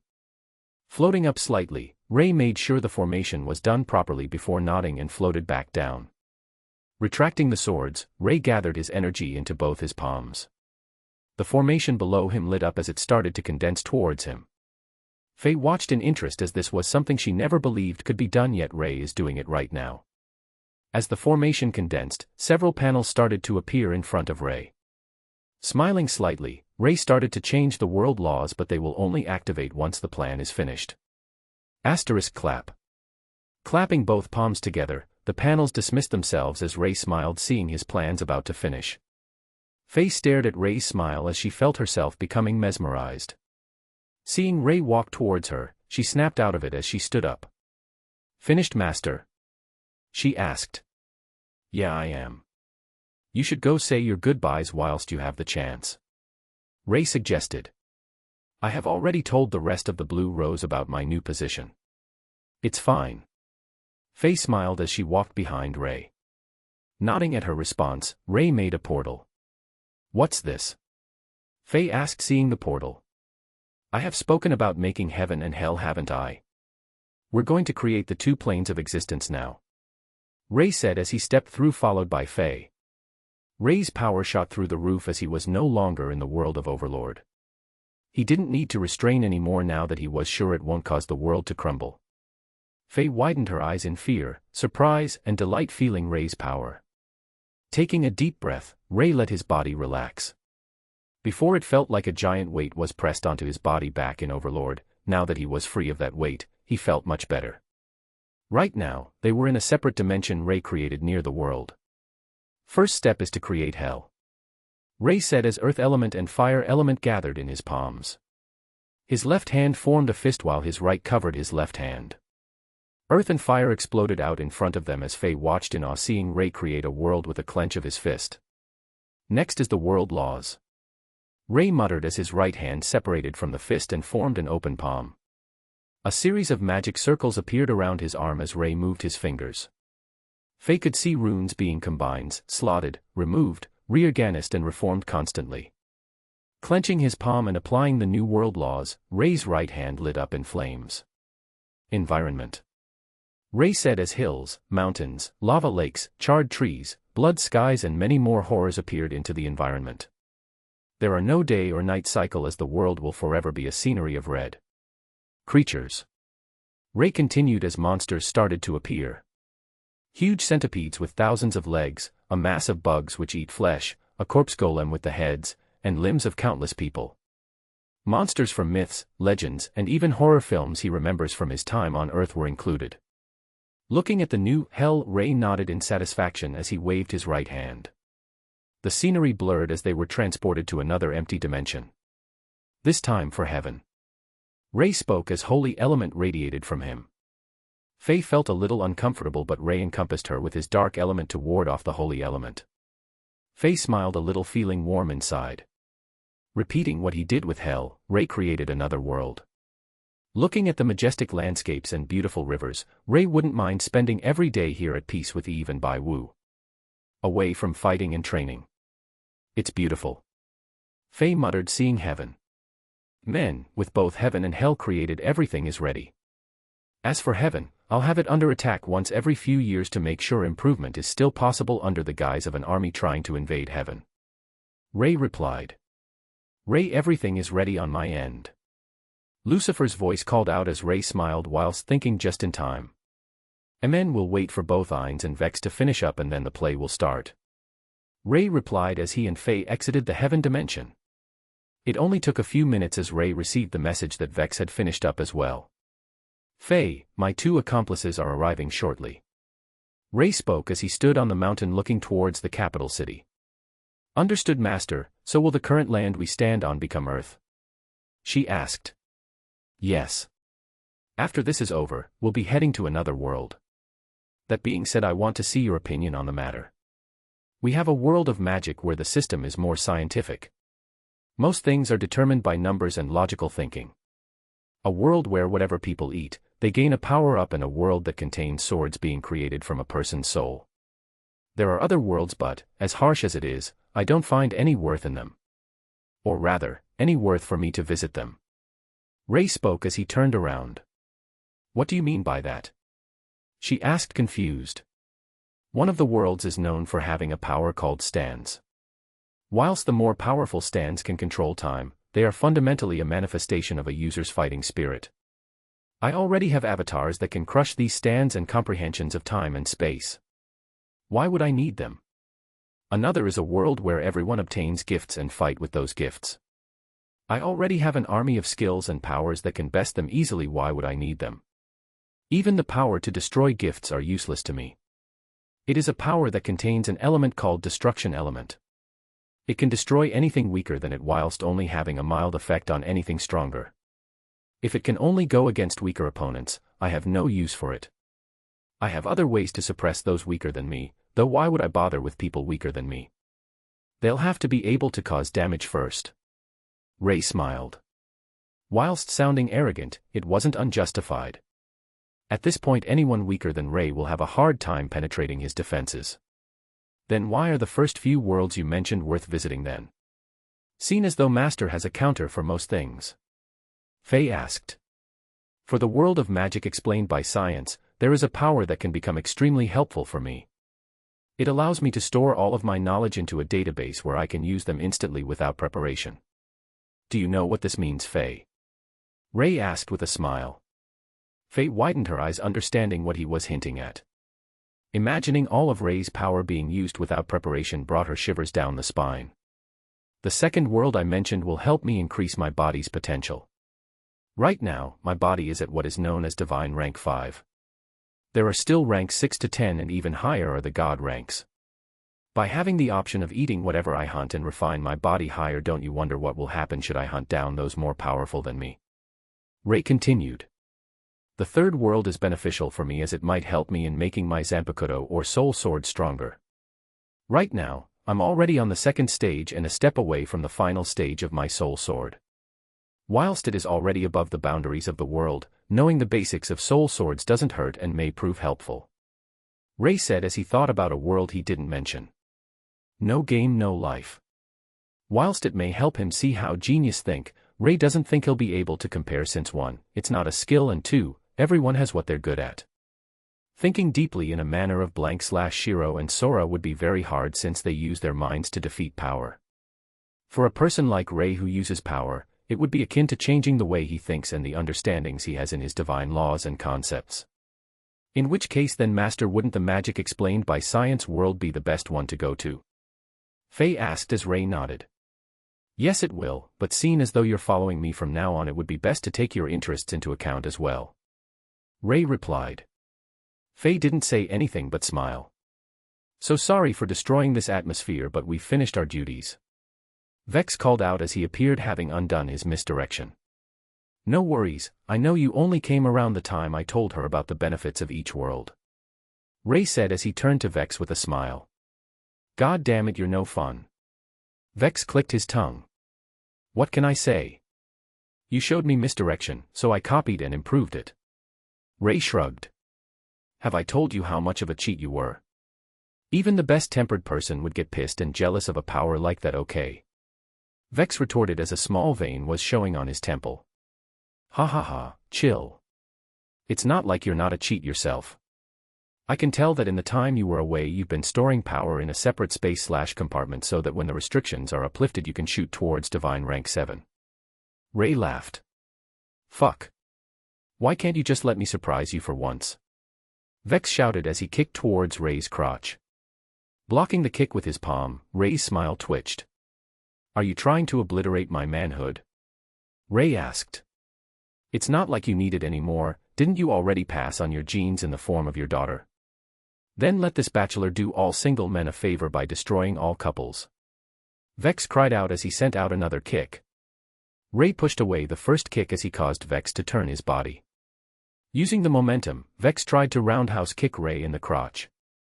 Raising his knee, Ray deflected Vex's kick upwards, causing a gap in Vex's defense. Vex saw Ray's movements as he paled. Come on bro, you know it was a joke right? We're both men here and we both know you could have healed. If you do this, I don't have a way to heal bro, come on man. He spoke quickly as he saw the fist approach. Karma's a bitch. Ray scoffed as the fist increased in speed. Gritting his teeth, Vex decided to do something drastic. Fuck. Fine, you can destroy anything else but a man's balls. Vex cried out as he shifted his waist so his crotch was out of the way. Instead his rectum was in the direct path of Ray's fist. Shit. Ray shouted in surprise as he redirected his fist downwards. The power caused the mountain to split in two. Vex shivered as he instantly guarded his crotch and rectum. Who the hell punches that hard? He cried out. I would have healed you, but who the hell lets their rectum take the fall instead? Can't you move your waist away so the hit would have hit the abs instead? Ray retorted.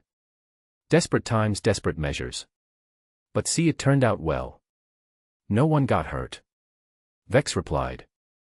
If yours truly didn't redirect my fist, you'll be missing an asshole right now. Ray said as Vex tensed his rear.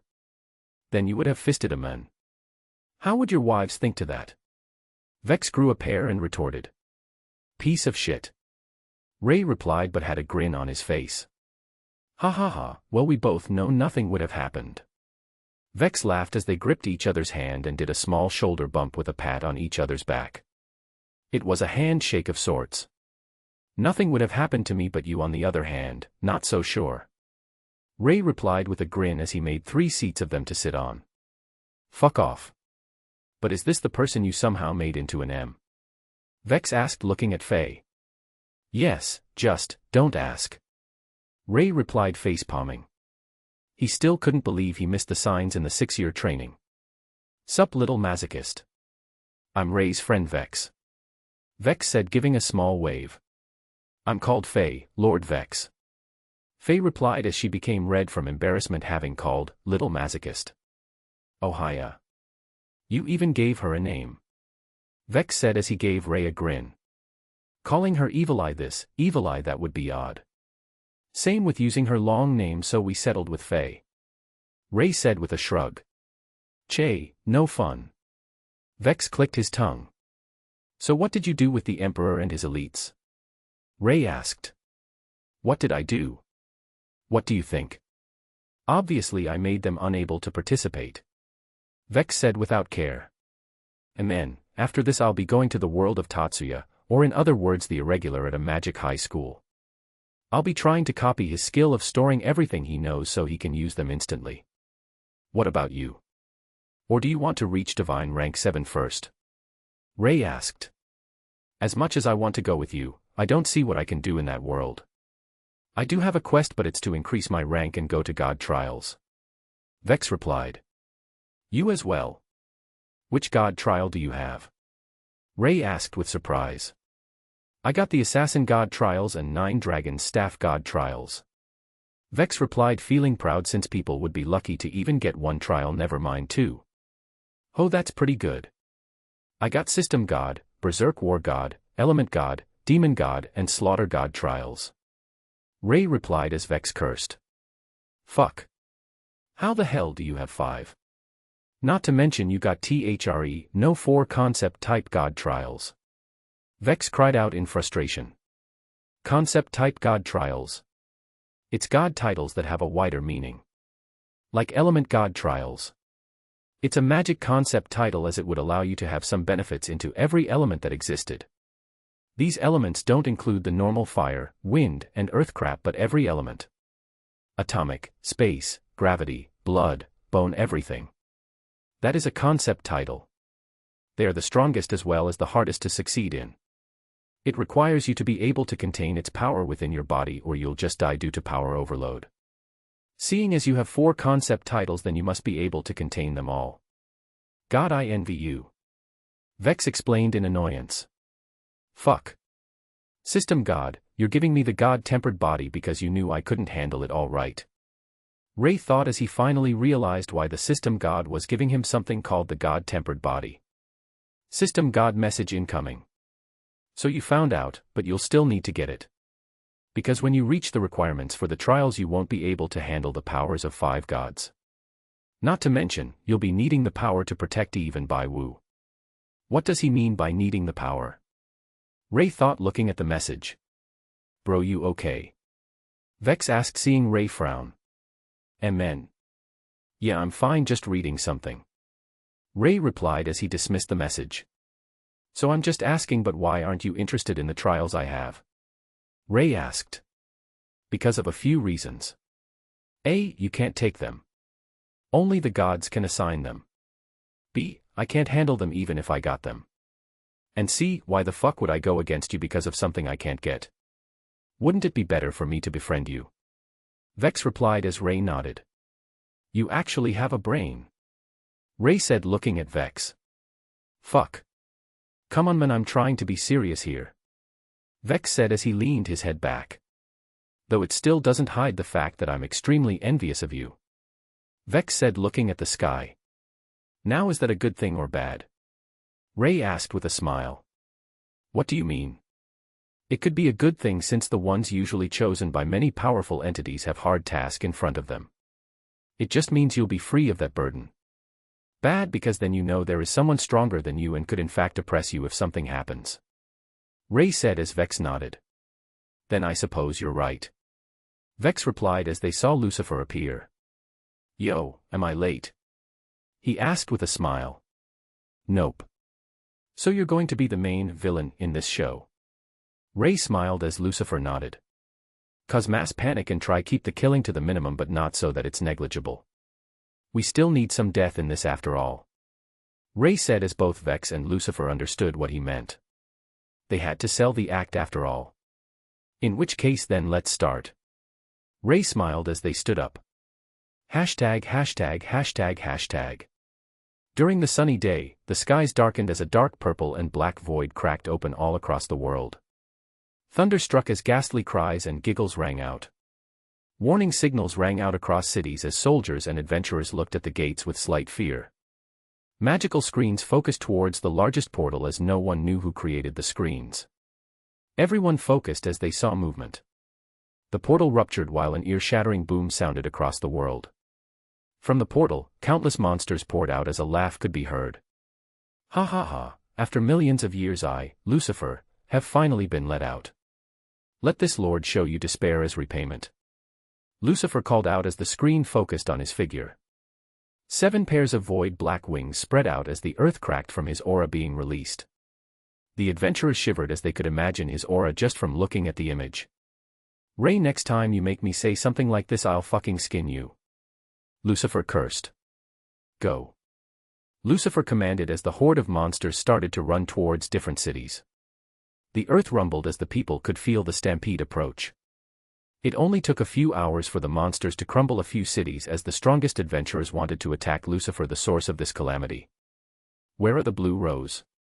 A person cried out as they were gathered in a meeting room. Currently the leader, Locuse, is out of contact, same with Evil Eye. Warrior Gagarin and the twin assassins are helping out with killing the monsters first. We have other adventurers helping out right now whilst soldiers are helping with the retreat of citizens. Princess Renner spoke as she pointed to several spots on the map. What can we do right now, Your Highness? We're surrounded by monsters on all sides and not just us but everywhere in the world. A commander asked. What we do now is to try not let them encroach on our land as much as possible. Once we lose our land, the soldiers and adventurers will become more huddled up. It would make it easier for them to be killed with magic. Renner replied. Allow me to help our in the front lines, Your Highness. Gazef spoke as he wore armor taken from the kingdom treasury. The heavy armor was a deep shade of red whilst the sword was sky blue, creating a contrast between the two. His white cape fluttered slightly with each movement. Head warrior Gazef, pick a few of the most outstanding men and take them without. You'll be assisting the entire battlefield by traveling from one camp to another. This will help our soldiers and adventurers out a lot, but at the same time the burden on you will increase. Renner said as she looked at him. It's what I wish for, Your Highness. Gazef replied as he kneeled. Then I wish you good luck, head warrior Gazef. Renner said as Gazef nodded and walked out of the meeting room. Hashtag. It had been only 3 days and the morale of the people couldn't be lower. Millions have died but no hope could be found. Is this really the end? People would mutter. However, at this point it was all or nothing. Disregarding their territory, every human marched towards where Lucifer was. Gazef stood at the very front along with other famous names. Even members of the Black Scripture were here with their dragon. We only have this one chance, even if we die we have to die trying. He shouted out as everyone nodded. You done? Lucifer suddenly said as he appeared above the army. You see, I'm all about the raising morale before a final fight, but I really don't know what you're thinking about when you shout near where I am. Like, do you want me to come kill you right now? Lucifer asked with a lazy posture. Someone panicked and shot an ice arrow at Lucifer. Flapping his wings, Lucifer smacked away the arrow. Is that all? Honestly, I thought you would have been a bit stronger. Lucifer frowned as they were weaker than he expected. Charge! Gazef shouted with gritted teeth. Jumping towards Lucifer with his sword glowing in blue light, he slashed towards Lucifer's neck. A myriad of attacks shot towards Lucifer, who only smiled. Yawn. With a single yawn, Lucifer conjured up a wall of dark energy that surrounded him and blocked all attacks. Try harder, or rather maybe if you bore me to sleep you might be able to give me a scratch. Lucifer smiled menacingly. ####. Ray, Vex, Faye, Ainz and Locus watched from the void as they felt like face-palming. I didn't take into account how weak they were.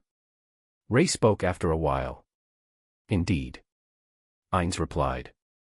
Say bro, how do you even make an entrance in this? Vex asked as he found it quite funny. The initial plan was for the residents to put up a good fight, and when they still lose, Ray will come in and offer them help. But seeing as how they were literally getting a one-sided beat down, they didn't know how they should interfere. Hey Ray, how about I and Ainz make an appearance first? We show our new powers and still lose in the end. But then you come, and how about it? Locus asked. Sure, that'll work. Ray nodded as both Ainz and Locus exited the void. ####. Arg. Gazef shouted as he tried to combo his attacks to no avail. The defense of Lucifer was too strong for them to even scratch him. The dragon belonging to the Black Scripture had already died under Lucifer's attack, and only a few powerful warriors remain. Lucifer. A voice shouted as 6 holy swords shot towards Lucifer. Making a sword from flames, Lucifer barely blocked them as he stumbled back. So a worthy ant makes its appearance, Lucifer said with a grin. Locus. Gazef cried out in surprise seeing Locus' new appearance. She wore light holy armor as her blonde hair was tied into a ponytail. The 6 holy swords gathered together into one great sword. Behind her were 3 pairs of white angel wings. Under the instructions of the Lord, I'm here to vanquish you. Locus spoke as her chinibu flared up at maximum. He, the Lord is a coward to send his lackeys at me. Lucifer sneered as he demonstrated great acting. Suddenly 2 bone spears dropped down from above. *boom. As the overseer of hell, I can assure you that there is a special spot just for you, Lucifer. Ainz said as he slowly landed. Locus, who is he and what has happened to you? Gazef asked as from what he remembered Locus didn't have angel wings. Let's say we met the Lord and had to fulfill some requirements. However, during this time, Lucifer, the devil, broke out and brought chaos to this land. But worry not, for I have become the overseer of heaven, and the one next to me is the overseer of hell. Locus replied with a smile. Overseer of heaven and hell? You mean you met God? Gazef asked in disbelief. Considering what we define as God, then yes, he is a god. After we deal with this devil, a new age shall come. Locus said as Gazef nodded. I'm counting on you, please avenge our fallen comrades. Gazef bowed. We don't need to avenge those who will come back. The Lord will revive the fallen. Though I shall warn you. Those who were evil will be sent to hell. Locus said as she charged at Lucifer. Ainz followed after her as he had a bone spear and a magic circle on other hand. Come. Lucifer shouted out as purple aura spread out with him in the center. Sanctuary. Locus shouted out even though she didn't have to. Sending out swords of light, Locus made a dome around them as she made sure no bystanders will be able to enter. Purple fire erupted from around Lucifer as it shot towards the duo. Stand back. Ainz said as he charged faster. Scales formed around his body as he opened his mouth. Sucking all of the flames in, Ainz formed a purple spear and threw it back at Lucifer. You can eat and morph my fire, but in the end it's still my fire. Lucifer shouted as he reached out with his hand and twirled the spear around his palms. I know. Ainz said as in the moment when Lucifer had his guard down, a blur of light shot forward. Locus wielded her great sword along with her 6 light swords. An image of a golden lotus seemed to form due to her attack patterns. Che! Die! Lucifer shouted out as his figure enlarged into a flame giant. Black smoke like flames were visible all over his body, making him look eviler. Some of the adventurers couldn't believe this, as it shows that Lucifer was playing around with them. Black clouds gathered as meteors became visible. Holy shit, aren't we acting here? Ainz cried out inside as he gathered his mana. Ha! He shouted out as huge hands made from bone shot up into the sky before exploding and splitting into several other bone hands. Asterisk boom boom boom. Explosions rang out as Ainz somehow managed to block most of the meteors that threatened them. Though the same couldn't be said for the surroundings, as the initial lush forest came a mess of black rubble and flames. Panting slightly, Ainz narrowed his eyes at Lucifer. Lacuse. Ainz shouted as Lacuse nodded. Her swords gathered once more as it formed a huge bow. Ainz gathered his mana as a huge bone spear appeared midair.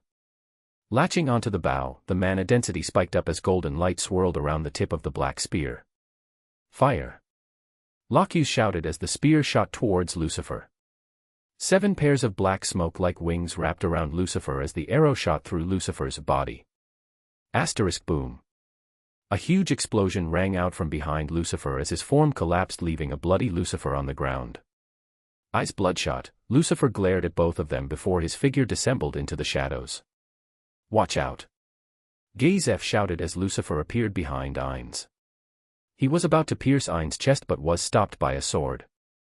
I just finished remaking the world and you're about to die on me, Overseer of Hell.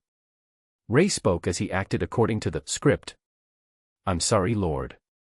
Ainz replied as he backed off quickly. Lucifer gave Ray a wink and Ray nodded, making sure no one saw their interaction. Since I just finished the reconstruction of this world, I won't play with you. Ray spoke as his spare hand reached out into the air. Die. Ray spoke as the dark clouds shattered apart, revealing a giant spear of light.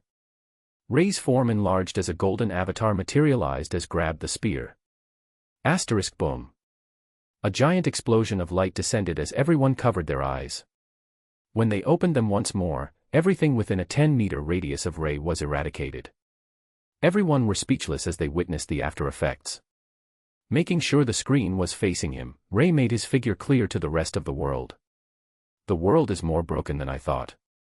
Evil oppressing the weak and good. You know who you are. Lucifer was the result and there are more to come. I shall grant you 3 favors and I hope you won't ruin this world.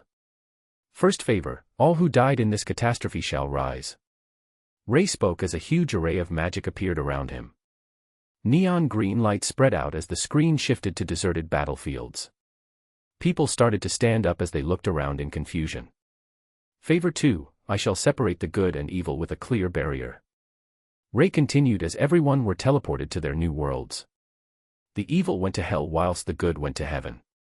Looking at every good human in front of him, Ray opened his mouth once more. Favor 3, I shall grant you all a system. One which will help you grow and mature. Punish evil and reward the good. The rules shall appear in your mind. In the future there will still be monsters invading every so often, and that is something I can't change. Thus, I leave this job to you. There are many more worlds that need my attention. For those who don't want my favor can reject the system. I won't stop you. Ray spoke as he activated the system. Deploying World Resident System. Done. Deploying Hell Redemption System. Done. Transferring Rules and Regulations. Done. Monster Horde Generator. Activated. After spending a little longer to explain everything, Ray could see that 1/3 of the residents were in hell whilst 3/4 of the rest were in heaven. The last 1/4 returned to Earth. Seeing that everything was done, Ray's figure enlarged as the golden avatar reappeared. I hope you don't ruin your second chance. Ray said whilst he faded away. In the future, the system he put into place helped turn this abandoned world into one of the most peaceful worlds. They witnessed the horrors of hell and the beauty of heaven. This caused them to repent and focus of repelling waves of monsters instead of plotting against one another. ####. I'm out. Ray cried out in his mind as he left the world. Truly plotting and acting hurt his brain. God, I hope my next quest is easier. He thought, giving his body a stretch. Ray, I'm going to rest a little. I just want to fall into a coma after all the acting. And I swear to God, next time you make me said lines like that again, I'll make sure you won't be able to walk. Lucifer said as Vex glanced at him. You're going to fuck him till he can't walk. So you really were into men. Oh, go fuck yourself, you little shit. Lucifer gave Vex the middle finger before dissembling into mist and flowed back into Ray's body. Bro, I'll go break through to divine rank 7. Next time you see me I'll be even stronger, Vex said as Ray nodded. Amen. I'll see you later. Ray nodded as Vex flashed away in a streak of light. Faye, let's go to the next world now. Ray said as Faye nodded. System, transfer to world irregular at a magic high school. Ray thought. Initializing, complete. Mission complete, rewards delivered. Status updated. Name, Ray. Age, not applicable. Combat rank, divine rank 4, 12%-32%. New. Body rank, divine rank 5-6, 25%. New. Soul rank, divine rank 6, 28%-42%. New. Will rank, divine rank, 94%-96%. New. MN not bad ind, PFT. Ray choked on what he was saying when he saw the next screen. Journey in the Animeverse Part 2, irregular at a magical high school. Task, introduce and teach the more effective and efficient type of magic. Restrictions, must become a teacher at first magic high school, must teach for a minimum of 5 years, must make sure your name goes down in history, must make sure you teach MC Tatsuya new knowledge. System God notes, I know how much you love being docile, so here's another mission. Don't worry, there'll be some action later since you know how the plot goes. However, do you think I'll really let you appear near when the plot starts? Rewards, passive skill, God-tempered body part 2 / Chapter 161, I'm his uncle. Journey in the Animeverse Part 2, irregular at a magical high school. Task, introduce and teach the more effective and efficient type of magic. Restrictions, must become a teacher at first magic high school, must teach for a minimum of 5 years, must make sure your name goes down in history, must make sure you teach MC Tatsuya new knowledge. System God notes, I know how much you love being docile, so here's another mission. Don't worry, there'll be some action later since you know how the plot goes. However, do you think I'll really let you appear near when the plot starts? Rewards, passive skill, God-tempered body part 2 / Holy fuck, are you serious? I have to be a teacher now. Ray cried out, seeing the panel. A teacher? Master, what do you mean? Faye asked, looking at Ray. It's my mission in the next world. For this world, I had to redirect its fate into a better one.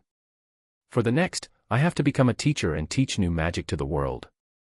Ray explained as he dismissed the panel. I don't see a problem with that. Faye asked, unsure to why Ray is unhappy about it. It's not that there is a problem, but rather I'll have to teach people for at least 5 years, not to mention the kid I told you about. The one who can store and activate his powers. Ray said as they walked. And now here comes the main issue. Ray said, turning around. I have no fucking clue / understanding of the magic system. How do you expect me to teach a revolutionary magic that will work in that world when I don't understand it? Ray cried out in annoyance. Then Master, can't you redirect the world laws to fit your criteria better? She asked. I could, but that will have more implications. It also means that the powers they have will become different. Ray replied, shutting down the idea. Although. System, analyze magical laws of the world and compile it into a book for me. Also included existence plane composition, balancing laws, and mana transference laws. Ray instructed as a book started to form in his hand. Master, I've heard you talk to this system and give others a system, but what is it? Faye asked. It's something that helps me while I help it. Think of it like a helper that assists me, much like you. Ray replied offhandedly as he started to read the book. Traveling to the world will take a little longer since the world is in the middle of science and fantasy. We'll have to travel quite a distance to reach that. In the time I'll be understanding the laws of the world, and you should too. Ray said as he made 2 comfy sofas. It's fine, I'll be content just watching Master study. Faye smiled as she sat on the sofa and hugged her legs. If you say so, I'll leave a copy of the book there so you can read it when you want to. Ray said as he sat down and crossed his legs. Opening the book with his right hand, Ray rested his head on his other hand. Whilst he was reading, the surrounding flashed by as countless planets of different worlds and solar systems appeared and disappeared. Faye kept watching the serious Ray with a smile. It took a month before Ray finally finished the book. Phew. I, yours truly, have finally understood this magic system. Ray shouted out as he flung the book as far as he could. Faye was sure she saw the book lit up aflame from the speed and become a meteor before blowing up a planet. Air Master? Faye asked with a sweat drop. Asterisk cough, I'll fix it. Ray faked a cough as he reversed the time of the planet to before his book destroyed it. So basically, the magic system of the world is similar to how people would code games. We have the information plane of existence and the physical plane of existence. The 2 planes are connected and whatever happens to one plane affects the other. When a magician uses magic, they overwrite the data in the information plane which then affects the existence plane. Let's say they want to fire off a ball of fire. They would rewrite the information to a series of numbers and codes for fire. The speed of which people actives magic is determined by how fast they rewrite the codes. Ray explained as Faye nodded even though she didn't understand. In order to rewrite these codes, they need to have ink/mana/psions. Everyone has a number of psions under their control, even the normal people. The magicians are those who are able to pick up a pen and use the ink to rewrite the data. Ray continued. This is where the individual Tatsuya Shiba excels everyone in. Instead of picking up a pen and writing the data, he makes a stamp of every spell he knows, and when he needs it, he just stamps it in the information plane. Large spells, small spells, everything is activated instantly. Ray smiled as Faye understood. If it was that simple, why did Master take a month to finish reading it? She asked. That was the simplified version. I had to read about the effects, the counterbalance, and a lot of other laws that affect the world for each simple spell. But with Master's arsenal of spells, wouldn't it take a long time to find the right stamp? Faye asked as she tilted her head. Yes, which is why I have a theory. Once I copy his skill, I'll be able to classify the effect of each spell into different sections. So instead of having to search through every spell, I constantly deconstruct and construct new spells the moment I need them. Ray replied, standing up. The scenery had already stopped as they reached their destination. Below them was Earth in all of its glory. Let's go. Ray said as he opened a portal. Both him and Faye walked through, causing a blinding white light to cover their visions. System God background settings activated. Name, Ray Yatsuba. Gender, male. Age. Background, brother of Miyashiba/Yatsuba, mother of Tatsuya, and Maya Yatsuba, aunt of Tatsuya. Unknown prodigy in the study of magic. Went overseas at a young age, thus creating a detachment from the family. Main focus in life, the study of magic and passing his knowledge onto the younger generation. Returned after finishing all of his magical-related research. Name, Faye. Gender, female. Age. Background, orphan. Taken in by Ray Yatsuba as a personal maid during his times overseas. Fuck. Not only am I a teacher of the kid, but now I'm his uncle too. Ray cried out, seeing the settings. Don't mind that, Master, since it will make it easier and quicker for you to obtain his power.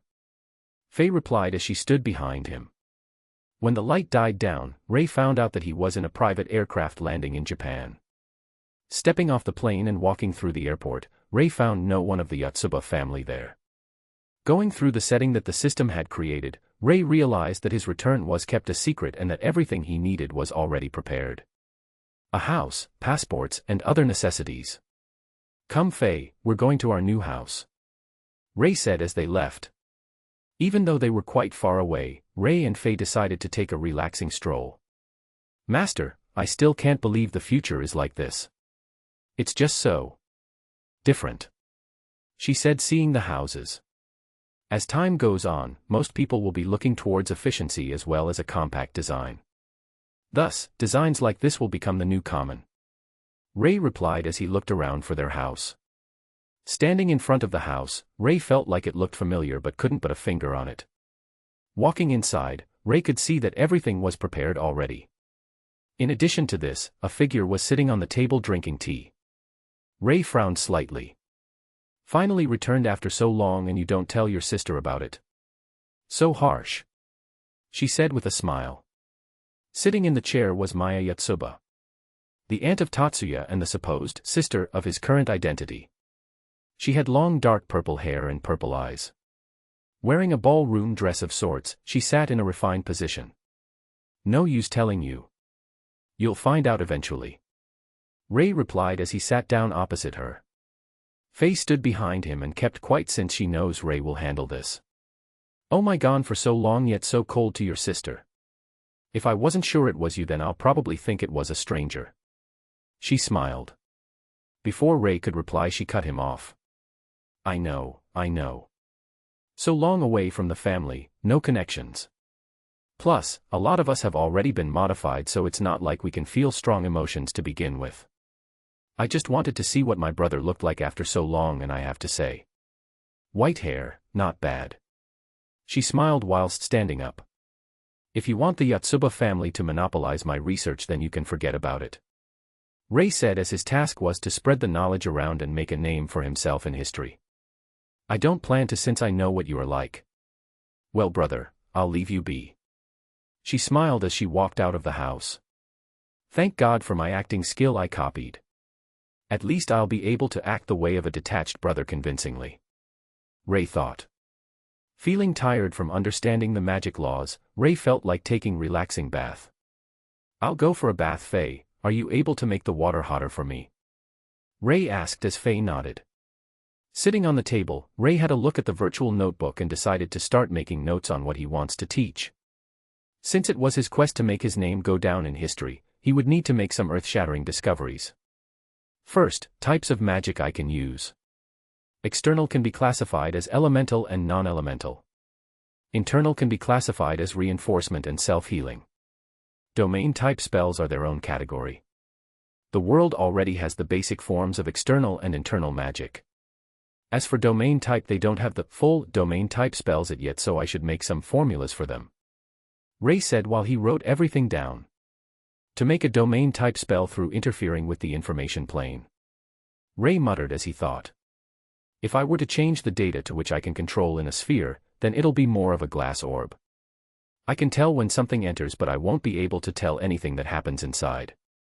If I did it like how my domains work, then it'll be too much information for people to process and could turn them into idiots. Wait, hold on. If both planes are directly connected, then if I were to shift the data and reel around, wouldn't I be able to enter a separate space with a lower cost and a more efficient speed whilst still appearing in the real world? Ray thought as an idea appeared in his mind. The idea surfaced whilst he was thinking about how the domain would affect both the information and the reality. To switch the data around, I need to make a mask that makes the real object seem like data, which will then automatically send it to the information plane. In order to fill the gap that appeared, the data would switch places with the real due to there being two copies in the same location. However, it cannot convert itself into a real due to the actual object still in the information plane, so what remains is a hologram. Ray muttered as he started to jot down the details and sequences of the spell. This spell will require a high level of control or else the spell would fail to activate. And this was the best case scenario. If they failed to write the sequence properly midway, the spell would sever whatever they picked and kill it. Example being if a person tried to only send their right arm into the information plane and failed the sequence. The arm will switch places but be completely severed from the shoulder and return as disconnected atoms. The result will disintegrate the arm completely. However, with the sequence Ray wrote down, it would revert the object to before it was relocated after the user brought it back from the information plane. The arm would be unaffected. Did I just create Kemui from Naruto using magic of this world? Ray muttered, seeing the finished concept. And then, let's try it. If it works, it will be more powerful than my mist form. I'll be essentially invulnerable. Ray muttered as he activated his sequence just on his torso. Oh fuck. Ray suddenly said as his limbs and head fell off his torso. There were nothing connecting the data and real, so they'll fall through each other. Undoing the spell, Ray reverted his body as he had to do some more corrections. It took a while longer as Ray had to try perfect the spell. He had to make sure it couldn't be directly affected or cancelled by an outside interference. He had to also make sure he didn't just fall through the earth whenever he did it. In the time it took for Faye to finish preparing the bath, Ray had created 3 new types of magic. One which made him invulnerable, one which deleted data, and one which transferred data from location to location. All 3 were based on the same concept. "Master, I've finished preparing the bath." Faye called out as she saw Ray close a note panel. "Hug me," Ray said as Faye wondered why. Even though she wondered why, her body shot forward, not giving Ray a chance to go back on his word. Asterisk crash. Her body phased through Ray's as she crashed against the sofas. "Ah. Wah." Faye looked over at Ray confused. "Master, why can't I touch you?" she asked. "It's a new magic I've developed. In a nutshell, unless I will it. Nothing can touch me whilst I'm in this form." Ray smiled. "Oh my God." Faye cried out and ran towards Ray. Waving her hands through him, she couldn't believe what she was seeing. His aura was there, his presence, his mana, everything. But she couldn't touch him. "It feels like you're here, but at the same time you're not here," she said in surprise. "It was harder than you think. It's also not practical just yet." Ray sighed as he revealed a densely packed page of sequences. "I have to write this down every time I use this spell. The time it takes to do this is 5 seconds. It takes too long and unpractical during a fight," Ray said as he made himself real again. "But once I make a medium or Tatsuyas ability, I'll be able to use this instantly," Ray said as Faye nodded. "Does Master have a name for it?" "I'll stick with the name which I took inspiration from." Ray smiled. Kamui. Chapter 162, Sequence Casting. Having shown Faye Kamui, Ray turned on the TV and had a look at the date. 2093, I know the Tatsuya and Miyuki enter the first high school in 2095. So I'm 2 years ahead of them. Ray muttered, seeing the time. "So Master has to teach for 2 years before you see them?" Faye asked as she sat near him and watched the TV as well. "Yeah, what time is it now?" Ray asked as the TV oddly didn't show the time. 10:58 p.m. Faye said, looking at the clock. "And then, I'll go take my bath." Ray nodded as he stood up. Walking upstairs, Ray saw the huge bath. Undressing himself, Ray looked in the mirror. The last time he checked his body was quite a few years back. His muscles were highly compact but didn't look ugly.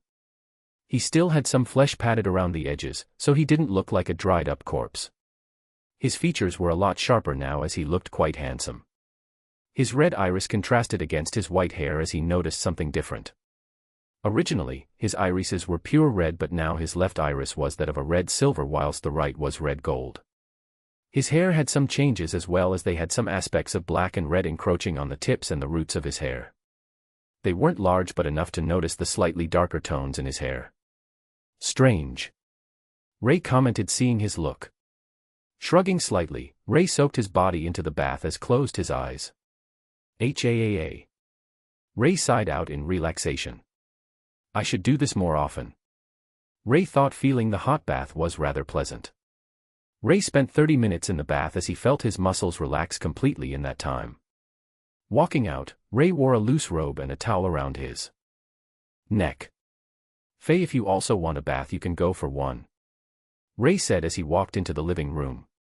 Turning around, Faye saw Ray's figure wearing loose robes and his damp hair framing his face.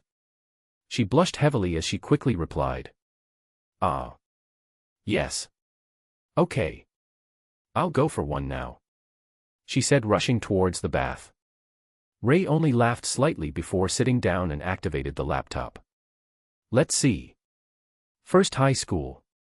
First high school. Found it," Ray muttered, searching through the net. "EI. How convenient. They're looking for a teacher to teach some magic lectures," Ray muttered, seeing the first high school recruiting for some teachers. Requirements are a good understanding of magic theory, practical applications of magic, real-time reactions, and the ability to simplify and teach lectures. Why only a good understanding? Why not great understanding? Ray, though, seeing this.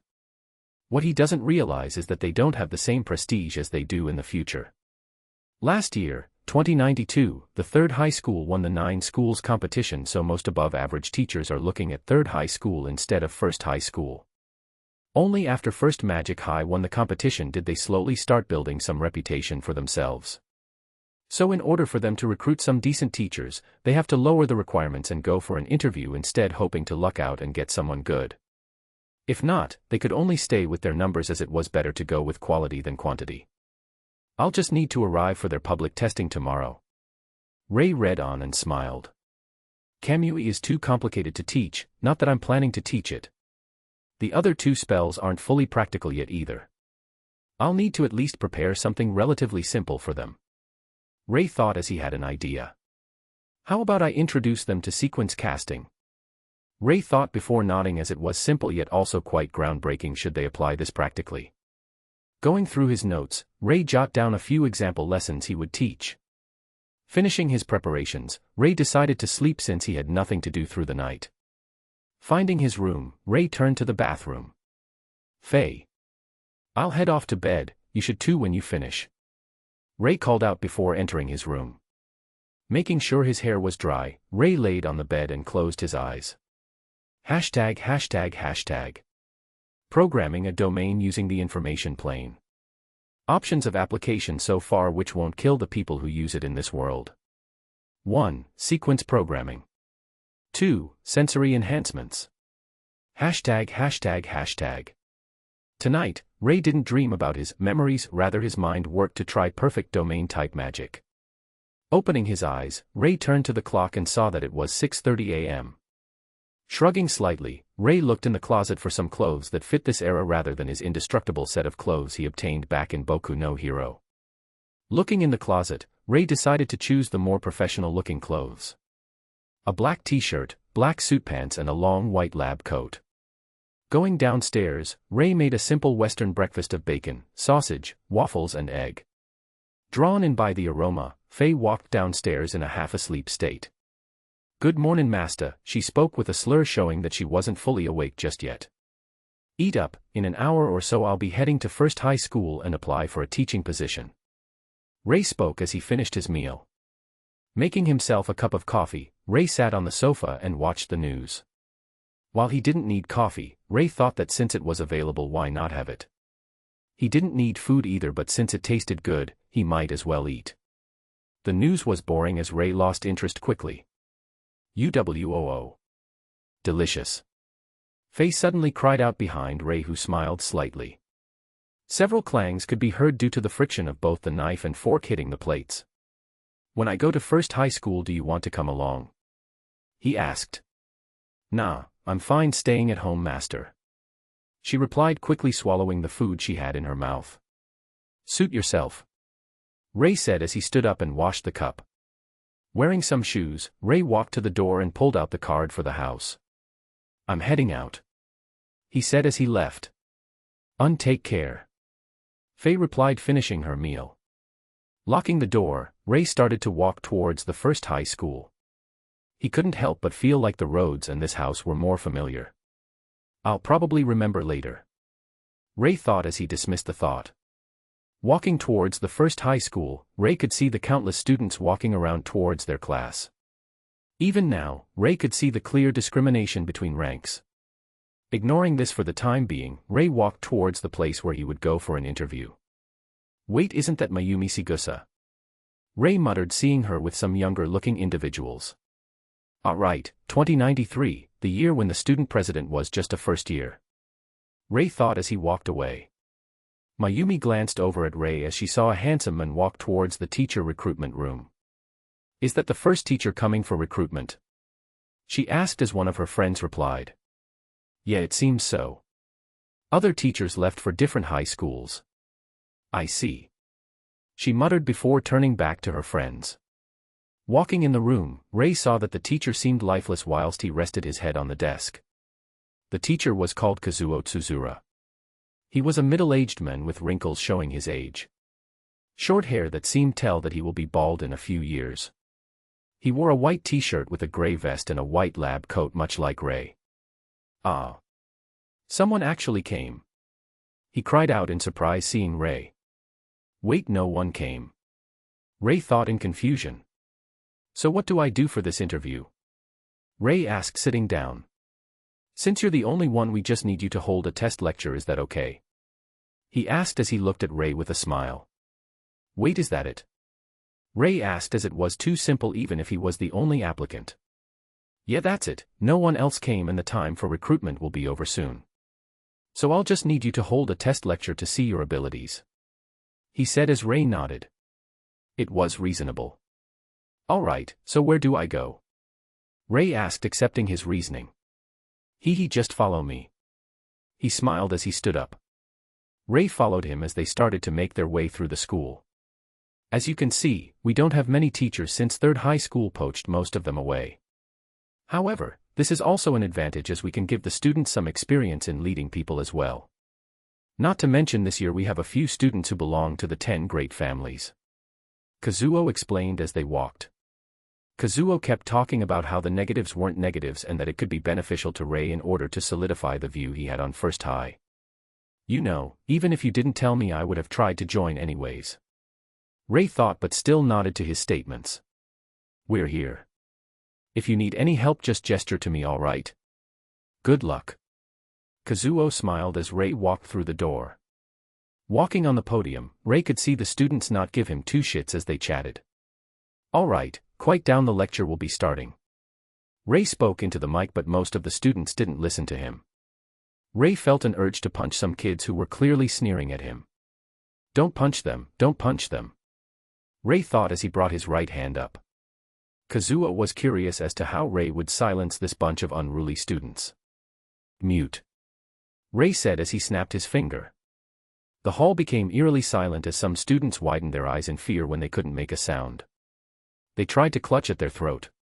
Sit. Ray said again as he snapped his fingers. The students who were standing up sat down straight away as they lose control of their bodies. Kazuo narrowed his eyes seeing this. When I'm lecturing, don't talk or move. Ray said as his eyes brought slight fear into the students. What you saw me do then was what I like to call sequence casting. Whilst most magicians have to write the codes to cast their spells using a CAD, sequence casting will allow you to make a single spell that would affect an area without you putting too much psions into the spell itself. Ray said as he started his lecture. For example, when I use the spell mute, I had set up the area of effect and the command of, whoever talks without my permission will be muted. In order to do this, I must first set up the area of effect.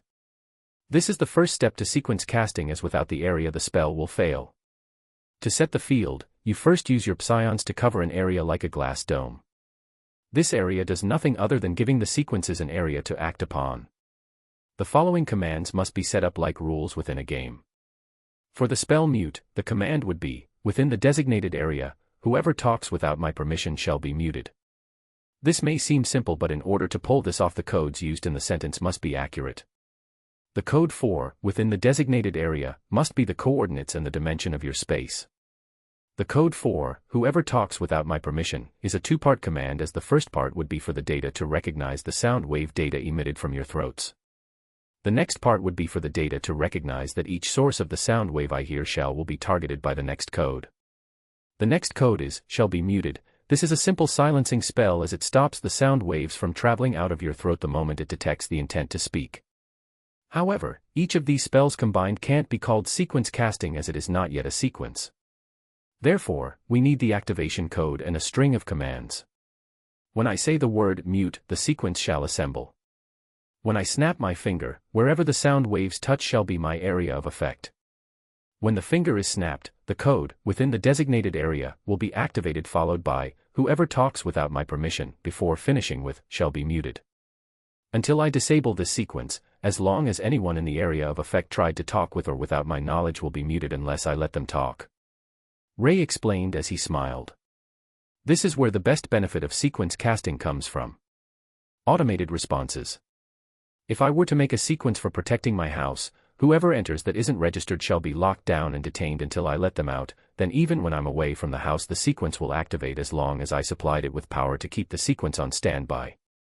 As to how I supply it with power, that can be a secret for now.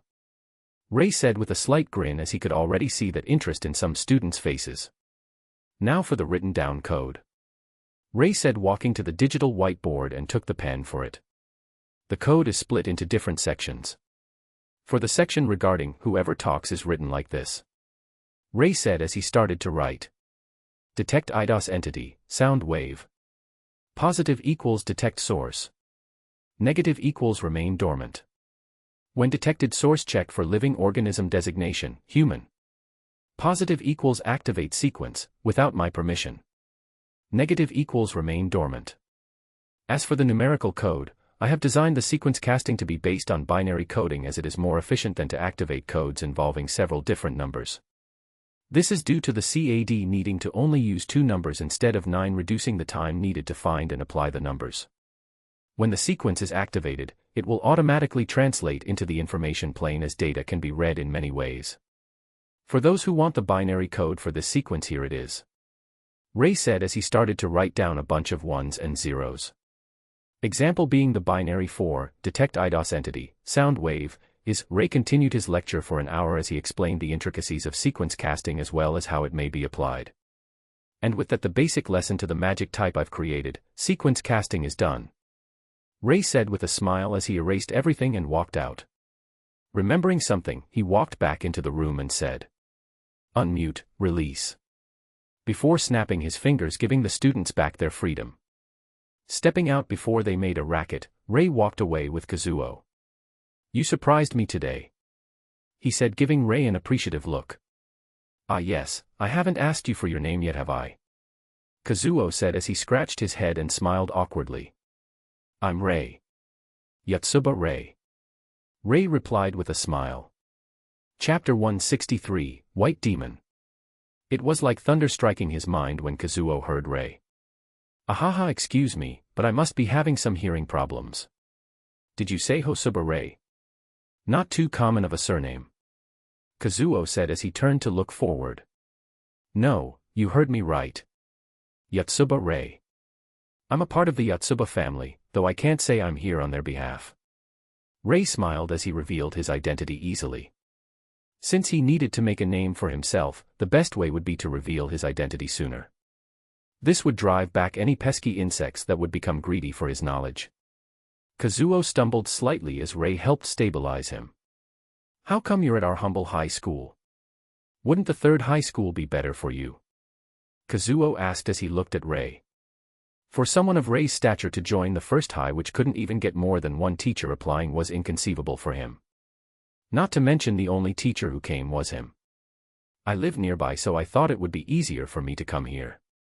Also, for me the high school doesn't matter as long as I can pass on my knowledge." Ray replied with a smile. This, however, was complete bullshit. One of his requirements to complete the task was to become a teacher at First High School. He could only come to First High School to complete his requirements to obtain the second part to the God-tempered body. "Is there another lecture today?" Ray asked as they walked to the office to get everything registered. "No more theory lectures for today. After this is practical experiments and then clubs. Do you want to help out the practical experiments?" Kazuo asked, filling out some information to register Ray as an official teacher at First High School. "Sure." Ray nodded as they walked to the canteen to have some food. "So before we go to the practical experiments, is there a staff room or a room designated to me?" Ray asked, trying some of the food. "Yes there is, but for your room do you want it to show your full name or just Ray.Y?" Kazuo asked. "Full name is fine." Ray replied, finishing his food. It wasn't the best nor was it the worst. "Alright, I'll get it done, but first take this. This device should stay with you for most of the school year. Think of it like a portable laptop. Students can message you through this. There are timetables for different activities and lectures as well as times for when the labs are available." Kazuo said, handing Ray a tablet-like device. "Thanks," Ray said as he took the tablet. Looking at it, Ray could see that the school had placed some data tracking in it. Shrugging slightly, Ray decided to modify the tablet when he went home. Looking for the practical experiments, Ray walked over to the lab. "Hello, I'm just here to help out," Ray called out, entering the room. As he looked at some of the students, Ray could see some familiar faces of those who took part in his lecture as well as future figures. Those who took part in his lecture couldn't help but shift their gaze away quickly as if they saw a monster, whilst those who didn't take part looked at him with curiosity. "Don't mind me, carry on." Ray waved slightly as he looked around for the teacher. "Where's the teacher?" Ray thought, seeing that there are only students. Excuse me, if you're looking for a teacher, the practical lessons are run by students," a quiet voice called out behind him. Turning around, Ray saw that it was one of the people who took part in his lecture. "I see, I'll be helping out in this school whenever I can, so are you able to tell me what you're practicing this lesson?" Ray asked with a smile. The female student nodded. "We're practicing on improving our casting time, activation time, and effectiveness," she said as Ray nodded. Looking at the people practicing, Ray couldn't help but frown as how bad it was. It was fast but ineffective, inefficient, and most of all, some of them can't even bring out the full power due to fast casting and bad coding. "All right, everyone stop," Ray said as he was about to clap his hands. However, when the students who took part in his lecture saw the gesture, they immediately forced the student around them to stop quickly in fear. Losing control of their bodies were a horrible experience after all. Seeing their reactions, Ray felt the urge to laugh slightly. "All right, so to help all of you, I want each of you to demonstrate the test to me and I'll grade you," Ray said as he pulled up a chair and crossed his legs. "We'll go with the people who think they're the fastest ones first," Ray said, bringing up the class panel and prepared to mark their demonstrations. "Furia Tetsuo, first year Bloom. Watch carefully," a student said as he demonstrated his powers.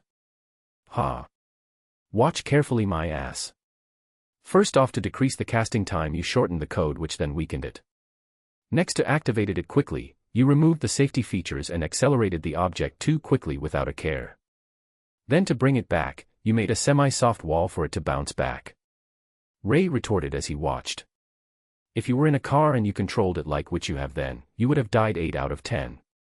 The other 2 will leave you paralyzed for life," Ray continued as he saw the student grit his teeth. "What, you have a problem? Then do the code correctly. Foundations are important, so don't cut corners.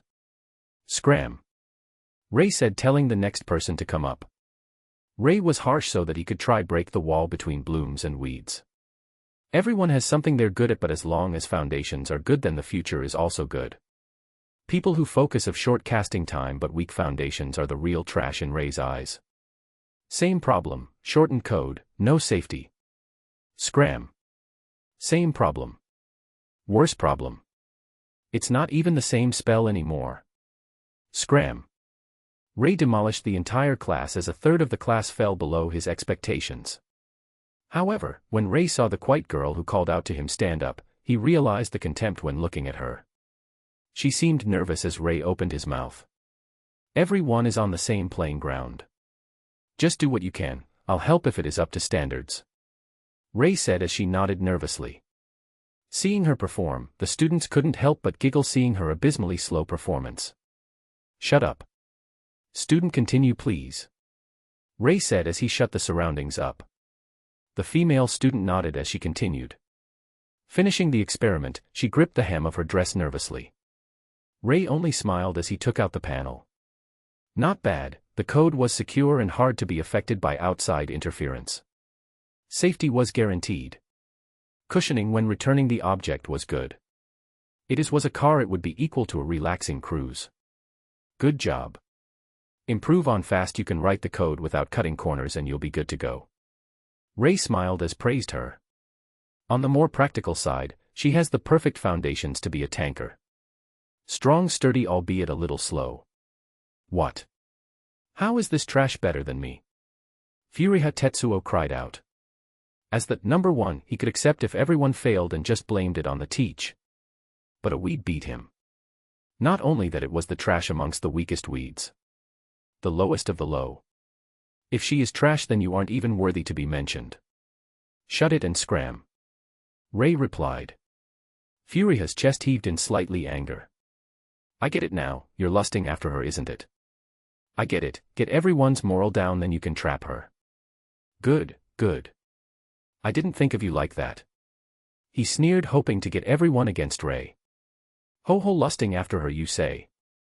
Ray said slowly as his pressure leaked out. The walls cracked as Furia, the target of the pressure, kneeled heavily and broke his kneecaps on the tiles. Listen here now you little shit. Ray said as he gripped at his head and lifted him up. His cold aura radiated around him, making some students shiver. Furia Tetsuo. Son of Aki Tetsuo and Hideki Tetsuo. A sister called Ami Tetsuo. Let's see, oh wow. The shit you committed when you were 9, 10, 14, and 15 were the worst. Shall I recite them out for you? Ray said, narrowing his eyes. Furia widened his eyes in fear as his body shook. Piss off from my class. Ray said as he threw him to the door. Furia cried out as he scrambled to his feet as fast as possible and ran away from Ray with all his might. Even though his kneecaps were broken, he endured just to get away from this demon. Slander me like him and you know the results. However, just so you know, I already have a wife, wives, and a daughter who's a little older than you. I give praise when it is due, understand? Ray narrowed his eyes as he sat back down. The students nodded frantically. Also, in my lectures drop this bloom and weed bullshit. If you're good, I'll tell you. If you're trash, I'll also tell you. Ray said as they nodded once more. Good, next. Ray said as the rest of the students stood up one by one. Same problem. Pretty good, focus more in the latter half of the spell. Are you even trying to activate a spell? You didn't even construct the code right. Scram. Same problem. Hashtag, hashtag, hashtag. By the end of it, Ray sat with his hands against his face as he sighed. 6 of you passed and 3 barely passing out of a class of 60. Are you fucking kidding me? Ray said out loud as no one spoke. Out of the 6, 4 were course 2 students/weeds and 2 were course 1/blooms. The 6 of you who passed stand aside. Everyone else listen the fuck up. Ray said, standing up. First step of casting, as everyone knows, is writing the code. However, in order to pursue speed, all of you chose to shorten it, unlike the 6 of them. If you wanted faster casting, then cutting corners is not right. For people who cast faster, they would modify their own CADs or get a personalized one by a professional. You know why? Because rather than inputting numbers one by one, they have an array of number combinations for them to use when activating a spell. These combinations can be from just 1 digit or up to 15 digits. Next problem is that most of you forgotten the safety functions. Sure, you can say you'll remember it in the future and that a little object like this is harmless. But that is wrong. Fuck up the code and this object can be a bomb. How and why, you ask? Watch this. Ray said as he made a barrier around the students. First, I cut corners in the code like all of you fucknuts. Ray said as he demonstrated. Fuck the safety. And set off. Asterisk boom. An explosion rang out as the students paled slightly. Reverse. Ray said as they could see everything mending together again. As to why the object blew up, it's because of the code combination that is the result of cutting corners and safety options. For example, if the code for forward movement is E0143C947T, and you cut it into E143C947T, then you don't know if that code is still forward movement. It might be backwards movement or, as I demonstrated, explosion. It may be a low chance, but some of you fuckers very nearly blew us up. Ray said, narrowing his eyes. Some of you may be wondering why the other teachers aren't coming after that explosion or how I reversed it to how it was, then I'll tell you. For those who entered my lecture, you should know about my sequence casting. So here's an extra lesson for you. In this area of control, no vibrations shall be passed outside. This means noise, explosions, or anything which involves vibrating atoms won't be transferred outside this room. As for how I turned back the wall to how it was, I recorded the IDOS coding for the state of the room before I started my demonstration and replaced the code after the damage was done. Thus the room reversed into its previous state. Ray explained as the students nodded. I can definitely say I'm a violent teacher, but it is necessary to correct all of you into semi-decent mages worthy to be meat shields rather than free kills. Ray said, exposing the harsh truth. Some of the students felt uncomfortable but Ray ignored them. Looking at the time, Ray saw that the period was about to end. Just in time. I won't force you into my lectures, but for those who attend my lectures and use my teachings, well, I can guarantee you that you'll at least become a state magician. Who knows, maybe some of you might become a world-class mage. Ray smiled as some students didn't believe Ray. All right, lesson's over, scram. Ray dismissed them as he sat down and started to write some notes on the class. That was a rather harsh lesson, Professor Yotsuba. A woman said behind Ray as he turned around. It was Haruka Ono, the counselor for First High School. She has short orange hair, a jumper that covers her neck, black trousers, and a white lab jacket. I need it to be harsh. I must change their mentalities early on so it doesn't encroach on them later. They didn't have a proper teacher, so their magic is screwed. If I don't be harsh, they won't take the lessons to heart. Ray replied as he stood up. Yes, but being too violent isn't good either, she said, following Ray, trying to persuade him. They're 16. After they leave, they might have to join the army and fight wars we don't know. But by exposing them we can prepare them.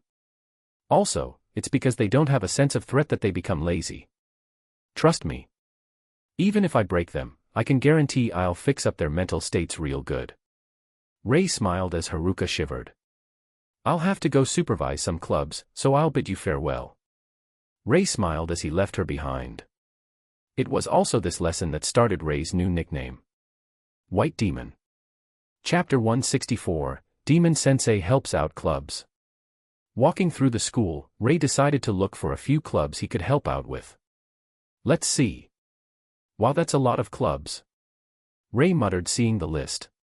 I'll pick a few for today. Cooking club seems the easiest. Ray said as cooking didn't need any magic knowledge. Walking towards the cooking club, Ray saw that there were only a few members. Hello, I'm here to help the cooking club. Ray called out as they turned to him. Oh, it's you again. Ray said in surprise as he saw the quiet kid again. Ah, sensei. She said in surprise, seeing Ray here to help the cooking club. Sup, I'm here to help the cooking club. Cook something up and I'll give you guys some pointers. I'll even give you a recipe if you guys do good. Ray said with a smile. TSK, don't give me that look.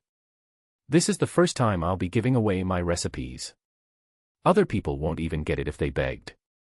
Ray clicked his tongue, seeing their doubtful look. The students nodded as the quiet girl stood where she was.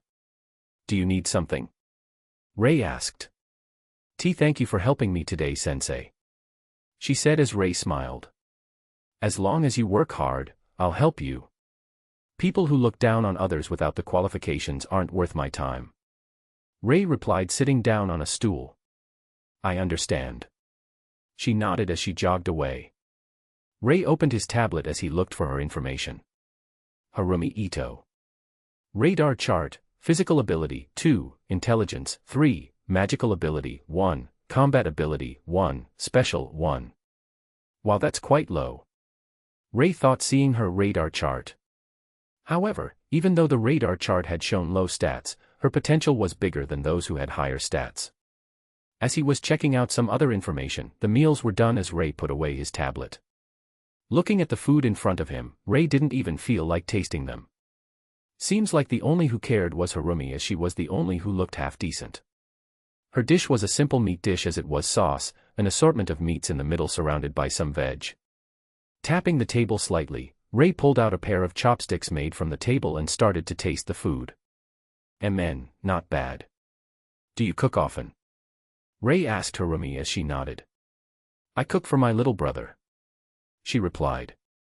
Not bad, though the sauce needs just a little more flavoring. The meat can be tenderized a little longer, but since you were low on time, it's good for the time it took. Ray praised as he moved on to the other meals. Bland, did you even put any flavoring into this? Sugar instead of salt. Are you kidding me? There are still eggshells in this. The fucking meat is still raw. After tasting everything, Ray had a frown. Seems like this school is really suffering from lack of teachers, so students don't give two shits. Fine, let yours truly fix this school up real good, Ray thought. Alright, you little shits, listen up, Ray called out as he returned the chopsticks back to the table. Walking to the side, Ray grabbed an apron as he walked in front of the remaining materials that are out right now. Meat and some veg. Skewers it is. Ray thought as he grabbed a knife and traced the edge. First step, make sure your knife is sharp. Ray said as he pointed at the knife. Asterisk Poochie. Ray turned around and saw that only Harumi was listening. TCH, fine Harumi, come here. I'll teach you the recipe. Rest of you piss off. Ray said as Harumi nodded and walked over. First we need a sharp knife. Sharper knife means a cleaner cut when you cut the meat. Ray said as reinforced his finger and started to sharpen the knife. We're going to make a meat dish today, so first we need to marinate the meat to give it some flavor. Since we're low on time, we can use magic as replacement. Ray said as he placed the knife down and got the meat into a bowl. Adding some flavor to the meat, Ray placed a spell that would increase the time in a specific area. While we wait for the magic to simulate how the marinated meat would be like overnight, we'll prepare the veg. Ray said as Harumi nodded. Going through the rest of the steps such as cutting the meat, adding a slight taste of honey, I tried meat skewers which were done with a bit of honey and oh god was it nice. As well as other spices before frying everything. Ray explained it all in detail so that Harumi understood the process. Finishing the meat skewers paired with some veg, the aroma causes the other club members to gulp down their saliva. Here, try it. I'll give you the entire recipe later so you can try it. Ray smiled as she nodded. Taking a bite of the food, she widened her eyes as she felt herself immersed in the food. The rest of you little shits don't have a part in this. You only had to listen, but you still couldn't do that. Ray sneered as he glared at them who looked away. Snapping out of it, Harumi finished her skewer quickly. Sensei, can I take this home for my brother? She asked.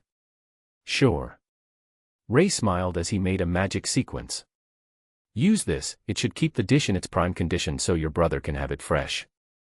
Ray said as Harumi nodded. Here's the recipe, I'll check back in a few days to see if you have any improvements. The recipe is designed to only recognize you and no one else can use it. Good luck. Ray smiled, taking off his apron and walked out the room. Next club, Kendo and Kenjutsu Club. Ray said walking towards the dojo. When he arrived, as could already see a few people with decent skill. Oh hiya. Seems like this club is pretty good. Ray smiled as he walked in. Seeing him, a young man approached with a light smile. Sensei. He said. Ah, you're Yaiba Ketsu. One of the course 1 students who passed, weren't you? Ray said as Yaiba nodded. Yes, I am. I'm grateful for the fact that Sensei understands how important foundations are and is willing to teach it even by force for our future. He said as he bowed. Ray rubbed his nose slightly with a small smile. And then, I'm just here to help out some clubs. Why not a light spare between us? Ray asked. That would be a pleasure. Magic or no magic? Yaiba asked. Either is fine. Ray smiled. Then no magic. Since over-reliance on magic is bad for self-discipline. Yaiba said as he got some training gear. Not bad, kiddo. Ray said, feeling appreciative of this young man. His philosophy was quite unique for this era. Then Sensei, we'll go with normal rules of kendo so whoever scores 2 points win. Yaiba said, placing the training gear on his face. Sure. Ray nodded but placed the training gear away and held the bamboo sword. Sensei. Yaiba asked, confused. Don't worry about it. Ray smiled as Yaiba nodded. People gave them space as they watched their captain about to spar with the new teacher.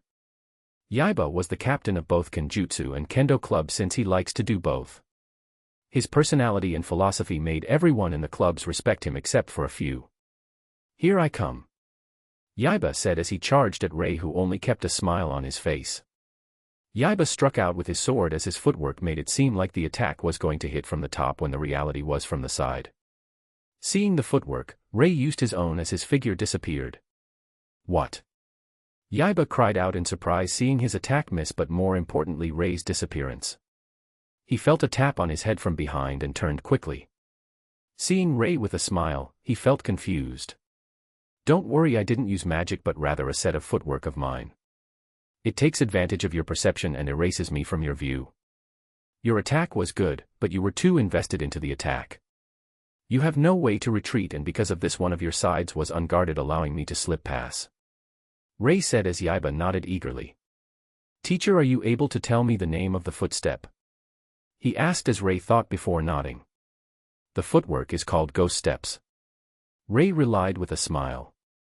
Again. Yaiba cried out as he felt excitement raise up within him. Sure. Ray said as they continued to clash a few times. While it was an overwhelming defeat, Yaiba already felt himself improve as with each spar. Thank you, Sensei, for your guidance. He said with a bow. No problem, I'll help out occasionally, so keep working hard. Ray replied, giving the bamboo sword back to Yaiba. Walking out the club, Ray saw that he should have just enough time for one more club. Captain, who was that? His sword skills were insane, a person said walking up to Yaiba. Yeah, he's the new teacher they got today. Not only is his magic study amazing but his physical abilities as well. Yaiba said as his hands clenched in excitement. He wanted to study under Ray and try to surpass him one day. Checking out the tablet, Ray didn't know which club he should help with. Professor, hello. A voice called out as Ray turned around. It was Mayumi Sigusa, who he met this morning briefly. Hello, how can I help? Ray asked, unsure as to why she would come find him. I'm just asking, but is Professor looking to help clubs out? She asked as Ray nodded. Why don't we have a new system? We can make a system where different clubs will book a time slot for you to help out. She said as Ray thought and nodded. It was better than him just walking around on a whim. Sure, is there anything else you need help with? Ray asked as she nodded. In 3 months the 9-school competition will start. Since Professor is proficient in so many areas, will you be able to help the school council train up some participants?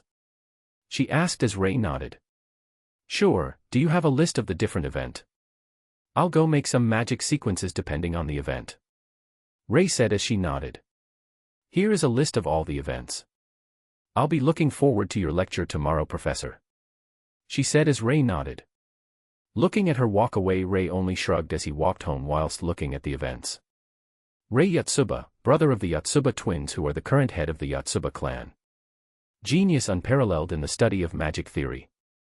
Some say even Taurus Silver pales in comparison. Whilst Taurus Silver publicizes his findings, Ray Yatsuba keeps it to himself until he finished understanding the secrets of magic. For him to become a teacher and teach something with outrageous potential like sequence casting, it must mean he finished understanding magic completely. Mayumi thought seriously as this would affect the world. For a person such as Ray who holds the secrets of magic to come out publicly like this must mean he fears no one. Let's see, events for both first years and second/third years are Monolith Code, Mirage Bat, and Ice Pillar Break. The events only for first years are Speed Shooting, Crowd Ball, and Battle Board. Events for second years are Rower and Gunner, Shield Down, and Steeplechase Cross Country. Ray said out loud as he read information about the events. Monolith Code is a men's only game. At the competition site, which is randomly generated by the system, magic is used to fight over the monolith. Each team has 3 players. The outcome is determined by splitting the monolith in the enemy encampment and transmitting a concealed code. Any attacks other than magic are forbidden. Mirage Bat is a women's only game. Players must constantly invoke magic to leap into the air and strike down on holographic spheres and gain points for their team. Outcome is determined by how many points they rack up in the end. Ice Pillar Break is a game where 2 players stand on a tower 4 meters in height, defending 12 pillars contained in 12-meter square area while attacking 12 pillars in the opposition's field. The outcome is decided by whoever destroys all of their enemies' pillars first. And so on. I'll spare you the reading, so here is the link if you're wondering where I found these. https://mahuka-coco-no-retousei.fandom.com/wiki/9_schools_competition/first_year https://mahuka-coco-no-retousei.fandom.com/wiki/9_schools_competition/second_year. Reaching his house, Ray opened the door as he was greeted with a charging Faye attempting to hug him. Reaching out and grabbing her face, Ray lightly threw her to the sofas. I'm home. Ray said, taking his shoes off. Welcome home, Faye shouted back as she got off the sofas. How was the school? It was okay. Ray shrugged as he sat down on the table and brought up a digital notepad ready to write down more codes. What were you up to today? Ray asked as Faye sat down on a chair. I just cleaned up the house a little and watched TV. Faye said as she watched him work. Are you not bored? He asked. Not really. She said. She swung her legs back and forth. Come with me to the school tomorrow.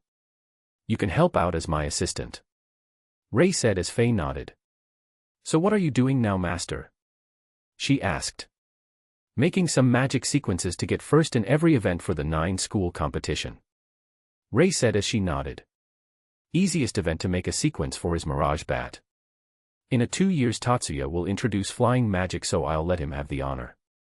Instead I'll make something similar. Instead of flying, it's more like creating invisible platforms midair.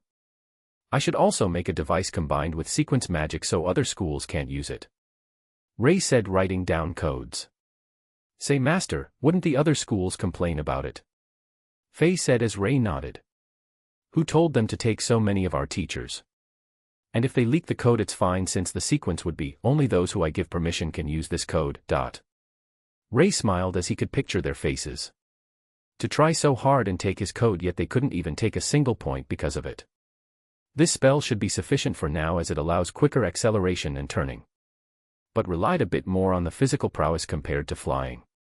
Unless I make the device generate bounce pads as well. Ray muttered, adding more to the sequence. Monolith code is a bit harder since different players use different magic. I'll have to code it live when I see them tomorrow. Ray said, saving the code for Mirage Bat in his device. Ice Pillar Break is easy. I just need a code for transforming the IDOS code for ice into the IDOS code for steam. Ray muttered, writing a code down quickly. While Tatsuya makes a speed shooting code in 2 years, I think I'll take this one since I'll give him the honor of flying magic. Ray said as he made a new page and started to write the code. Done. Now when they activate the magic they can sleep if they want, since the magic is automatic and will target the designated object. The more intricate side of this is that the sequence will read the user's intention and attack the targets. It works even in an army. Read intention, then shoot down the army. Ray smiled, saving this code as well. Faye giggled as Ray raised an eyebrow. Sorry, Master, but just thinking about what they would think if they saw Master inventing codes every minute made me laugh. Faye admitted as she smiled. What can I say? Not everyone can understand every law linked to the use of magic in this world.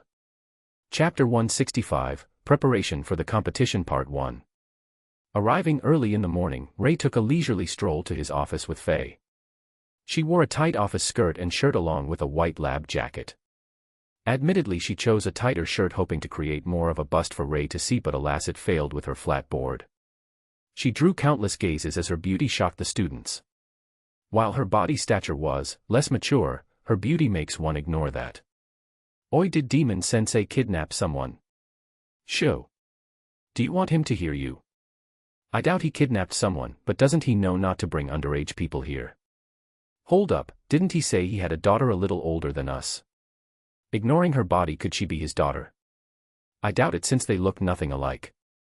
Also, can't you see her outfit? Could she be an assistant? Surely not. You, Master, they're calling me your daughter. Faye said out loud as she looked over at Ray. Amen, ignore them. Ray replied, but the commotion grew bigger. Holy shit. Did she just say Master? Yes, she did. She's his maid. Ray only gave the surroundings a glare as they backed off. Reaching his office, Ray started to organize his files as Faye stood beside him. Asterisk knock knock knock. Come in. Ray called out as Kazuo walked in. Who's this? Kazuo asked as he immediately saw Faye. My assistant. Ray replied simply whilst transferring his files he needed into his tablet. Master, you forgot my role as your cute maid. Faye smiled, budging closer to Ray. Amen. Ray ignored her as he swung his chair around. Do you need anything? Ray asked. Yeah, it's about the student yesterday. The one dash. I broke the knees of. Yeah, what about it? Ray said, crossing his legs. If you're worried about it, just go look in the rules and agreements. Clause 24 Section B, malicious slander which could affect teaching and personal life. It should get them off my back. If not, just tell them I belong to the Yotsuba family. Ray replied as Kazuo twitched his smile a little, seeing how nonchalant Ray was. But you still shouldn't have done it. He replied. So? I could have done worse. I'm pretty sure a broken kneecap is easier to heal than disembowelment. Ray replied as Kazuo thought, holy shit. Disembowelment. Kazuo said as he widened his eyes. Don't worry, it's not like I'll kill them. Ray said as Kazuo laughed nervously. Ah. I see it was a joke since you can't live after being disemboweled. He said as Ray turned to him again. Who said so? I got my means of keeping them alive. Ray replied seriously as Kazuo wanted to cry but had no tears. He couldn't do anything either since Ray was the brother of the current head of the Yotsuba family. A professor like him couldn't go offend them. Anyways, you need me for anything else? Ray asked as he saw that it was almost time for his lecture. Yes, the school had made a class of 40 students for the upcoming 9 schools competition. The lecture is just after lunch. Kazuo said as Ray nodded. Can you send me a list of all the people participating? Ray asked as Kazuo nodded. Right, do you know how I can register my magic sequences? Ray asked as Kazuo nodded again. Just fill in this form and make sure it isn't copied off an already existing sequence, and it should be registered under your name. Kazuo said, sending a form to Ray's tablet. Thanks. Ray said as he stood up. Oh, also please try tone it down a little. There's still only 16. Kazuo said with a tired smile. I'll see. Ray replied without looking back. Entering the lecture hall with Faye, Ray could see some new faces including Mayumi Shigusa, Katsudo Jumanji, and Mari Watanabe. The future/new student council president, club management president and public morals president. Alright, today I'm joined by my assistant Faye, so ignore her. Ray said straight away as he sat down on the chair and turned the board on. Let's see, today we have around 200 of you in this lecture hall, 38 new faces and around 50 students who didn't come back. Not too bad. Ray said. Right then, so in yesterday's lecture I introduced you guys to my creation, sequence casting. For those who weren't here, I've already sent the document and recording for yesterday's lesson to your devices. You can check them when you have some free time. This also goes to other people as well, since rewatching my lecture might help since it was crammed with quite a bit of knowledge. Ray said as everyone got a notification on their devices. With that being said, all of you should know my rules during lectures. Don't talk unless I allow it. Unless it is urgent, don't interrupt me, got it? Good. Today's lesson is on real-time adaptation of sequence casting. Some of you may have thought of this yesterday. Since we make an automatic sequence which runs on itself, you may think it would have a hard time adapting to quick changes such as a battle. In which case then you didn't think deeply enough. Ray said as he transmitted a huge diagram of codes and sequences to the board. This is the simplified sequence which only covers the basics. I'll go deeper into the codes in future lessons. But anyways, I like to call this code real-time reaction sequence, or the RTR sequence. The way this works is the device this sequence is launched from will spread out a zone which observes your body. This zone is like a skin-tight cover of your body and anything connected to you. Don't worry, you wouldn't feel anything when you use this. Ray said, zooming onto a part of the codes. Through this zone, there will be several sequences that will activate. These sequences observe your movements and acts upon them. The zone reads muscle movements, eyesight, hearing, and basically anything which you use to observe the world around us.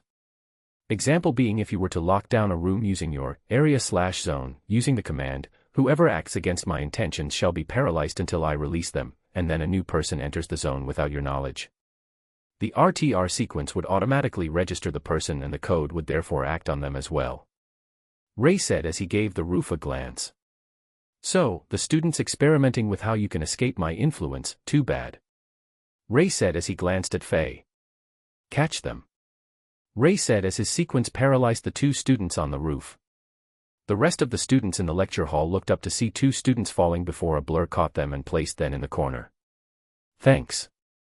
Ray said towards Faye. No problem, master. Faye bowed slightly. Continuing the lecture, the RTR sequence will be observing your movements whilst making corrections to the already inputted sequences. As for the psion cost of such sequence is essentially non-existent. The only psion required is to activate the sequence, since the rest would be fueled by the psions in the air. The coding and programming of the sequence is like this. Ray continued his lecture on the RTR sequence for another hour and a half as the 2-hour lecture finished. As I have stated at the start of this lecture, the documents and recording will be sent to your devices. The lecture's over now, Scram. Ray said as he leaned back on his chair. Closing his eyes, Ray could hear the students leaving. Master, would you like a shoulder massage? Faye asked as she stood near him. Sure, go for it. Ray said as Faye proceeded to massage his shoulders. The feeling made him close his eyes as he relaxed slightly. Opening his right eye, Ray could see the trio, Mayumi, Katsudo, and Mari standing in front of him. Do you need anything? Ray asked as he looked at them with his opened eye. Yes, we're just asking about the lecture this afternoon. Mayumi said with a smile. Oh, that, yeah, I got all the sequences ready except for the one for monolith code. I'll have to design some codes for the participants after I see their skill set. Ray said as he waved his hand. Oh, also, how much authority have I been given for the 9 schools competition? Ray asked as he was thinking about some Course 2 students, namely Harumi, since she has a great foundation fit for a lot of his sequences. You've been given full authority over the maintenance team for the CADs, as well as adding some of your personal suggestions for the participants. Though I must say it's very shocking for you to come up with codes for every event par from 1. Mayumi said as the others nodded. And then, it's easier when you understand the set of rules you have to work around. Anyways, it's quite surprising to see 2 of the 10 master clans in this school, seeing as the 3rd high school has a better reputation compared to 1st high school. Ray said, looking at the 3 in front of him. Same can be said for you, Professor Yatsuba. Mayumi replied as Ray shrugged. I'm here on my own accord since I've finished my research. I live nearby, so it's easier for me to just come to this school. As for my dealing with the Yatsuba, just think of me as a holder of the surname without much to do with them. Ray said with a light smile. How can that be? Especially since hierarchy-wise, Professor Yatsuba can also be called the current Yatsuba clan head. She replied. The title's more fitting for my sisters since they have more dealings with the family. Next class is starting, so you should head off. I'll see you 3 this afternoon. Ray said, giving them a small wave. Waving back, they left the room. Wow, Mayumi, you surprised me with how composed you were. You know he's technically the Yatsuba clan head, as you said, right? Mari said, giving her friend a glance. I wasn't composed at all. Didn't you see how much I was shaking? My goodness, the pressure he emits was terrifying. Mayumi said, giving her arms a rub since she had some goosebumps from feeling how dangerous Ray was. Indeed, my instincts were warning me so much that my muscles tensed up and refused to relax. Katsudo said as he clenched and unclenched his hand to make sure his arm is relaxed again. Do you know why he's teaching in this school? Mari asked as Mayumi shook her head. No, my father was surprised as well. The Yatsuba clan is mysterious in their members that we only know a select few. For an important person like Ray Yatsuba to teach in our school is a mystery in itself. My father just told me to attend as much of his lectures as I can since he is a genius in the study of magic. Mayumi said as Mari agreed. I had news that the Yatsuba clan are slightly restless since his return was unplanned. Only his sister knew he was coming back. Not only that, but rumor has it that Mia Yatsuba/Shiba is getting weaker and weaker. Her body can't withstand the constant use of her magic, so it is said that there is a chance that she'll die soon. The Yatsuba clan have started to express their desire for Ray to go back, but Maya Yatsuba is getting in the way. People don't know why, but the most likely guess is that she wants to be the clan head instead, but the rumor can't be trusted. Katsudo said, giving the 2 a serious look. Lunch passed uneventfully as Ray lazed around in his office. Giving the codes a double check and making sure that the restrictions are in place, Ray walked to the new class. Right then, you probably know me while I don't know you. But what I do know is that I'm meant to help you in the 9 schools competition. I made a few sequences yesterday and I'll demonstrate them today. After that we'll be spending the time leading up to the competition training for you to get more proficient in these sequences. Ray said straight off the bat. Since we have a lot to cover today, let's not waste any more time and head to the field where I'll demonstrate the first sequence. Ray called out as they followed him to the field. The sequence is called Bounce Tracker. Shitty name, I know. But the main basis of this spell is to help out with those in Mirage Bat. The sequence will generate bounce pads for the user to rebound themselves off of in midair.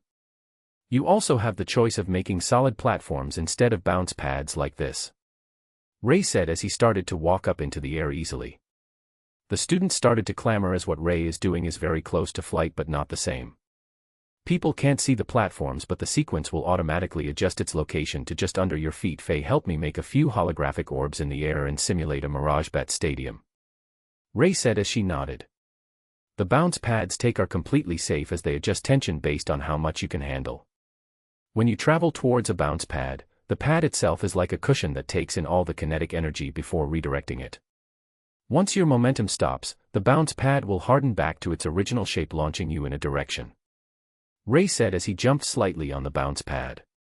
How fast it hardens back to the original shape is determined on how much strain you can handle. The more you can handle, the faster you can go. Ray continued as he looked towards the floating orbs. I'll demonstrate to you the potential of this sequence. Ray said, crouching down on his platform. Student Mayumi, are you able to start a timer? Ray asked as Mayumi nodded. The timer floated midair as a countdown began. 3, 2, 1, go. Asterisk bam bam bam bam. Several collisions could be heard as before they realized it, Ray was already high up in the air, scoring 28 points instantly. They saw him crouch once more but facing the ground. Asterisk boom boom boom boom boom boom. They could barely see a blur as Ray's figure flashed across in the air, hitting everything down. In less than 10 seconds, Ray had already scored a full 100 points. Landing lightly back on the ground, Ray tucked his hands into his pockets. And that's what the sequence is capable of in its peak. Of course, when you guys use the sequence, the speed would be much slower since you can't handle the force generated. Ray replied. If only they knew this wasn't even a tiny fraction of what he could do with the sequence. Right now, he had restrained himself so they could barely see a blur of his body. Should he go all out, every object in the arena would be hit within a single second. The next sequence is for the ice pillar break.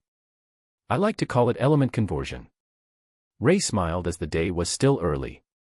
He has much more surprises in stock for them. Chapter 166, Preparation for the Competition Part 2. Ray spent the next 2 months training up the contestants. At first, they barely managed to complete each sequence on time, resulting in poor results. But after making some custom CADs, shocking everyone on site, Ray managed to allow for every student to cast his spells. As for new additions, Ray decided to add Yaiba and Harumi exclusively since in his eyes those two had the most potential. Harumi rejected the idea at first, but Ray managed to persuade her, saying that it will help breaking the barriers of the two courses and that he had a magic sequence just for her. The sequence will help her dominate the Ice Pillars break event.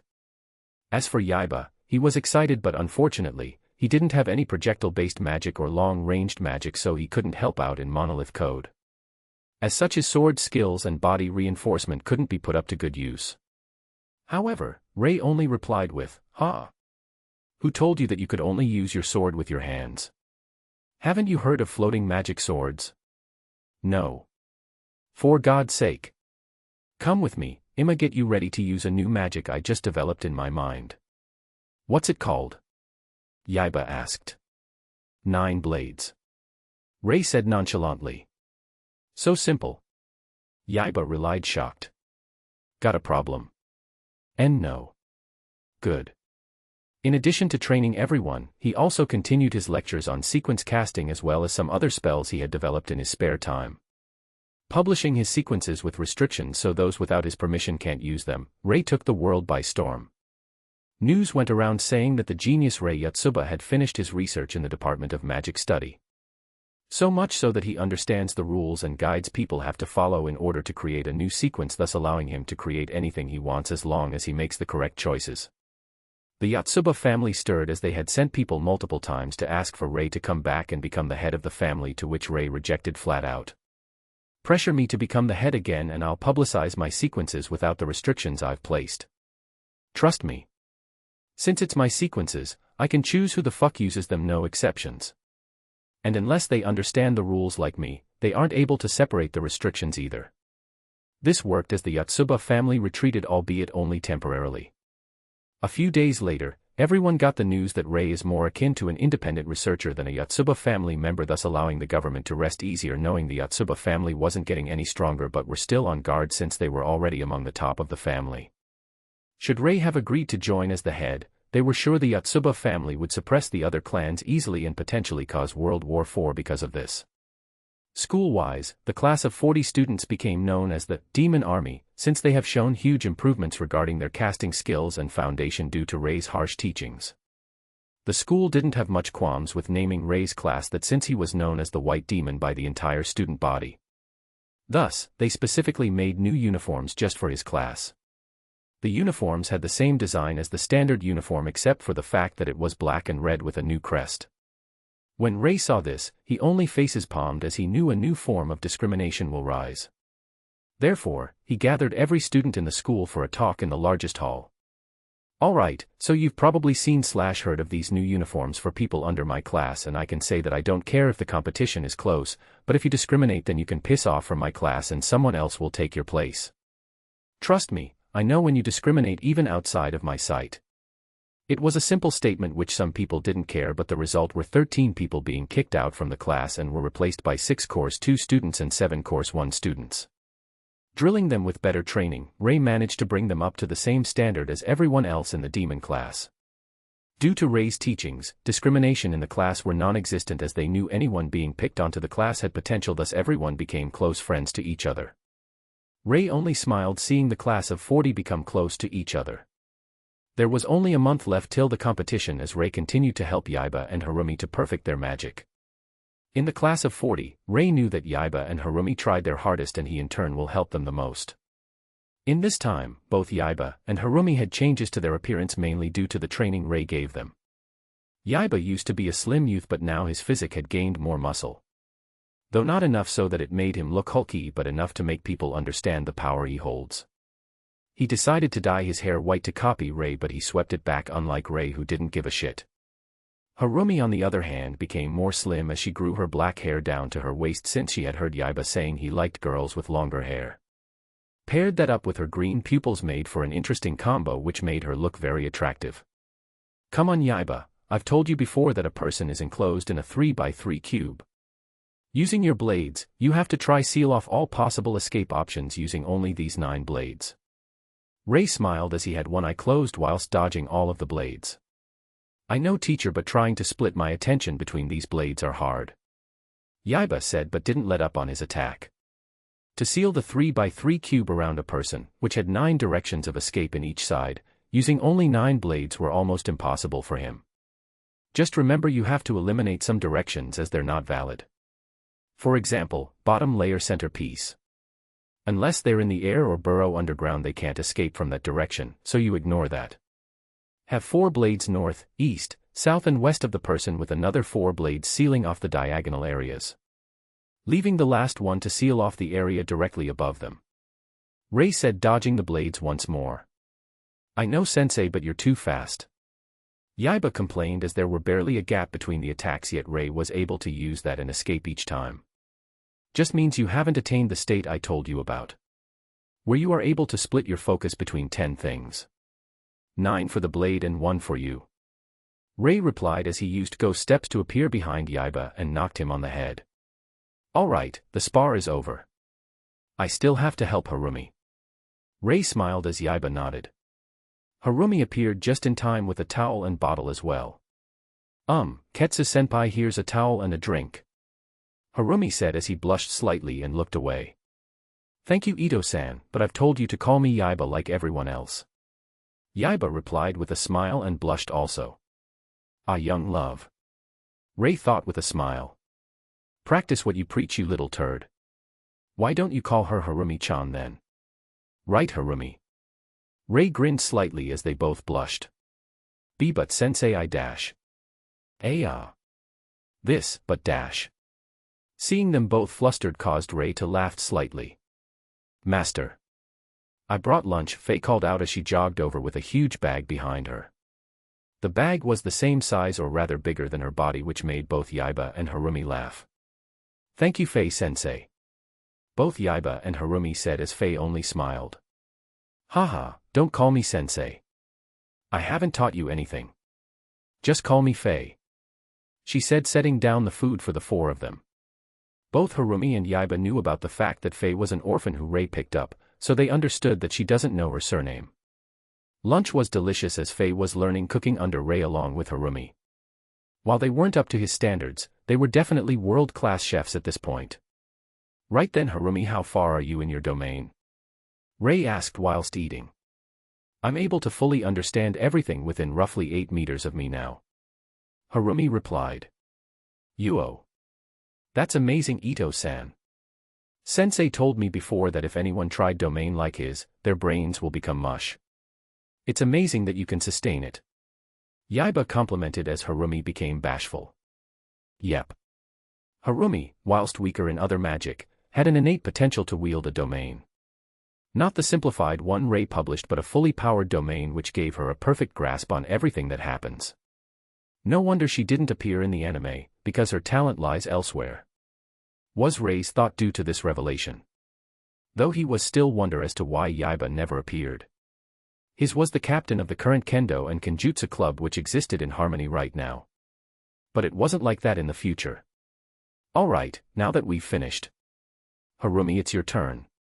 Ray said as she nodded and followed him to the field. Say, Faye-sensei, how strong is Yotsuba-sensei? Yaiba asked, curious. Master did say his powers were restricted. Like it was in my world. But the restrictions were a lot harsher in this world.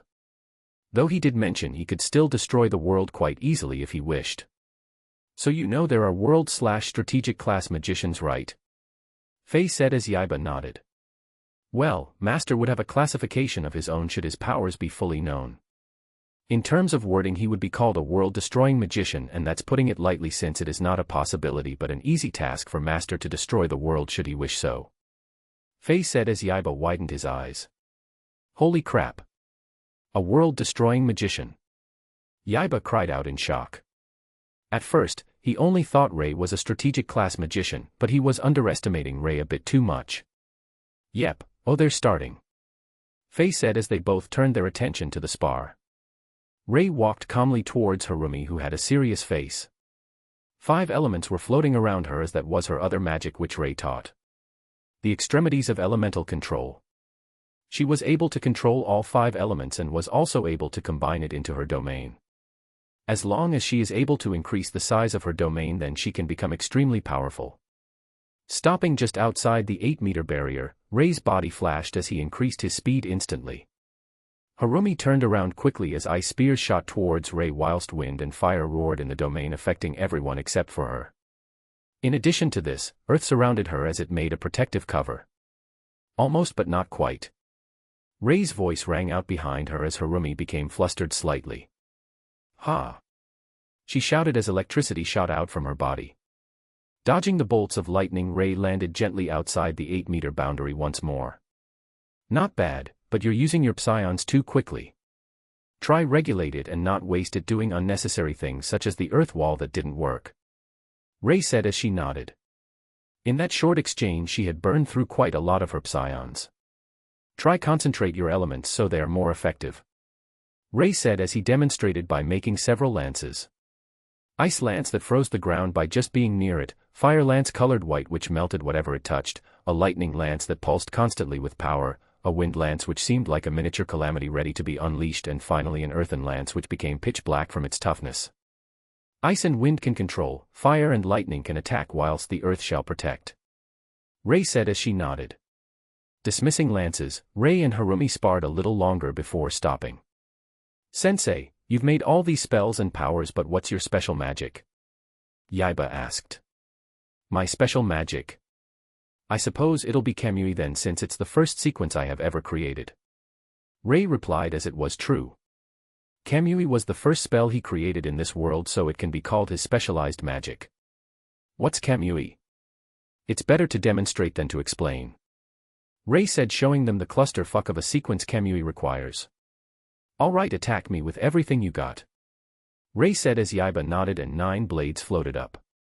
Cutting towards Ray, Yaiba was confused as to why Ray isn't reacting until he saw them phase through his body. Holy shit. He cried out. Yep, Kamui makes me intangible to the living world unless I will it. Ray said as he walked through the table, walls, and doors to demonstrate. Sensei, are you dead? Yaiba asked to see if Ray was a ghost. Huh? You're the one who's dead. Your sensei here is a living, breathing entity, okay? Ray retorted as he said entity instead of human, since he was many things at this point and a human was not one of them. Then aren't you invincible? Yaiba exclaimed. Yes and no, I still have to make a part of me tangible to a dash. Never mind, yeah, I have to make myself tangible again to attack. Ray said as an idea appeared in his mind. Sensei, what was that pause? Harumi asked, seeing Ray pause. Nothing much, just had an idea for a new sequence. Ray lied as they nodded. Seeing Ray make new sequences here and there weren't anything surprising for them anymore. Master, what's wrong? Faye asked, sending a telepathic message to Ray. Nothing, I thought I had grasped something amazing but realized it only works in this world. If I tried it elsewhere it wouldn't work. Ray replied. What do you mean? In this world we know there is 2 planes. When I use Kamui, I substitute my body into the information plane. But that also means I'm able to directly affect the IDOS codes, meaning I'm able to kill anyone I want in this world without necessarily making myself tangible. This is because whatever happens in one plane affects the other. However, due to my sequences they aren't able to affect me while I can affect them. But if I were to do this in the higher realms it wouldn't work, since people also cultivate their souls. At most I can turn myself intangible, but if I want to kill them, I'll have to substitute my body with my soul, in which case is highly dangerous. The only way this would be beneficial is when I killed their immortal body and chased them into the soul realm with my body rather than my soul. Thus, keeping it safe for me. Ray replied as Faye nodded. So did Master just become basically god of the information plane? Faye asked as Ray paused and nodded. Alright, we have a month before the competition starts, so I want both of you to become as proficient as you can be with these spells and take the competition by storm. Show the world that you are my main students. Ray smiled as both Yaiba and Harumi stood with pride. Understood, Sensei. Chapter 167, 9 Schools Competition starts. Alright, let's do this. All of you 40 turds are to represent this school in the 9-school competition. If you win you will be rewarded. Rewards may vary, but I can say that I'll either upgrade or make you a new magic sequence if you do exceptionally well. Ray called out towards the 40 students in the hall. Ow. They all cheered in excitement since they understood what it means for Ray to upgrade their magic and, if they were lucky enough, gain a new magic. Especially since there were 2 examples, being Yaiba and Harumi and some others. Sitting in the front seat of the bus with Faye next to him, Ray kept his gaze outside the window. Hearing some mumbles behind him, Ray glanced back and saw Harumi writing courage into her palm before eating it. Harumi, what are you doing? Ray asked, giving her a glance. Aha. Oh, I'm just a little nervous. She replied. Don't worry, Harumi-chan, I'm sure with the skills Sensei taught us we can win easily. Yaiba replied with a smile. In the month's time they had finally advanced onto first name standards. You little turd. If you didn't win easily, I would have kicked your ass so hard you would have gained amnesia. Ray replied with a smile as he gave Yaiba a glance. How is that even possible, Sensei? Amnesia is caused by an impact to the brain, thus damaging it. Kicking the rear wouldn't have the same effect. Yaiba said as laughed slightly. Oh, you think I can't make a spell which transfers all of the kinetic force to your brain? Ray retorted with a raised eyebrow. Surely Sensei wouldn't think of wasting your talent on something so meager, right? Yaiba asked with some hesitation. You overestimate me a bit too much. Here, see, the sequence is already done. Ray said, projecting a page worth of coding in the air. Holy shit. Yaiba cried out in alarm as under Ray's tutoring, he has gained a rudimentary ability of understanding the sequences. What Ray just wrote down was no doubt something which will give him amnesia. The name for this sequence was Ass Breaker, Amnesia Giver. Harumi giggled seeing the interaction of Rei and Yaiba as it helped calm her down. Better. Rei smiled as she nodded. Thank you, sensei. She replied as Rei managed to break away her nervousness. Yaiba, you should learn how to calm her down as well. I'm not always going to be near both of you, so you two should help each other out when you can. Rei smiled as Yaiba nodded. Don't worry, sensei, I'll take care of her with all of my being. He said, giving his chest a hit from his fist to show his determination. I'm asking you to look after her, not ask her in-laws for her hand in marriage. Rei laughed as they both blushed. However, Yaiba didn't retract his statement, making Rei smile even harder. The trip didn't feel long as they soon arrived at the venue. However, by the time they reached it was already getting late. Just in time for the dinner party, Rei said as they made their way to the hall. Murmurs could be heard as they received countless stares. There were quite a few who were curious of their identities since their uniforms held similarities to the first high school uniform but were colored completely different. However, that didn't take long to correct as their friends or people nearby started to inform them about the demon class of first high. Receiving these unfamiliar stares of awe, Harumi became nervous again as her body started to shake. Rei only have Yaiba as glance as he gestured for him to man up. Gritting his teeth, Yaiba brought up his courage as he reached out and held Harumi's hand. Shocked at this, she quickly looked up and saw that he was looking away with a blush. She blushed as well, but her shaking stopped. Master, they make a cute couple, don't they? Faye transmitted as Rei nodded. Maybe we should hold hands as well? She asked with a grin. I'll hit you. I'm delighted. I'll ignore you. Yes, tell me more. Ha-ha-ha. Don't send your moans through the link. Rei cried out hearing Faye's moans. Forcefully blocking the link, Rei walked to the reception. First high school checking in, I hope we weren't late. Rei said as the receptionist nodded before tapping the keyboard a few times. The entirety of the 5th floor is for first high. The registration and CAD inspection will be held tomorrow. Dinner party is in an hour if there aren't any problems. We hope you enjoy your stay. She replied, but Rei narrowed his eyes. He could see the codes unique to the Yotsuba family within her IDOS code. Yotsuba member. Not saying anything, Rei brought everyone upstairs. Showing them to their rooms, Rei bumped into a staff who slid a piece of paper in his hand. Ah shit, here we go again. Rei thought, giving the piece of paper a glance.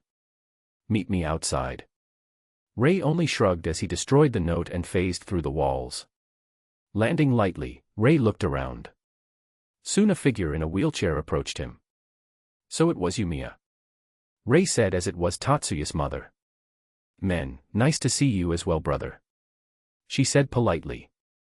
Her purple hair was tied up into a bun as it revealed her flawless neck. Red iris and a beauty spot under her right eye, she was exceptionally beautiful for some who is supposedly 43 this year, as she would die next year when she was 44.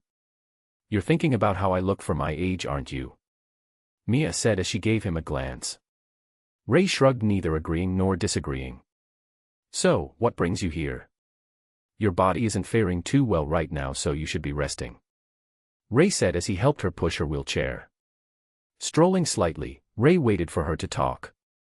You should know about the things I did to Tatsuya. I just want to ask while I have the chance. Can you help him out? She said with some hesitation.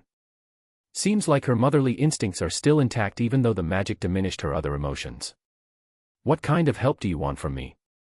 Make him more powerful? Weaker? Rei asked, purposefully leaving out emotional restrictions. Can you make him more humane? But if possible, still retain his powers. You know, I want him to be able to use his abilities to their best, but because of the limitation of dealing 150x the damage he healed, he has to keep his emotions dulled. I know you perfected your research on magic, so please help him out if you can. Mia asked as Rei stared at her. And what about you? Rei asked as she shook her head. You know about the things I've done. I just want to make sure that Tatsuya and Miyuki live a good life after I leave. She shook her head. Sure, I should be able to let him keep his powers. There will have to be a limiter which should help reduce the damage taken. But I'll have to interact and study him a bit more to make a custom sequence to help him out. Ray nodded as Mia smiled and reached out for Ray's hand. Thank you, brother. And then, it was my intention anyways. But can you tell me why the clan hadn't put a lot of pressure on me yet? Anyone who holds the Yotsuba name is the clan head, whilst those who aren't the clan head conceal their names with other surnames to misdirect outsiders. Theoretically, they should have placed more pressure on me since I kept the name.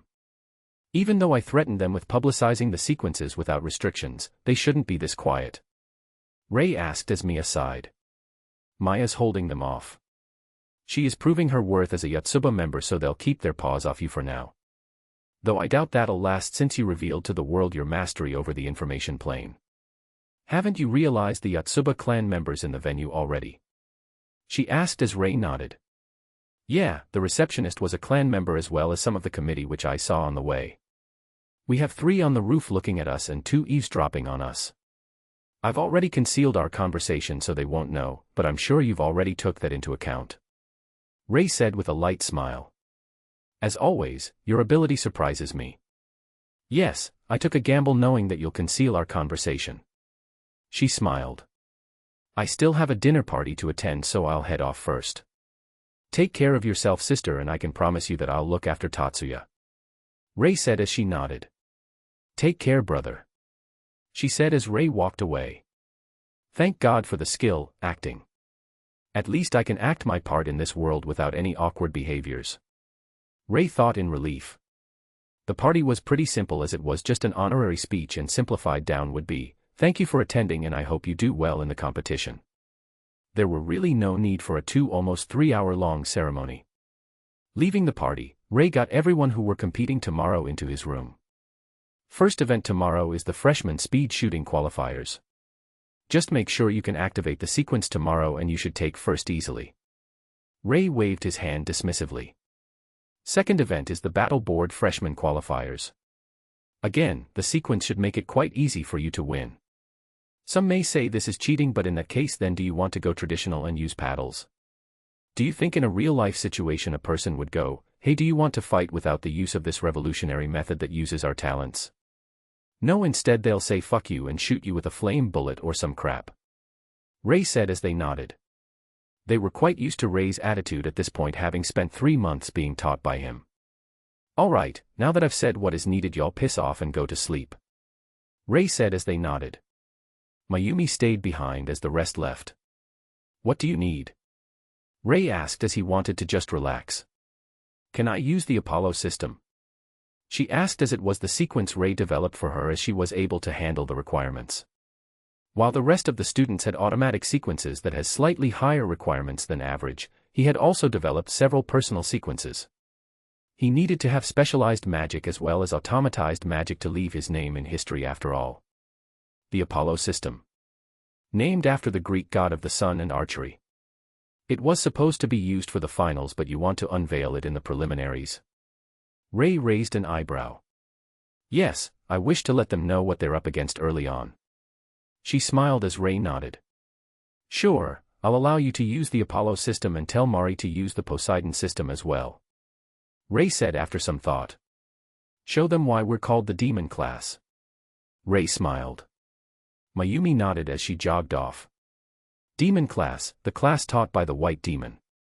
If you enter as an ordinary human, you leave as a demon-level genius of a specific field in magic. Ray thought, reciting the description people gave about his class. Laying his body in bed, Ray drifted off to sleep. Yet again he didn't dream of memories.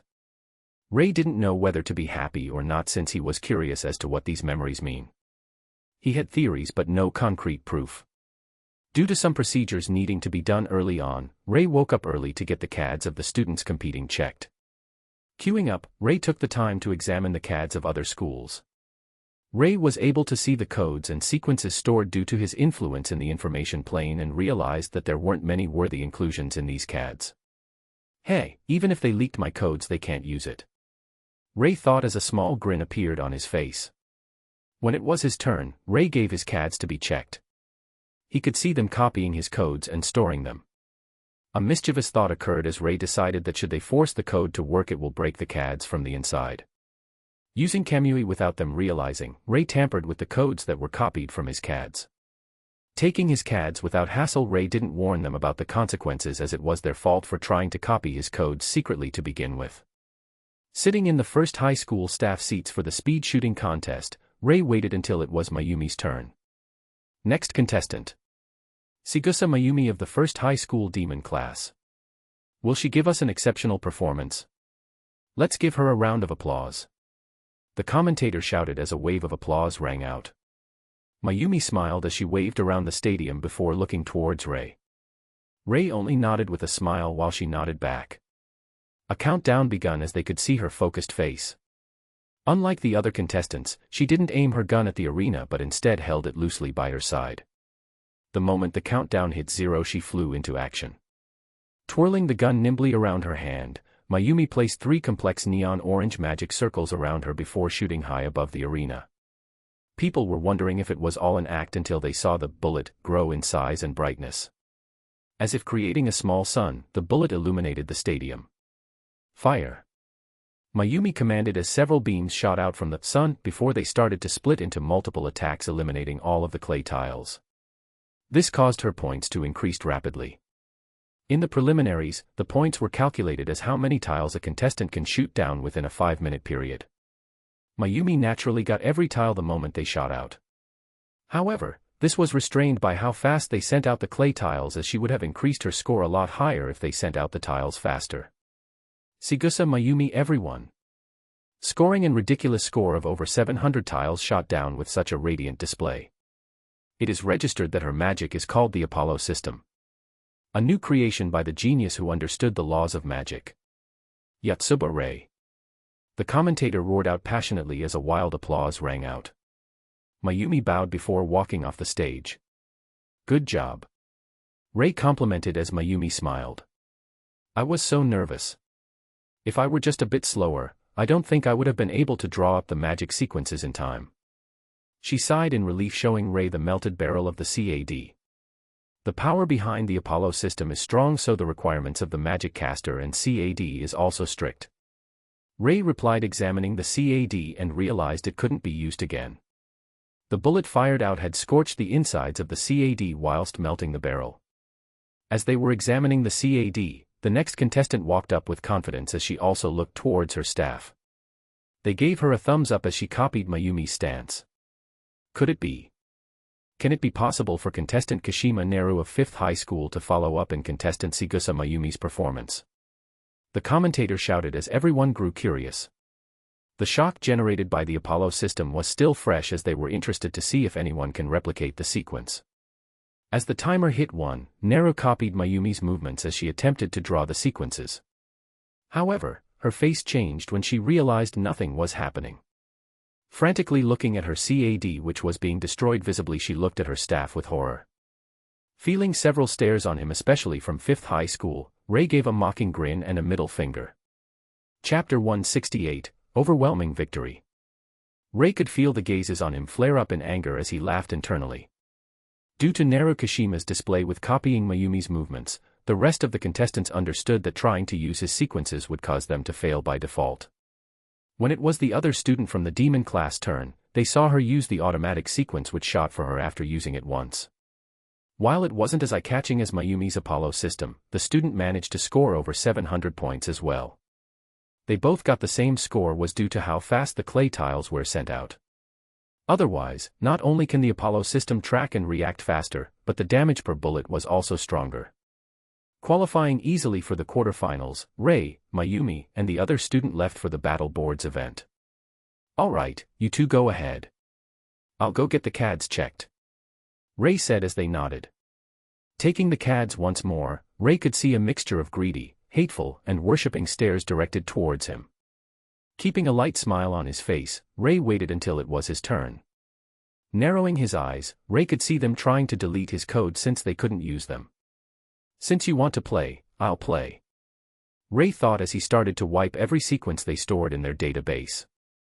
He decided to let the other schools keep their own sequences since the competition was still just a stage for students to show off their prowess.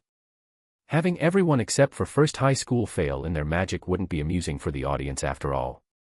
Walking away with the CADs, Ray didn't forget to catch their faces when they realized their database had been wiped out. Giving them a mocking gaze, Ray walked away. They couldn't do anything to Ray to begin with, so when they saw his mocking gaze they could only look away since it was their fault for trying to sabotage First High School. Reaching the venue for the Battle Boards event, Ray sat down in the staff area for First High once more. This is the second event for today, Battle Boards. After the shock First High School delivered in the previous event, would they shock us once more in this event? The commentator started to introduce the event and contestants as Mari got into her spot on the tracks. Ray could see her nervousness as the Poseidon system was more demanding on the user physically. Taking several deep breaths to try calm herself, Mari crouched down low as her gaze focused. The cameras panned onto her as the timer hit 1. Neon blue sequences lit up her battle board. Shooting forward faster than the rest of the contestants, Mari kept her center of gravity low so she doesn't lose balance or fall off. Her speed kept on increasing as some people grew worried since a sharp turn was coming up. Mari didn't slow down but instead sped up as lifted up one hand. The water started to move as a ramp was made for her to help her speeding board to pass the turn. Tilting her body whilst taking the ramp, Mari advanced at breakneck speed. Holy cow! Watanabe Mari from the demon class of First High. Magic registered is called the Poseidon system. From what is registered it seems like the users is in control of all the water around them. Truly a sequence fit for being named after the god of the sea. The commentator shouted out as Ray could see some of the military higher-ups whisper to each other. Focusing his magic onto their room, Ray eavesdropped on their conversation. Commander, the potential for the Apollo system and Poseidon system is unmatched for our country. If we can get our hands on those sequences enough. Yotsuba Ray is the only person to have ever fully understood the laws of magic. Do you think he doesn't realize this? When the committee tried to copy the Apollo system, the CAD broke. When they tried to erase the Poseidon system, the database was wiped. He isn't an idiot. If he wanted us to have the sequence he would. But if he doesn't then we can't force him since we have no means to. Isn't that right, Mr. Yotsuba? The commander said as he turned to Ray. You surprise me. To have such an unique mutation in the IDOS code which makes you extra sensitive to people spying on you. Ray transmitted his voice into the room. The soldier who first spoke paled hearing Ray reply. I'm sure that if Mr. Yotsuba wanted to not let me discover you, you would have fully masked your presence. The commander replied. Ha ha ha, indeed. But as you say, if I want to give the specialized sequences away I will. However, I don't, so no one can take them. But it's a different case regarding automatic sequences I've displayed. In a few months, I shall release the full code for every automatic sequence to the public. Should they be able to decode my simple restrictions in the sequence, then take it as a gift to everyone. If they can't, then don't even dream of getting the higher level sequences. Ray replied before retracting his senses. The rest of the competition was again boring in Ray's eyes since they felt abysmally slow. When the event finished, Ray couldn't wait to leave. As he was about to leave, he saw some of the committee staff walk towards him. How can I help? Ray asked sarcastically as they avoided his gaze. We ask for the forgiveness of Mr. Yotsuba. It was an error in our judgment to tamper with what belongs to Mr. Yotsuba. The database holds many important sequences for the committee, so I hope you can recover the lost sequences. The one of the staff said as Ray narrowed his eyes. Sure, I'll give you another chance. Ray said as he snapped his fingers. The only reason he allowed this was because Ray would be able to infect every system the committee used. It may be useful in the future since he remembers there being several incidents when Tatsuya entered the competition. Done. Ray smiled as he left. The committee was confused before they received a call informing them of the data being restored. Looking over at where Ray left, their gaze grew fearful. Reaching his room, Ray plopped himself on the bed as he waited for tomorrow's ice pillar break. ####. Seeing that the committee didn't try pull anything off today, Ray walked towards Harumi. Harumi, is your domain able to cover the entire stage? Ray asked as she nodded. Okay, take this as practice for you to use your magic. Try destroy the pillars in the shortest time possible whilst protecting the ones on your side. Ray smiled as she nodded once more. Standing on the platform, she didn't change her outfit as she kept her uniform for the demon class. 3, 2, 1, start. A sequence immediately lit up under her feet as it spread out and encompassed the entire arena. Her eyes narrowed as she tried to do what Ray taught and tried to compress the fire within her domain. 12 lances of fire roared with a blue flame as her smile grew wider, seeing the success of compressing the flames. With her spare hand, she decreased the temperature of her side, reinforcing the ice even further before raising a storm on her opponent's side. Sending the fire lances towards the pillars, the wind amplified their ability. Boom boom boom boom. Several explosions rang out as she destroyed the pillars easily. Woo! Go Harumi! Yaiba shouted out with excitement amongst the crowd as she found him easily before blushing and waved towards him. For the next few days everything went smoothly. First high school takes first place and second place 4. First high school takes first place and second place again. Once more first high school takes first and second place. Can anyone stop them? Taking the first and second place for every event in both the freshman division as well as the official division, both Ray and the first high gained a massive increase to their reputation. In addition to this, they started to truly understand how scary Ray can be. Each event has had its own sequence developed to take first and second with ease. Crowd Ball had the Azura system. 3 heads and 6 limbs. It allows for the user to recognize everything in 3 directions and act upon it with 6 different ways to striking. Rower and Gunner had 2 sequences. One for solo event and one for the duos. The solo event had the Sanctuary system. A mobile fortress that allows for them to attack and defend whilst on the run. The duos had the Warship system, which was the improved version on the Sanctuary system. Featuring faster movement speed and higher power output due to it requiring 2 casters. The Shield Down event had the Athena system. Wielding the shield Aegis, one can rebound the damage received whilst also replenishing one's psions. There were more to the sequence, but the event didn't require the other features. And finally, the Steeplechase cross-country event, which was nothing more than a huge difficult obstacle race.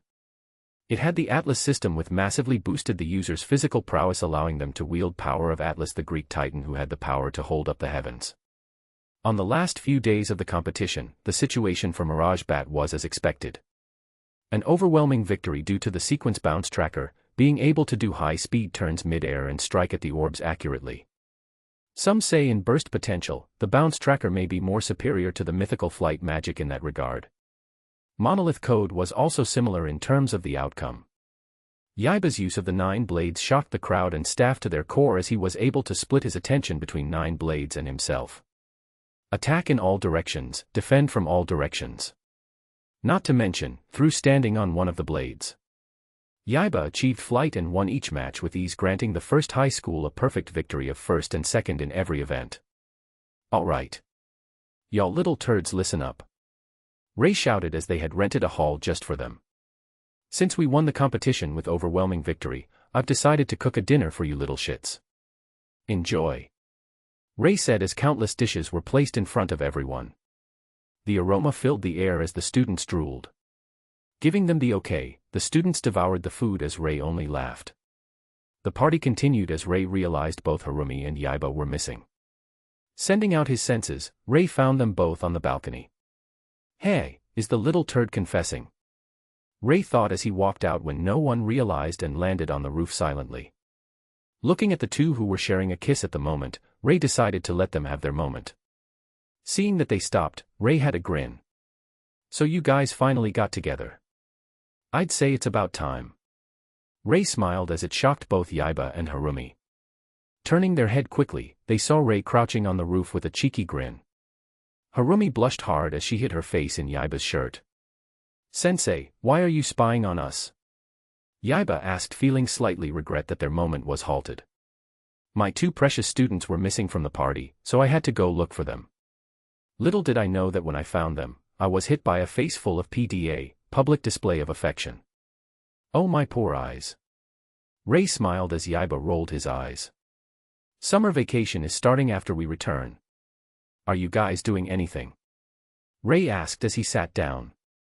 I'm planning to head to my grandfather's house over the holidays and pay my respects. Yaiba said after some thought. I was planning to take my brother out for some fun. Harumi replied as Ray smiled. Why don't you guys do both together? Yaiba, you can introduce Harumi to your family whilst Harumi can take her brother out to have some fun. Ray said as Harumi thought but blushed, understanding the hint. I'm not sure. My grandfather is a strict man who sees both background and power of the partner. I don't know if he would accept Harumi. Yaiba thought, worried as his grandfather might make things hard for Harumi.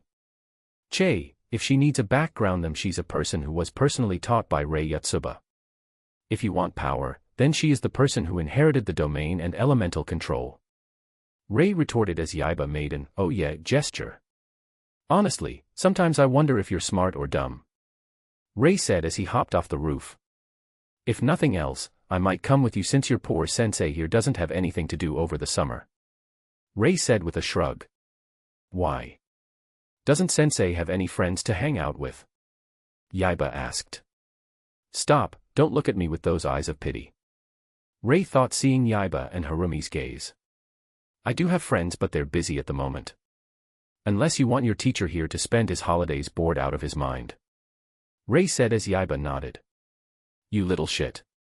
Rei said, knocking Yaiba's head a little. Harumi giggled as they talked for a little longer. Once the demon class returned to the first high school, it was time for summer holidays. Chapter 169, The Hidden Clan, Ketsu.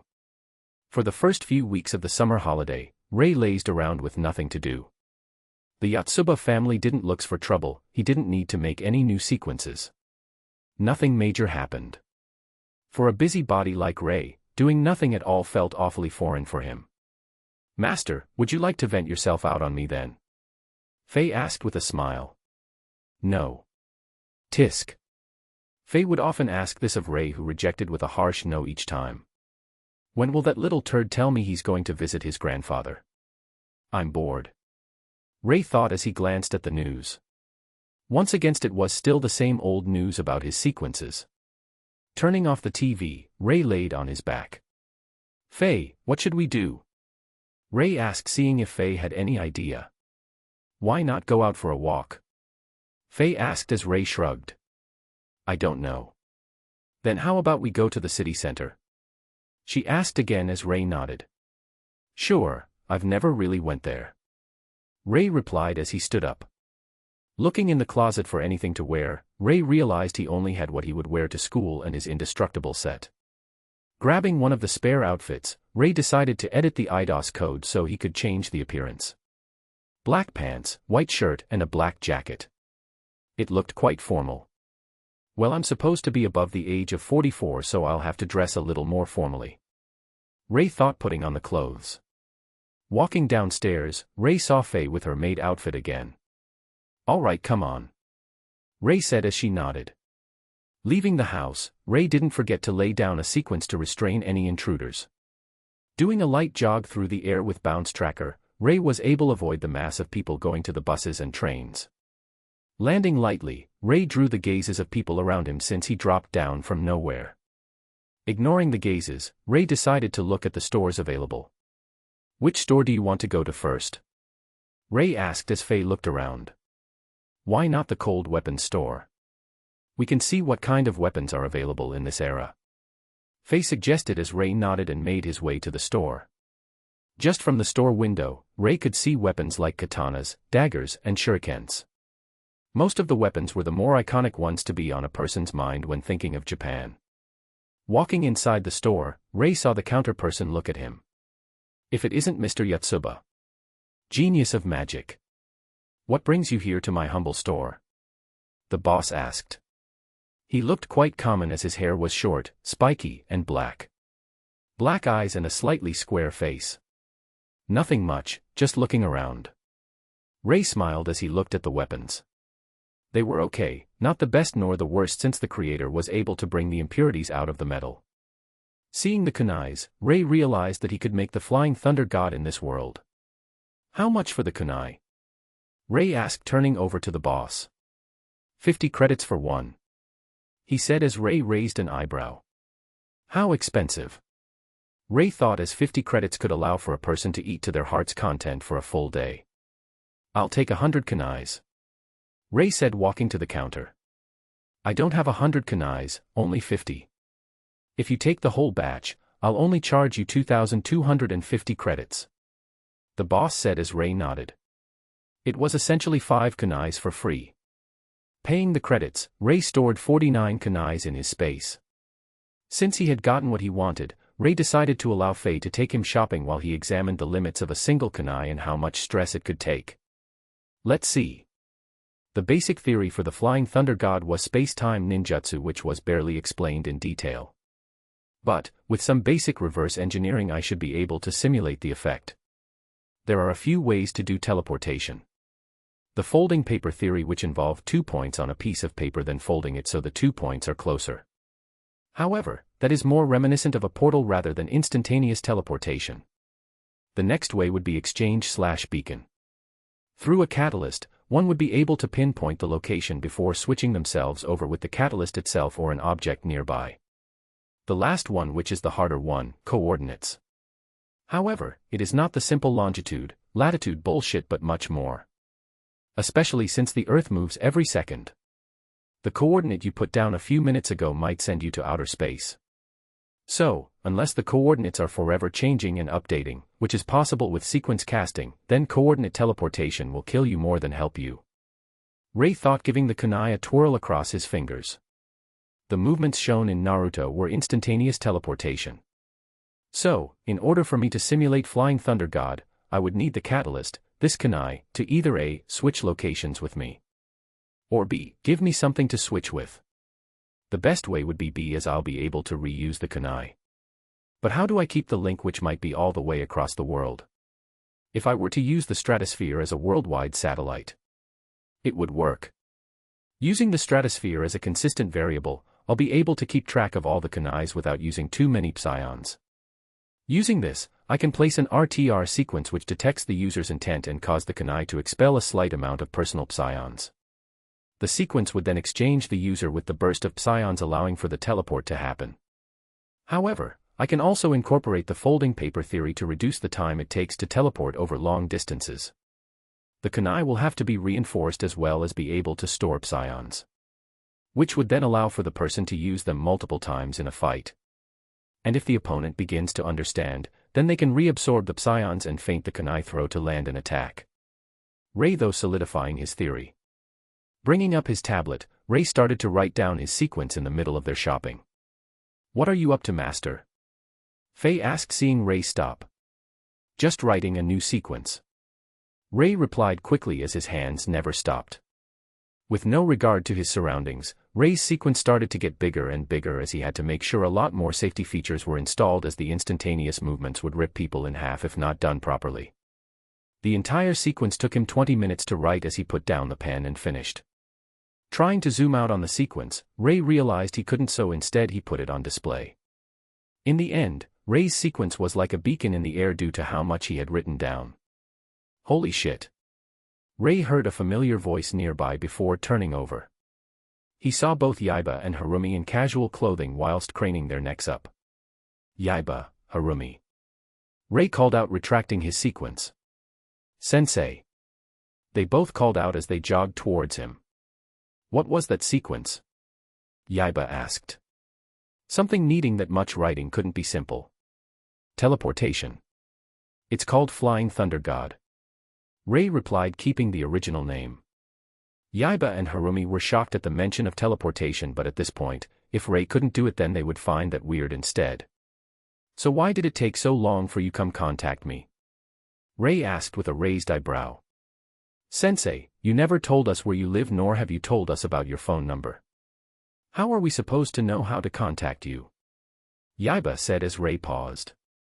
"Oh yeah, I've never told them, have I?" he thought. "The only reason I found you was because on the news it said you could be creating a new revolutionary sequence in the middle of the shopping district, so me and Harumi came as quick as we can. It was also then I saw a blinding tower of sequences shooting up into the air," Yaiba said as Harumi nodded. Ray realized they were both holding each other's hands as if natural and grinned. "How come you were together? Maybe a little private moment together?" Ray grinned as they both blushed. "Ha ha ha, all right.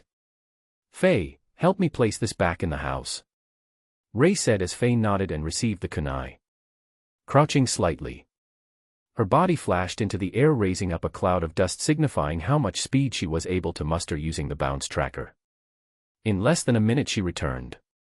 "Master, I've done it," she said, landing softly.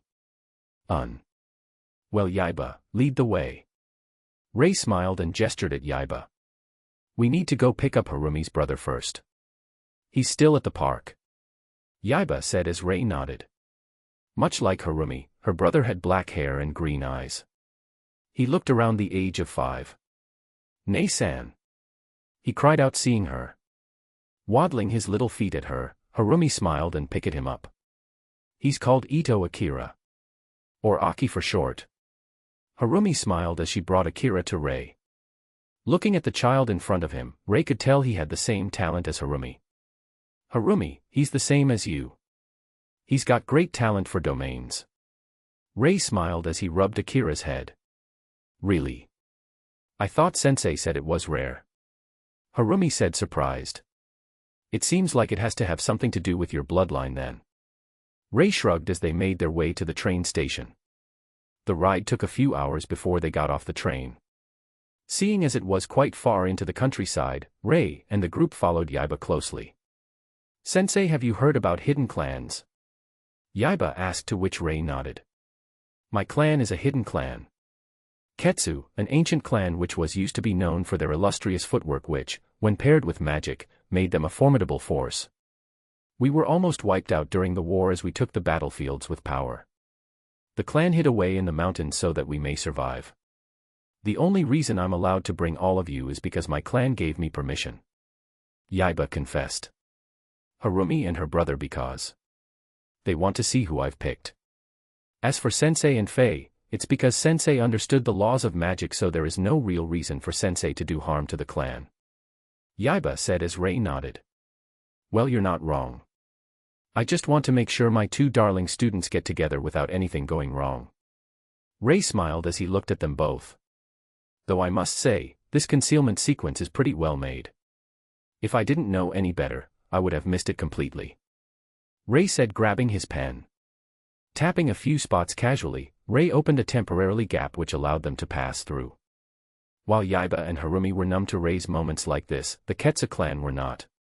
What greeted them was a group of people with their eyes wide open in shock. Some of them even had their jaws dropped. "I'm home, grandfather," Yaiba said as he bowed. "Amen, Yaiba, mind introducing your guests?" his grandfather said as he knew who they were, but the rest of the clan didn't. "Yotsuba Rei, my teacher. Fei, my teacher's maid. Ito Harumi, my lover, and Ito Akira, her brother," Yaiba said as Harumi blushed hearing Yaiba called her my lover. "We have a lot to deal with this summer. Yaiba, take the guests to the spare room. Yotsuba-sensei, would you mind following me for a chat?" Yaiba's grandfather said as Rei nodded. "Fei, follow Yaiba. Also take these 4 kunais and distribute it amongst yourself," Rei said as Fei nodded. Watching them leave, Rei followed Yaiba's grandfather and 2 others which he presumes as his parents. Entering a room, Yaiba's grandfather sat down in a refined position along with the 2 others. He gestured Rei to sit down. Sitting down with his legs crossed and his right arm resting on his knees whilst his head was resting on his right hand. Overall, Rei looked too relaxed, which made Yaiba's grandfather twitch at the corner of his eye before closing them and reopening them. "I am Ketsu Fukuro, head of the current Ketsu clan. To my right is Ketsu Lina, mother of Yaiba. And to my left is Ketsu Genzo, Yaiba's father." Fukuro introduced as Rei nodded. "Yotsuba Rei, Yaiba, and Harumi's teacher. As well as Harumi's backer since her parents aren't around," Rei said as Fukuro nodded. "The main reason we want to talk to you is about their relationship as well as Yaiba's future as the clan head," Fukuro said seriously. Following the clan rules, Yaiba would have to stay within the compound, keeping the clan safe until his offspring, the next clan head, takes over. Therefore, it must mean Harumi would have to stay within the compound as well, Fukuro said as Rei narrowed his eyes. "Why must she stay as well?" Rei asked as he doesn't understand why they must stay in the compound.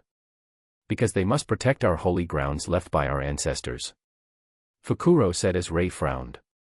"Can't you just copy the books or whatever is in the holy ground then?" Why stay locked up in this prison? Also, what about wanting to preserve the clan? This wasn't what Yaiba told me. Rei asked. Fukuro shook his head as he frowned. We can't. The holy ground isn't something we can enter. We are also under a pledge to keep the holy ground safe until the inheritor comes. As for what Yaiba told you, it was a lie, so he doesn't know the real reason until the time comes. Fukuro replied. A pledge? What kind of pledge makes you stay locked up? Rei asked. We don't know the details, but our ancestors have said the pledge was called vow under the higher realms. Whoever disobeys shall be reduced to ash, never to reincarnate. The only reason Yaiba was allowed to be out was because until the future clan had turned 17, they're granted some freedom. Fukuro replied. Higher realms. Rei frowned. And from what we have heard from Yaiba, you've mastered the theory of magic, so we want to see if you could help us. But seeing your reaction, it seems like you understand this vow. Fukuro said with some anticipation. Just a little. Rei said. Then we implore you to examine our holy grounds, so that there may be hope for Yaiba and our future generations to leave this prison. Fukuro did a Dajiza along with Yaiba's parents. No wonder he was so cheerful, he wanted to enjoy the last years of his life outside. Rei thought.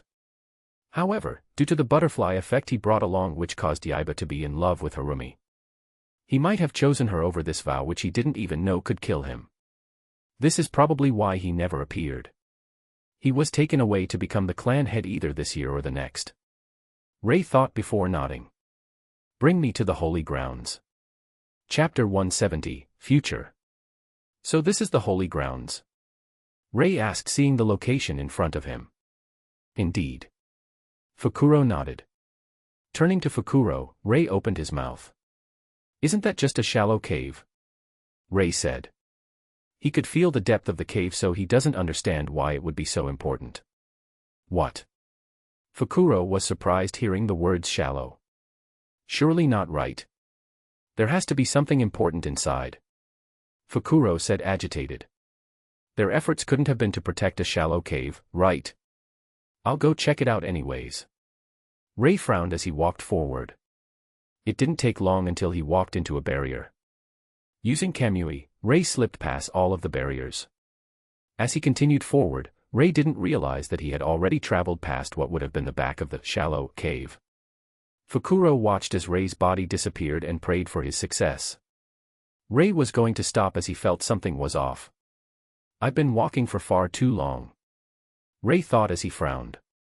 Turning around quickly, he couldn't see where he came from. Just as he was about to use Flying Thunder God to escape, Rei found himself in a new location. It seemed like it was in space, as he could see the countless stars in the sky. Rei could feel that his powers weren't restricted in this place, so he brought forth the entirety of his power. TSK, don't break this space, you idiot. A voice rang out as Rei turned around quickly, summoning Kyoki and Tengaku into his hands. In front of him was a white silhouette sitting with his legs crossed. Rei could only see a single golden pupil as it stared into him. It took millions upon millions of years for you to finally arrive. Honestly, at this point, I should have expected this since I saw it coming. The figure spoke as Rei narrowed his eye. He was about to speak when a pressure washed over him, causing him to tense up. AHP. Don't talk, it's my turn to speak. The figure said, bringing his finger to his mouth. The pressure emitted from the figure, whilst not directed at him, felt like it could kill him the moment it was focused on him. Let's see, this time you should be called Rei Yotsuba. I would have tried to meet you a lot earlier, but you wouldn't have gained the skills needed, so I'm meeting you here. The figure said, standing up. System's still working, so that's good. Honestly, I wasn't too sure about how it would work when I first made it. But after seeing the future with this eye of mine, I was still unsure. Since the future could change at any moment. But it seems like this eye was more accurate than I had thought. The figure said, circling around Rei. He was the creator of the system. Rei thought with widened eyes. I feel like I should answer some questions and give you some information. I created the system with two intentions in mind. 1. To be a stabilizing factor in the entire realms. I'm sure you know what I mean since you have already done it in the Overlord world, I think it's called. And 2. To help you More precisely, help you grow or rather regain. The figure spoke as Ray felt even more unnerved. Che, I'm only a dead spirit. Wait, no, that isn't right. I'm only a dead hologram. I guess that works better. Just know that I'm dead and this is for you. In the future I've seen, you won't survive. Last life, no reincarnations. You died before you could reach your potential. So no everyday life with Eve and Bai Wu. No visiting your children in Dolua Dalu. And naturally it means everyone is dead since you were one of the main defenses. The figure narrowed its eyes. But since I've seen it, I have to try prevent it. Right now, you should have one part of the God-tempered body. This world will give you the second part. After this world, I want you to focus on skill hunting so you have more trump cards for the future. The figure spoke, seemingly reaching out for something. TSK, this 5-year restriction the system God placed was one of the main reasons you couldn't reach your potential. I'm going to change it down to 3 years since this is the limit of what I can influence the system God with right now. Mission update. Journey in the Animeverse Part 2, Irregular at a Magical High School. Task, introduce and teach the more effective and efficient type of magic. Restrictions, must become a teacher at First Magic High School, must teach for a minimum of 3 years, must make sure your name goes down in history, must make sure you teach MC Tatsuya new knowledge. System God notes, I'm feeling nice today so I've reduced it to 3 years. Rewards, passive skill, God-tempered body part 2 / Done. Time is short so I'll tell you this. Don't trust your back to war gods. The figure narrowed its eye as it placed a finger on Ray's forehead. Blessing of gained. Cultivation will increase automatically and at a fast pace. Body will refine every second on its own. Soul strengthening occurs every week automatically. Willpower increase due to hidden resistances gained. Skill gained. Passive gained. Passive gained. Ha. I've done what I can. You can leave now. The figure spoke as he sent Ray out of his space. Creator, it would be most likely that he will be able to reach his potential with this. Yeah, he should know which skills to hunt for. Some of the more important skills will be available in the System God trials. The figure replied as his body was fading. Bringing up what seems to be a locket, he gazed at the 2 figures in the locket tenderly. Spending the last of his moments looking at the figures, he hoped the future he saw wouldn't come around. ####. Whilst Ray was in the mysterious space, the Keturah clan was being attacked by enemies. These enemies had been greedy over the clan records of the Keturah clan when they discovered Yaiba was a part of the Keturah clan. They waited patiently near where they first discovered Keturah and realized the clan was hidden away in the countrysides. The reason why Ray didn't realize them was because they had been patient and lived in the countryside for several years now. This was the reason why Ray couldn't sense them, it was because they were already in the town. Ray had been focused on people who were tailing them so he naturally overlooked these enemies. Gathering as much manpower overnight, they launched an attack the next morning through firing a huge barrage of attack forcefully breaking the concealment sequence. You know your missions, you know your jobs. Take the record, leave none alive. Go. The leader shouted as the operatives started to spread out around the clan leaving them no place to escape. In addition to this, the clan was situated in a countryside where there were hardly any police around. This gave them the freedom of using the more powerful spells. Yaiba and Harumi were having breakfast happily with her brother until an alarm rang out and his parents ran into the room. Yaiba, the clan is under attack. Take Harumi and go to the shelters. Remember, do not leave the clan grounds. Or else the consequences will be dire. His father warned quickly. The clan's under attack. Yaiba cried out in shock. Father, I can help. Sensei gave me a powerful sequence that allows me to fight. Yaiba said as his father frowned. I can also help. Harumi mustered up the courage as she also wanted to help Yaiba where she could.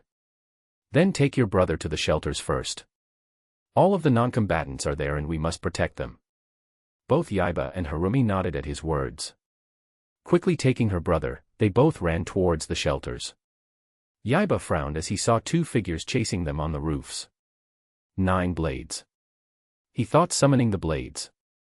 Standing on one of the blades, Yaiba gave Harumi support from the air. Splitting 4 swords for each enemy, Yaiba attacked. Asterisk ping ping ping ping. The swords hit a shield that kept regenerating as Yaiba had to focus his attacks into a single spot. Frowning, Yaiba was about to attack again. Suddenly, 2 dark brown earthen spears penetrated their barriers, killing them through the chest. Landing softly, Yaiba nodded at the pale Harumi as he quickly set her down on his blade and rushed towards the shelters. Harumi, I don't want you to kill if you don't want to. Just help protect this location. I'll go eliminate the people intruding our clan. Yaiba said as he gave Harumi a kiss. I'll be back. Yaiba smiled as he took off. Harumi only nodded as she brought Akira inside the shelter. Flying through the air, Yaiba could see his grandfather struggling against 4 enemies. Narrowing his eyes, Yaiba charged forwards. Splitting the swords, 2 per person. Yaiba incorporated his techniques into his control, making it seem like it was only 1 sword per person whilst the second sword cut towards their back. Eliminating 3 out of 4 enemies, the last one retreated just in time. The person gnashed his teeth in anger seeing 3 of his companions die. Bringing his dagger up to his face, he charged at Yaiba. Summoning 5 blades, Yaiba sent it towards the charging enemy whilst the other 3 confirmed the kills. Knowing that the dagger was weaker than the blades, the enemy didn't deflect but rather dodged through the gaps, stepping on the blade to help him maneuver. Yaiba was shocked but didn't let it show on his face as he jumped down from his sword and controlled all 9 blades to seal off every exit the opponent had. Stabbing through the enemy from every direction, Yaiba was drenched in blood, making him want to vomit, but he knew this wasn't the time. Grandfather, where is Sensei? Yaiba asked quickly. He's still in the holy grounds. He hadn't left since yesterday, but I believe he should come out soon. Fukuro replied as Yaiba frowned in anxiousness. Yaiba, they're trying to get our clan records. Go help your parents since they're protecting the records hall. Fukuro urged quickly as Yaiba nodded. Running quickly, Yaiba didn't use his blades as he needed to save his psions for the next fight since the records hall is bound to have a lot of enemies. As he reached the record hall, he could see both his parents bloody but alive. Around them were corpses littered around. There were only 2 people left as they were relatively unharmed. Yaiba narrowed his eyes, as he kept quiet.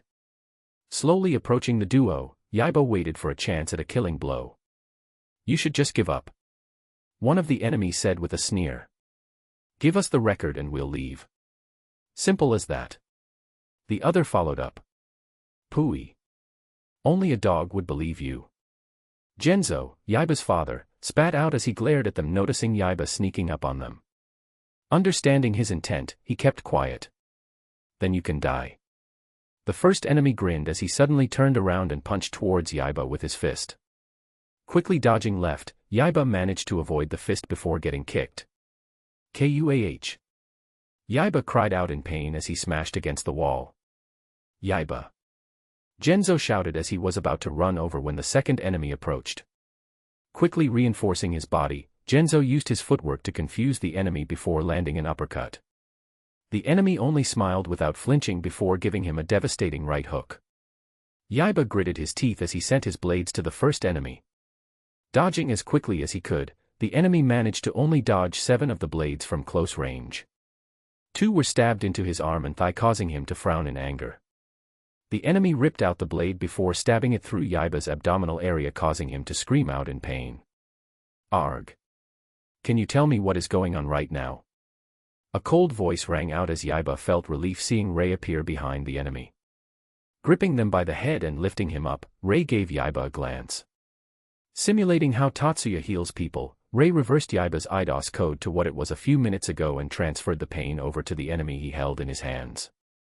Ah! A blood-curdling cry rang out as he had to feel 150x the pain Yaiba went through. Sensei, enemies are attacking our clan for our records. Yaiba said as he stood up. Ray frowned as his eyes grew colder. *CRKK. The other enemy tried to hit Ray when he wasn't looking, but the impact caused him to break his fist as he gritted his teeth in pain. Sorry, I think an ant just tried to bite me. Ray said with a flat tone, causing the enemy to shiver. I got a lock on every hostile within a 3-mile radius. I've already scanned their minds, so I know for a fact that this is everyone in their group. Ray said towards Yaiba. Since you dare to have thoughts on my student's clan, then you all can die. Ray said as he snapped his fingers. Their bodies started to break down as Ray remembered to amplify their pain, so they felt each and every part of their body rip and break. Ghastly cries rang out from every part of the clan as the enemy started to break down into atoms. Yiba, go help the cleanup. Also take this sequence and heal everyone. Ray said as he updated Yiba's CAD. This sequence reverted the bodies back to the previous state, much like what Ray did for Yiba, but there's no backlash from this power. Right now, Ray was more occupied with the figure he saw in the space, as the future he spoke of gave Ray a wake-up call. He had lost his initial drive to get stronger since he was able to meet Eve and Bai Wu sooner or later. But it seems like he had to focus much more now that he knew the outcome.